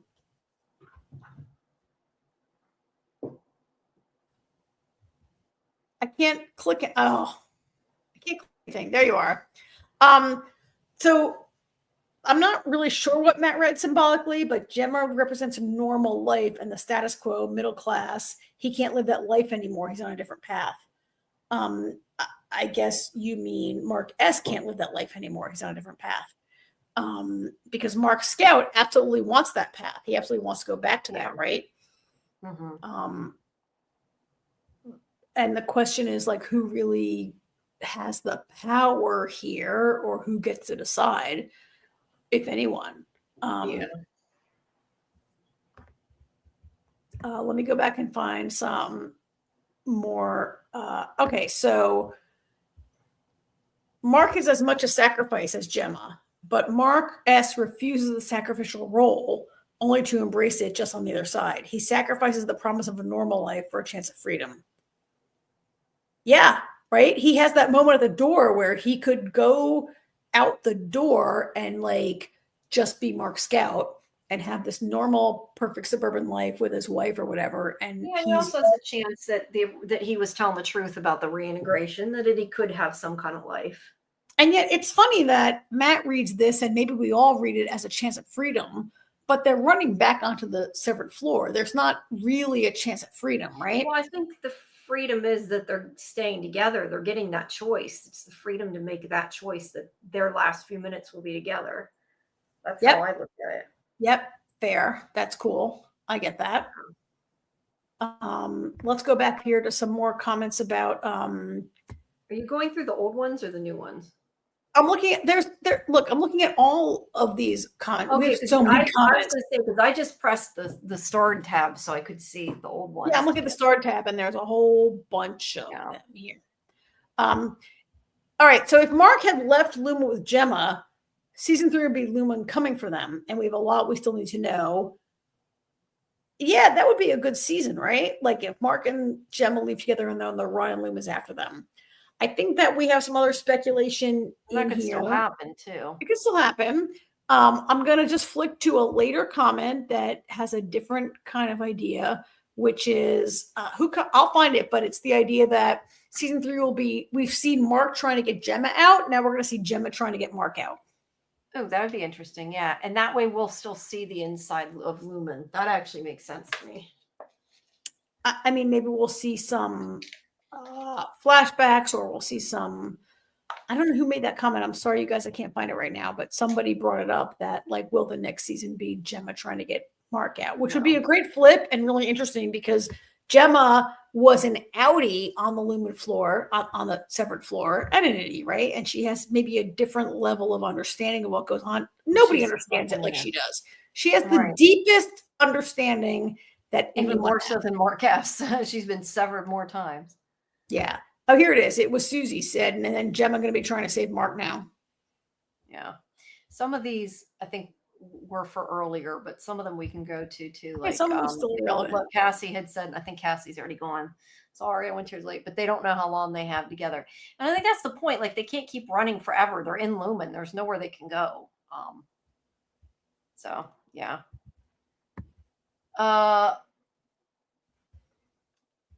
Susie had said maybe love transcends severance. Like if you're only able to dedicate your life to work, you don't get to find love, spend time with loved ones, etc. It's a huge part of what makes it awful. Well, yeah. So, I mean, in the whole of season 1, the innies, their entire life is work. Their entire existence is about work, right? Mhm. I do think there's a part of this show that's about love being an important part of being a full person, maybe, right? Yeah. And then being locked off from it is what makes it so torturous in a lot of ways.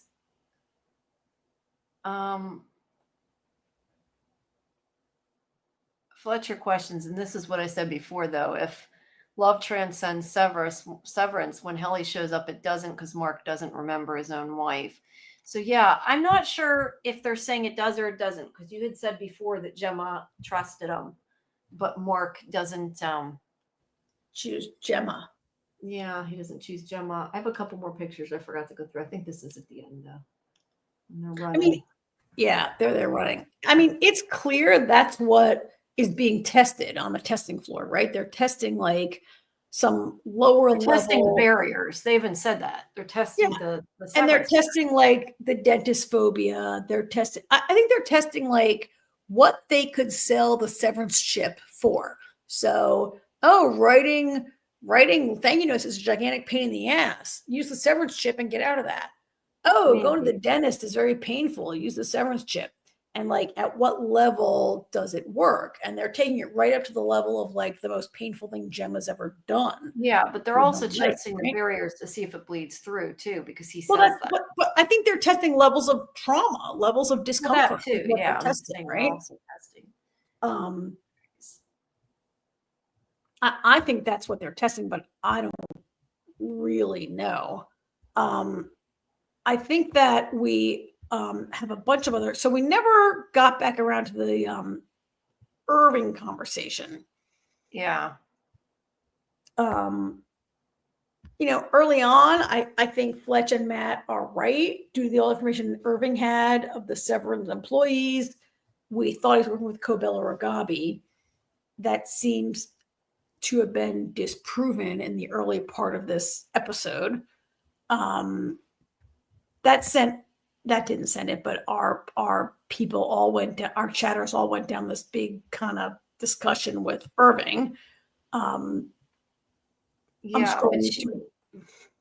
She had, Matt was saying she had no idea about Irving. We know that. But Alice had made a point too, that it was Drummond that found the stuff in Irving's apartment. So he clearly didn't tell her. And I think that was before she got hired. And yet she comes around and knows about it, right? Mm-hmm. Yeah. So she has her spies, or I guess if Drummond is the one that went in there, that's why she doesn't know about it. Drummond discovered the painting. She was not in the loop back then. Right. And they're talking about the pregnancy. I'm looking. Some of this we've kind of talked about. That's why I was just looking to see. We should talk about it. Just because I don't believe it doesn't make it not a valid discussion, right? Yeah, well, let's click on this first. Matt had said, I don't see, and he means with Mark, I don't see it as selfish. I see it as Mark being confronted with his last temptation in normal life. If you think of Mark S as his younger self rebelling against his future, it makes sense. It does. I don't that one. I don't think it's a selfish decision. I think it's no, I don't either. It's fine. I mean, he makes a selfless decision in risking his life to save Gemma, and he does it. And then he's like, I think his obligation to Mark Scout is finished then, right? Mm-hmm. Now let's quickly go with the Helena stuff. Fletcher had said, okay, wait. Fletcher had said, starting to feel like Helly is the main character. Everything runs around Helena.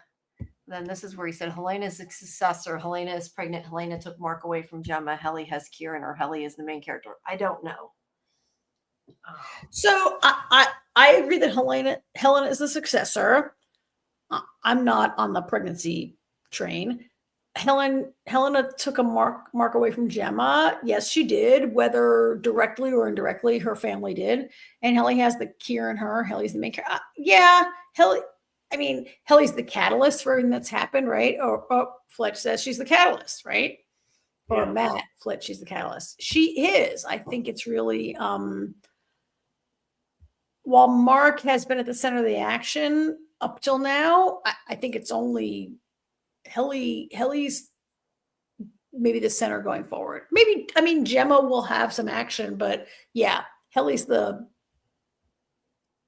I'm down with this. There's a comment later on down here that I want to, where someone has said that Helly has been a real typical, she's the ultimate rich girl rebel revolutionary. She's ever Rebel Boy's fantasy girlfriend.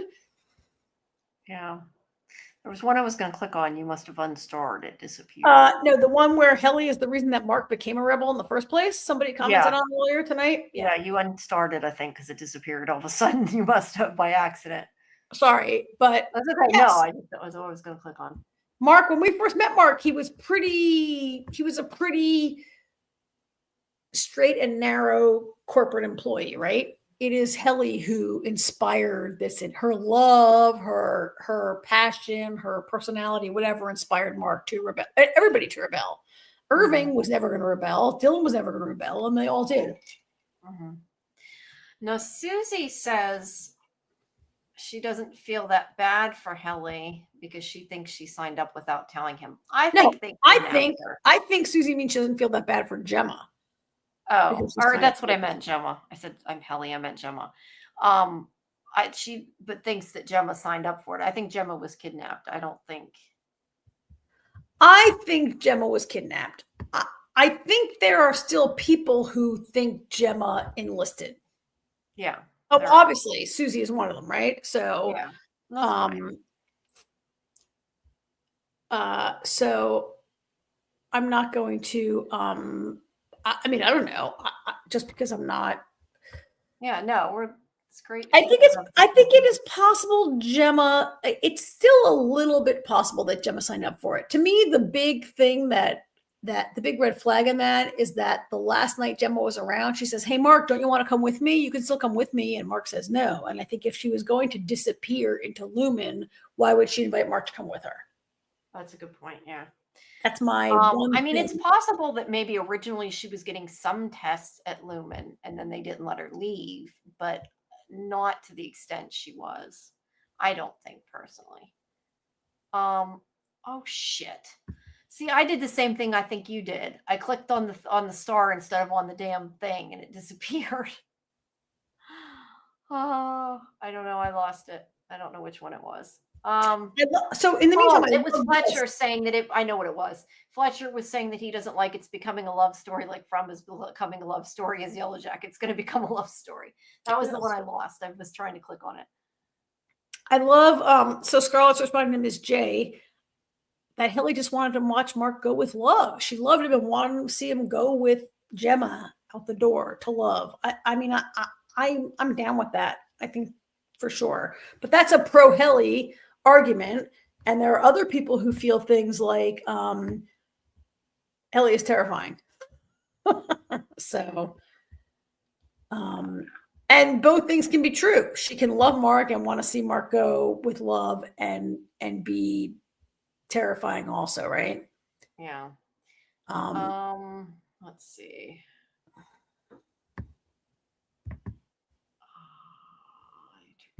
Okay, this was it's a doomed romance, but it's also freedom. If only for 5 minutes. Like they believe they're going to be eliminated, right?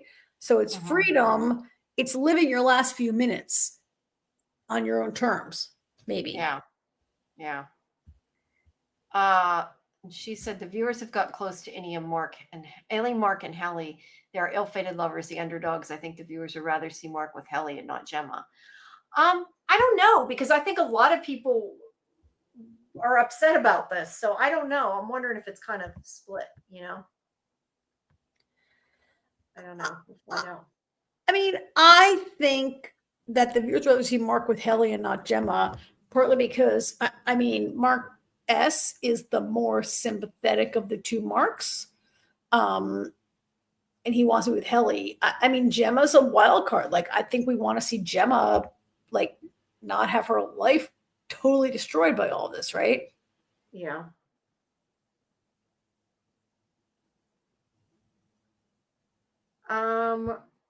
You know, I was going to say, Scarlett had a comment. Where did it go? You just clicked it right when I was going to click on it. You did what I did. You're clicking the wrong thing. Oh, Scarlett's comment said that when James comes to Helly and says, "You tricked me," it's because she's pregnant with the new blood and not that she's pregnant with Mark's child/children, and that she has tricked him and gone outside the bloodline, right? I think that's what Scarlett's comment was. Yeah, something like that. Sorry, Scarlett. I love Scarlett's theorizing. Yeah. It's interesting. I hadn't thought about that. I'm not on board with it, but I still love it. Yeah. Oh, there it is. I found it. It was near the new ones. Because she's pregnant with new blood, not via Egan incest. Oh, yeah. Let's see. Okay. I think she tricked him just by being an outie at the gala, but time will tell. I have a question that we didn't talk about earlier, and I want to bring it up before smash the likes. Thank you. Make sure you guys do like and subscribe. So when Mark comes to the goat room and then Drummond's going to kill him, why is it okay for Drummond to kill Mark? Because I get maybe wanting to eliminate Mark S, but eliminating Mark Scout, would that not be a problem? Eliminating an outie out and about in the outside? Well, maybe, but when he punched him, he had already finished Cold Harbor, so I don't think he cared. They got what they wanted. I mean, part of me does think, like, if you look at Mark Scout, he has no friends and no family. He just has his sister, Devin, right? And nobody else. So if Mark Scout went missing, would anybody really care except Devin? Dylan. Devin is the actress. Dylan is the character, right? Devin. I am blanking on her real name, but Devin, you meant her Devin. real name, I think, is Dylan, but the character is Devin, but the actress is Dylan. Okay. So I guess it's okay to kill him. I mean, definitely Drummond was, I think, reacting in a, I don't know, like, why is it okay for him to kill Mark? And then on the other hand, how can Mark return if he killed Drummond? Like how can Mark ever get off? He killed Drummond. Are they ever going to let that go? Well, he killed him. And there was a whole sub conversation on Vulture about who committed that crime and what would happen in court, which we're not going to talk about now, but it is an interesting kind of thing. Yeah, well, I think it was an accident technically, but I mean, it was an accident. It was an accident caused by Severance. I mean, Lumen caused it was really their own fault. It was the company's fault. It was Lumen's fault. Yeah, for sure. Yeah. All right, let's get through the rest of these here.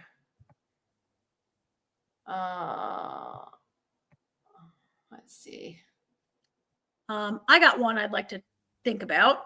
Susie, the Indies and the Outies are never that far from each other in personality. I mean, I agree. When we talk about what transcends the Severance barrier, like, at their core, are they the same person? Like, so Helly's pretty rebellious. Helena seems to be very obedient, and yet she was pretty subversive. Or does she want to be rebellious, but she's just scared to? And Helly's like what she wants. And when she went undercover as Helly, did she have a chance to be that person? Right? Also, like, as much as I criticize Mark Scout for being selfish, I think Mark Scout and Mark S, like, are fundamentally, like, decent guys who both wanted to save Gemma, right?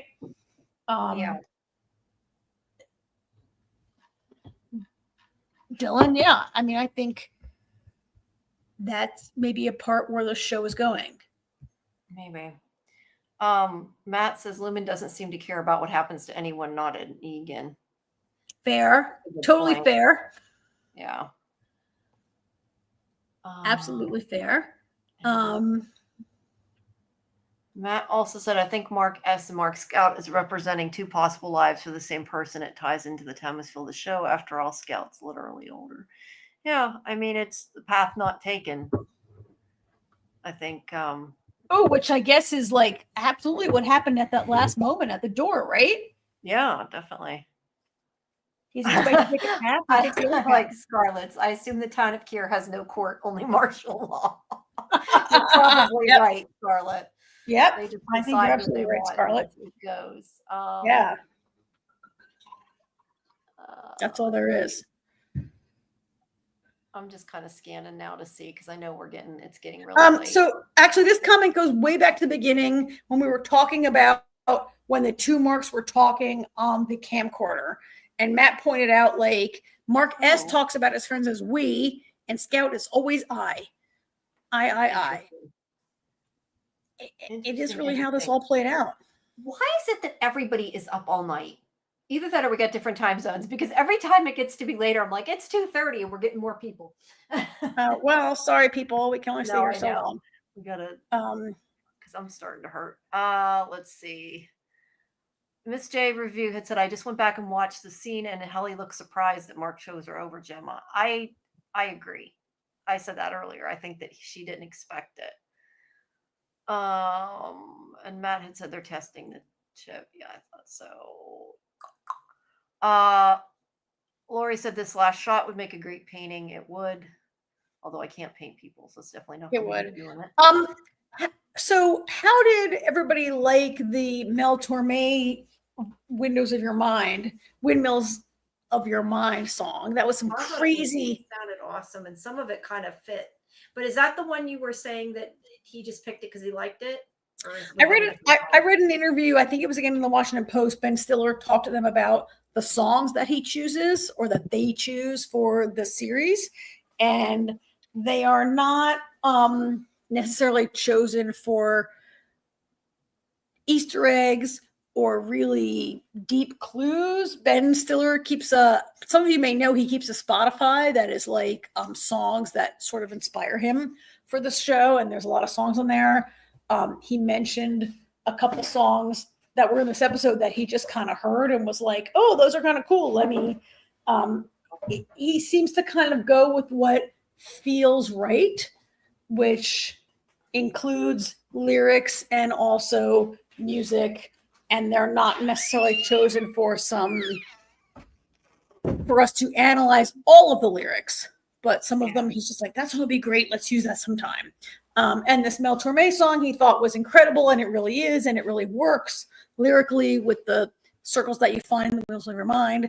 And then it's followed up with that Bobby Darin Work song, which is about a man working on a chain gang, which of course you can make those comparisons to the Indies, right? Yeah.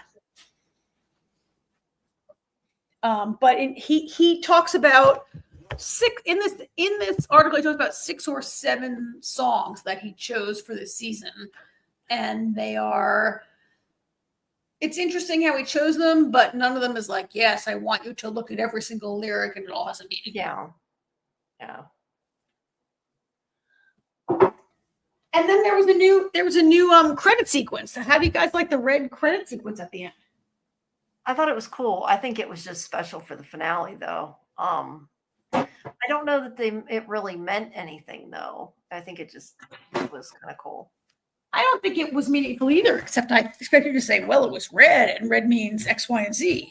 Well, yeah, it was red, but I'm kind of giving up on that because I thought red before meant Audi, and that doesn't necessarily make sense here anyway, so. Yeah, so it doesn't really make sense. All right, so we're getting near the end of our chat. Maybe a couple quick things to talk about.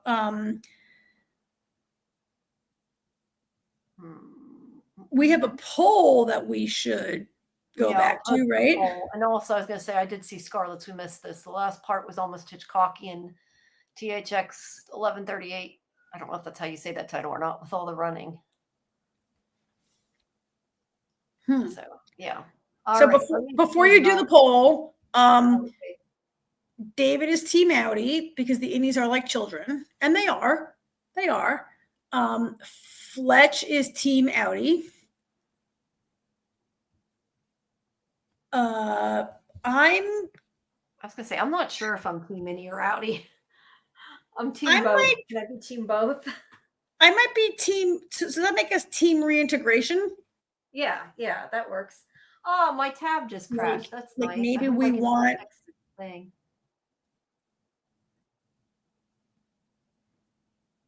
Jeez. Oh yeah. Oh, okay. Scarlett. Yeah, the credit sequence kept getting eaten up by. I hate that Apple does this. That my credit sequence get eaten up by Surface. Surface, is that what that show is called? And you have to really make a true effort to see the credit sequence, and the Apple makes me crazy with this, Scarlett. Yeah. It is annoying when it does that. There yeah. used to be a thing you could turn it off, but they stopped doing that, and I wish they'd bring it back. It's so Like, annoying. not everybody wants to go to the next episode or the next show, you know? They're trying Okay, to force let's you to see. watch it and not. Yeah. All right, so let's get How about this of All City? This is a completely different topic, but he was saying about they were all disposable at one point. They must not have been doing anything of importance. That's what we were talking about, the other numbers or the other people. We don't know. Yeah, I mean, it's possible that they were all working on Gemma and they knew he'd finish it. It's possible they're all working on somebody else, or like we said earlier, I think that it's possible that like they're all working on somebody, but it's just with him, they were lucky and they're like, hey, the one we kidnapped, her husband severed himself. So now we have this special thing we can do and this better test we can run. And I think that's what made him important. I mean, yeah, I guess there are big questions about like what they were doing before Marc came along, and wasn't important. I mean, we speculated for much of season 1 that the work was meaningless, and that's not what it's about, right? I don't think that the testing floor was built purely to test Gemma. There have to have been people before her, right? Right. That was going on with, yeah.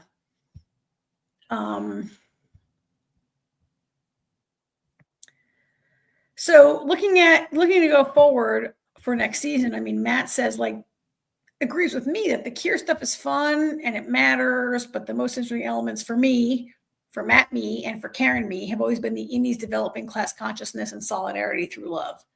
And for me also the deeper questions about consent and labor and things like that, right? And capitalism. Make a lot of sense. I mean, Matt worries about what may happen with the show.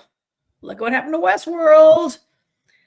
You think it should end here? So Matt might be saying that this should be the end. I do think that if the show was not renewed, this would have worked really well as a series finale. What do you think, Jamie? Yeah. Right? Like if this was the end, I think it would be an okay ending with these two like running off into the sunset together. Not sunset, but you know what I mean, right? Like, yeah, I know what you mean.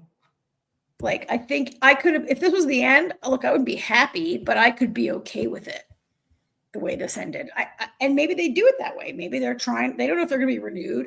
So the renewal was announced yesterday, but I'm sure it was in the works for a long time, right? Yeah, I'm surprised they waited till yesterday to choose. I happen to see, I'm just like flipping through seeing if I see anything else. Lori said, I was going to say right in the same vein real quick. Okay, no, go ahead. ahead. It didn't like the season half as much as the first, which had more world building with the outside stuff like June's band. Oh no, wrong. That's not the same show, right? June's band? Trying to remember.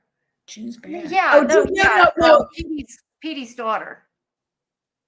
Oh yeah. This one had beautiful episodes, but a smaller world. Yeah, June, Petey's daughter, who was really involved in the anti-severance movement, which I mentioned earlier was never heard of again, right? Yeah. There was much more world building outside. This one had beautiful episodes, but a smaller world, yeah. Yeah. So we're all sort of thinking about where this is going to go. Yeah, and what I was going to click on is this was in regards to Drummond. Lumens makes people disappear. Oh, They do when I was like, why is it okay for Drummond to kill Mark? Yeah. Yeah. Yeah, or that Mark killed Drummond. It could be either or. Yeah. Yep. And also for next season, like we may see James tempting Helly with the promise of power. We passed on that a little earlier, but when he says that he sees something in Helly, that's a little creepy and scary, right? And will he tempt her, and will she go for it? Yeah. mean, I don't know that I can see that, but I get it. I don't know. I mean, I can see him tempting her. He definitely he says he doesn't love his daughter and he sees something in her, right? I can see him tempting her. We did see Helly throughout this step forward as kind of a leader. I guess the question is how much she might enjoy that. Yeah. I mean, definitely, as the sentence goes, we may see James tempting Helly. Will you see Helly go for it? Is a separate question. I guess that's true. Yeah. Let's see. See, I think a lot of this. I think we right. Let's get the still poll up. More stars. Yeah. Yeah. Let's get the poll up. It's at 67%. We will. I don't know if I can. I don't think. I don't know if we can see it here on StreamYard, but you can tell me about it, right? I have to. I think I have to end it in order to display it.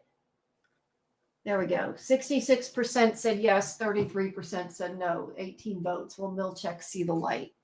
I don't know if I can put, I can't put it up, but that's, I don't think it will come up in here, would it? Maybe it So did. 66%, 2/3 say we think Milchek is going to see the light. Yep. And a third think Milchek will not see the light. No, interesting. I mean, I don't know. Like I said, I think he will.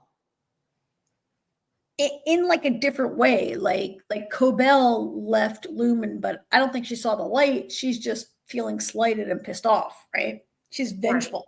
Right. I agree. I keep thinking, and I said from the beginning, I think Milchek will help them out. Although I said I thought Cobell would help them out, and I mean she did, but I agree with you. I don't know that she did it out of the goodness of her heart. I think she did it because she's pissed. And I don't think Cobell wants to take Lumen down. I think she wants to like get back into Lumen. Maybe, but she's also mad they stole her work. So I think although I do partially think that she wanted to help Mark because she's obsessed with him in a crazy, creepy way. Why do you think she's obsessed with him? I just don't see that. I'd love for you to help me understand that. Because she even said, I care for you when she said it. She's like, why would you say that? I don't know. Right to him when she told him to take the reintegration, she says, Mark, I care for you. I think it's a typical condescending colonial colonizer kind of thing over the people that you supervise. Like she worked on that floor for 2 years with him, and she sees him as I feel it's a very patriarchal sort of condescending, down-looking way for her to say, I care about you. She doesn't care about him. She cares about him the way I'm waiting for Fletcher to say it is patriarchal because she's his mother. Oh yeah. Oh my God, there it is. Jamie thinks Cobell is Mark's mommy. No, I don't think that. I said Fletcher usually says that. I mean, actually, like her saying that gives all of you who are into that theory a little more ammo. I get that. I read it as more of like I don't know, a way certain people in a position of power, like I've had like a bunch of bosses give me a bunch of bullshit how they care about me. And I'm like, really? You care about me as a person? Like, no, you don't. You're doing my annual review because we have to. Like when bosses tell me they care about me, come on, right? Anybody worked in a normal corporate environment, I don't necessarily think my boss cares about me, and I don't need my boss to care about me. I don't know. Matt says okay, wait, where's that? I see it on the YouTube. I don't see it here. Hold on. So John, could Cobell feel like any Mark's mother because she refined his consciousness? That's interesting. So she cares about him in a responsibility kind of a way, yeah, rather than a biological mother kind of way. Susie says, why do people think Cobell did not remember she created all this stuff? Yeah, I don't think she didn't remember. She just didn't say it because they told her not to. They threatened her. They stole her idea. It's just like so many other major corporations that steal a person's idea or say like, I mean, so the company I work for, I signed a NDA when I joined them that said anything that I invent belongs to them. Now, my role is not inventing shit, and our company is not about inventing shit. It's a standard NDA, but a lot of people have to sign these things that say, like, any ideas you come up with, any things you invent, they belong to us because we're giving you all the money to do this. Right? So I get it and I don't get it, but maybe Cobell, she joined the company when she's probably like 12 or 13 years old, right? And maybe she signed something, or maybe they just intimidated her and scared her into thinking like they could take her idea and that it belonged to them. Yeah. Yeah, and they threatened her, so she listened. Matt says he thinks Cobell does care because she seems decent. I mean, I don't know. I think sometimes she's a little creepy to me, but she has become more complex this season and less horrible. Yeah, I think I feel it less creepy than I did like earlier in the season or last season. Yeah, I do think she was trying to help, but I don't know that it was all altruistic. Yeah, that's more Milchick than Cobell. I think she was being genuine. Like Milchick is more manipulative and liar. And she was more genuine about care. That Cobell, every time he says he cares, he does sound like that obsequious boss you have. That's like, oh, I care about you. Is there an issue, right? I always point out when someone agrees with me. Thank you, Susie. But that fake, like you're my family BS, right? Like just because we work together, we're a family. No, I have a family. Yeah. Golden Child says it's maybe why she hit her original drawings. I definitely think she hit him because they said she wasn't allowed to tell anybody. But yeah, she didn't tell even her family. Yeah, she hid them even from Sissy, right? I mean, they were stolen from her. She hid them. I mean, this is almost like a classic like trademark fight or a patent fight where your company says they own it and you're like, no, here are my original papers that I wrote when I was 12, 15, 18, 20 years old, right? Yeah. Yeah. So she continues to be she was my favorite character for a long time. She's one of my favorites.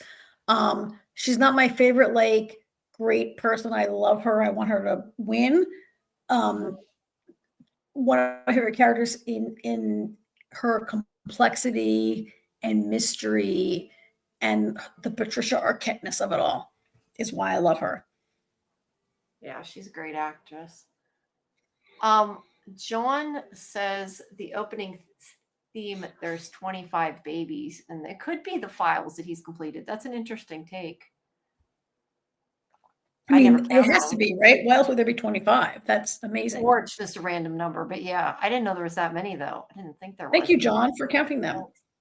I definitely didn't count them. All right. I think we might wrap up, but have we covered all the predictions for next year? I think we got most everything. And I know some of you still have comments. We appreciate them. And thank you, Susie. I saw you said you were willing to call in. It's almost 3 and we've been here for almost 5 hours. And I don't know about Karen, but my back and my feet hurt. I got to drive back to Baltimore tomorrow. I would just leave maybe with a couple of us saying things like, for me, I'm really liking the idea that next year we flip and it's Gemma trying to get Marc out. Not that Marc was trying to get Gemma out, but Dylan was trying to get Gemma out. And then Marc came around. They all kind of came around. And I'd love to see like Gemma's out and now she's got to get Marc out and convince Marc to come out maybe. Yeah. Yeah, I think it could be an interesting opposite, story, kind of showing that parallel. Yeah. I also like the theory and the comments about Helly becoming a rebel leader next season. And what, I mean, she already is kind of a rebel leader, but what it means for a real, up to now, the rebellion has been small and localized. And what it would mean for her to become a rebel leader without being corrupted. I like that also.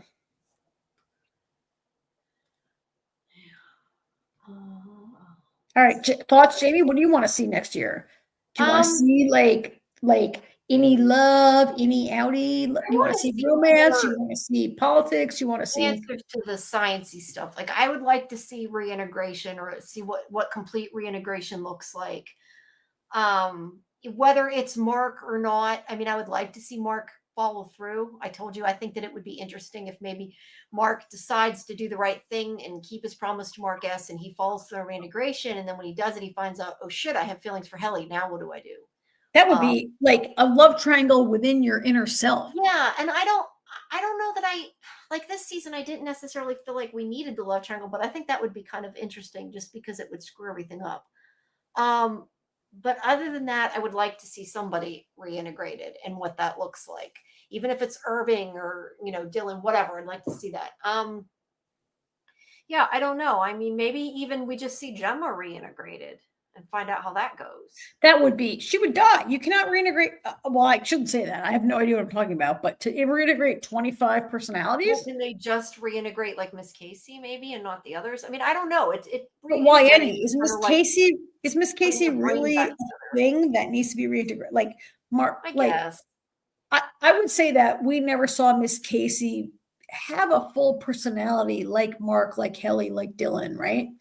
I mean, yeah, I guess that's true. And I don't know that it would, I don't know if it would really be beneficial, because I feel like her personalities aren't necessarily full personality because we don't know them. Like, they were only done specifically for those rooms. So I don't know. And it might make her brain blow up. I don't know. I get it, Marc. I get it, John, that reintegration is a little too confusing right now. It's not clear. It could be a lot much. Scarlett would like to see less Marc and more other characters. Fair, totally fair, right? Like, we've seen a lot of Marc, and I'm not sure where he goes right now. Susie just wants to know that Radar is okay. Yep. I will agree with that. I want to know that too. Real Cinema mentions that a former Walking Dead showrunner is joining Severance, so we might see more blood gore. We saw more blood gore and fighting in this episode than we've seen the entire season, right? We did. So that's there. That could be coming.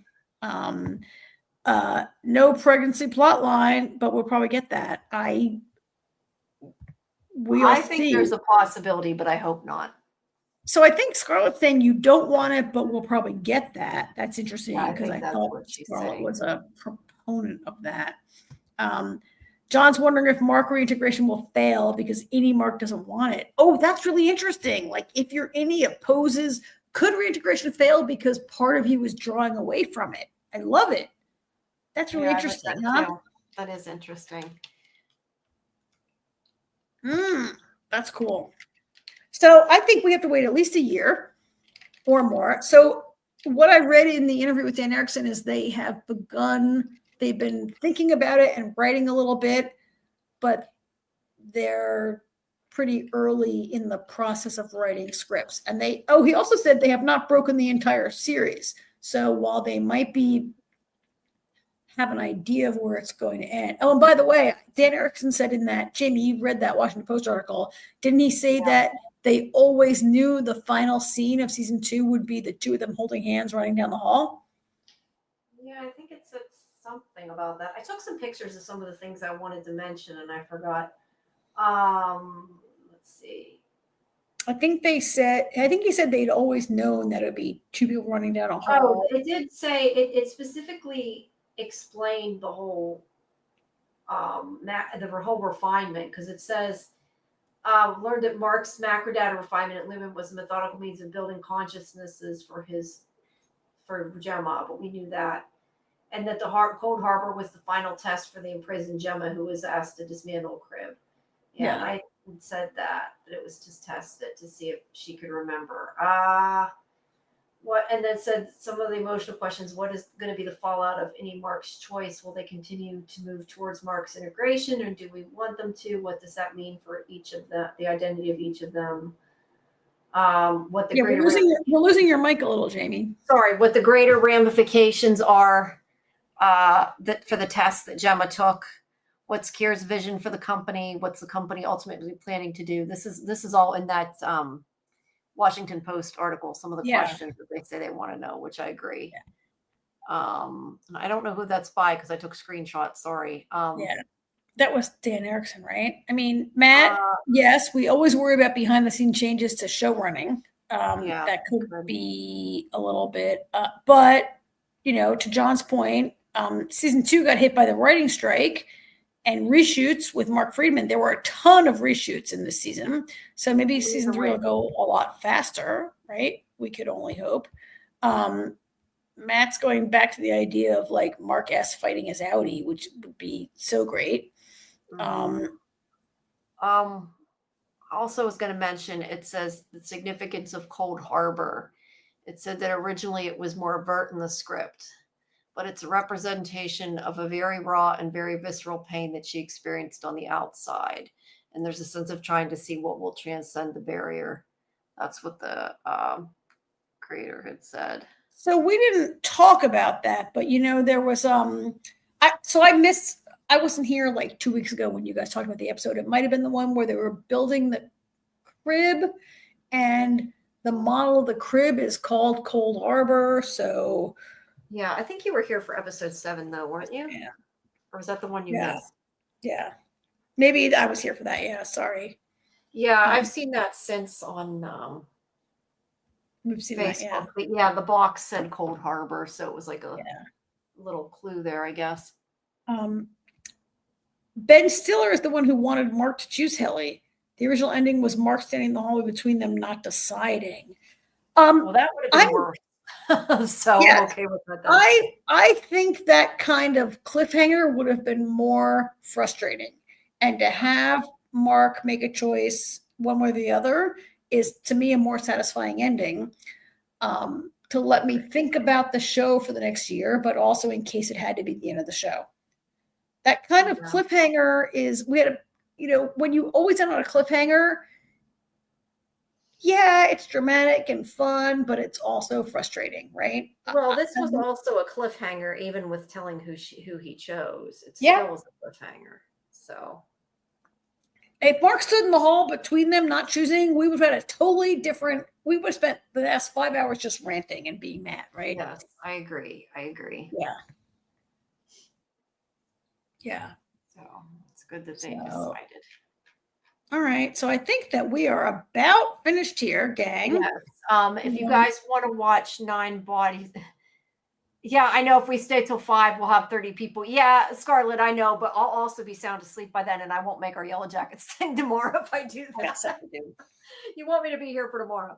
That's 2 more hours. Yeah, we do appreciate those. So many people coming. If you missed, Mark Geller's interview, you can go back and restream the beginning. And obviously, we did get the sound issue fixed. I'm going to make sure I post about that because I think some people probably left because of sound. Because I know I was having a hard time concentrating talking with it. Yeah, thank you to everyone who told us to tune down our volume. Yeah, thank you for sticking around. We figured it out. And thank you to everyone who spent the whole season with us, right? Like we guys really it's been fun. And tomorrow at 9:30 p.m. Eastern is our watch party for Yellow Jackets, followed by our live stream at 11, me and Scarlett. And yes, we're going to watch 9 Bodies when we're done here, Matt, if you want to. Matt, do you know 9 Bodies in a Mexican Morgue? Yeah, I'm not sure. Maybe he's asking what it is. It's 9 Bodies in a Mexican Morgue. I can't remember if you've watched that one with us before. I get confused. It's a show on, which channel is it on? MGM. Yeah, it's on MGM. MGM. So yeah, we watch that. And then Tuesdays, we have our roundup show where we talk about Daredevil, and we still have Reacher. What else? Karen, help me. Wheel of Time. Pretty soon we're going to be having Doctor Who. What else? And if you guys, have enjoyed these deep dives, Jamie and I are going to do The Last of Us, right? Yes, and maybe AJ. I don't know if he's doing it with us or not. AJ, I think some combo of the three of AJ. You guys know AJ from our Tuesday show. Yeah. We're going to do that. Yeah. Yeah, and Scarlett and I are trying to decide on what else we're going to do. We've been talking about different things. And I know I've been talking to Lori. Maybe we might do some Dead City. If we do it, though, at least I figure it's a small commitment. I know she really wants to do Dead City. It'll be 6 episodes. I told her if we do it, I still can't help if I hate watch it. But no, Dead City is one of the better ones. I don't totally hate it, but yeah. But so that reminds me, Reacher. I saw Samuel mention Reacher. And I hate when I don't know somebody's name offhand. I could not. It's not for the show, but I got an interview. Is it Monday? I think it's Monday with the guy who plays Paulie, and I'm probably not going to find the actor's name in time, so I apologize. No, I did find it. Olivier Richters, I think is his name. Yeah, that's him. Yeah, Olivier. Yeah, I'm going to be talking to him. Olivier Richters about Reacher, and then I also have Leverage Redemption interviews, a bunch of them coming up that will be posted soon, and also something else that I'm not sure if we're supposed to mention, so I won't. But something really big that I'm going to be posting within the next sometime next month. That people can look forward to. Yeah, lots of stuff. And there's still more 9 Bodies interviews that are going up. Hunting Party, a final one for Deal or No Deal Island. I'm trying to think what else. I just put up mixtape. Bunch of stuff. There's always lots of interviews, and those, of course, are always at scifivision.com. If you don't see them here, some of them aren't video. I just did one for the finale of Mythic Quest, and I'll be doing Side Quest as well. Those are both only on scifivision.com, though, because they're not video. Okay, so the short version is whatever you guys watch, Jamie's covering it on scifivision.com. Yes. And also it just reminded me, because I was thinking of I still want to watch White Lotus. I was thinking about it. Scarlet's Jason has another project coming out too. I'm hoping Jason Isaacs has I think it's a movie. I don't know, something else coming out. Godfather of Harlem I'm covering. I'm not sure a lot about that yet. But yeah, lots of stuff. There's a lot coming up. Well, some of that stuff I've done that's going to be posted. All right. In the meantime, join us Tuesday for Phantom Access, where we're going to talk about Reacher, 9 Bodies in a Mexican Morgue. What else we got? Wheel of Time, Daredevil, and 9 Bodies in a Mexican Morgue. Yep. So join us, please, everyone. And like I said, tomorrow's Yellow Jackets. And then we also have Vanessa Prasad, our Yellow Jackets guest, that's coming on the 27th. All right. Eastern. So yes, I am busy as fuck, Susie. You were right. I am crazy busy. Do I want to cover season 2 Wednesday? Wait, season 2 of which? Of what? Of White Lotus? I don't know if that was in regards to White Lotus because I mentioned it or not. But yeah, we'll talk, Scarlett, because I do want to cover something else with you. But all right, guys, come tomorrow for Yellow Jackets. Don't forget like and follow. Like and follow. Yeah, like and follow. Subscribe to Sci-Fi Vision, please. Comment on the videos. It helps the algorithm. And yes, we could cover it, but I have to watch it first, Scarlett. I haven't even seen any of it yet. So if I could have time to watch it, then maybe, yeah. But for right now, I'm going to head over to Discord, which the link is in the chat. Make sure you join for watch parties. We'll watch 9 Bodies if you guys are still going to be awake. Because I want to see. I will not join you. I don't. Maybe I will. Maybe I will join you in it. All right. I'm going to watch it. All right, guys. Have a good night. Thank you for staying this long. We appreciate it. Thanks for the season. Again for Marc Geller for joining us tonight. And yes, thanks everybody for a great Severance season. Can't wait till next season. Love you. Bye. Yeah, love you guys. Bye. Good night.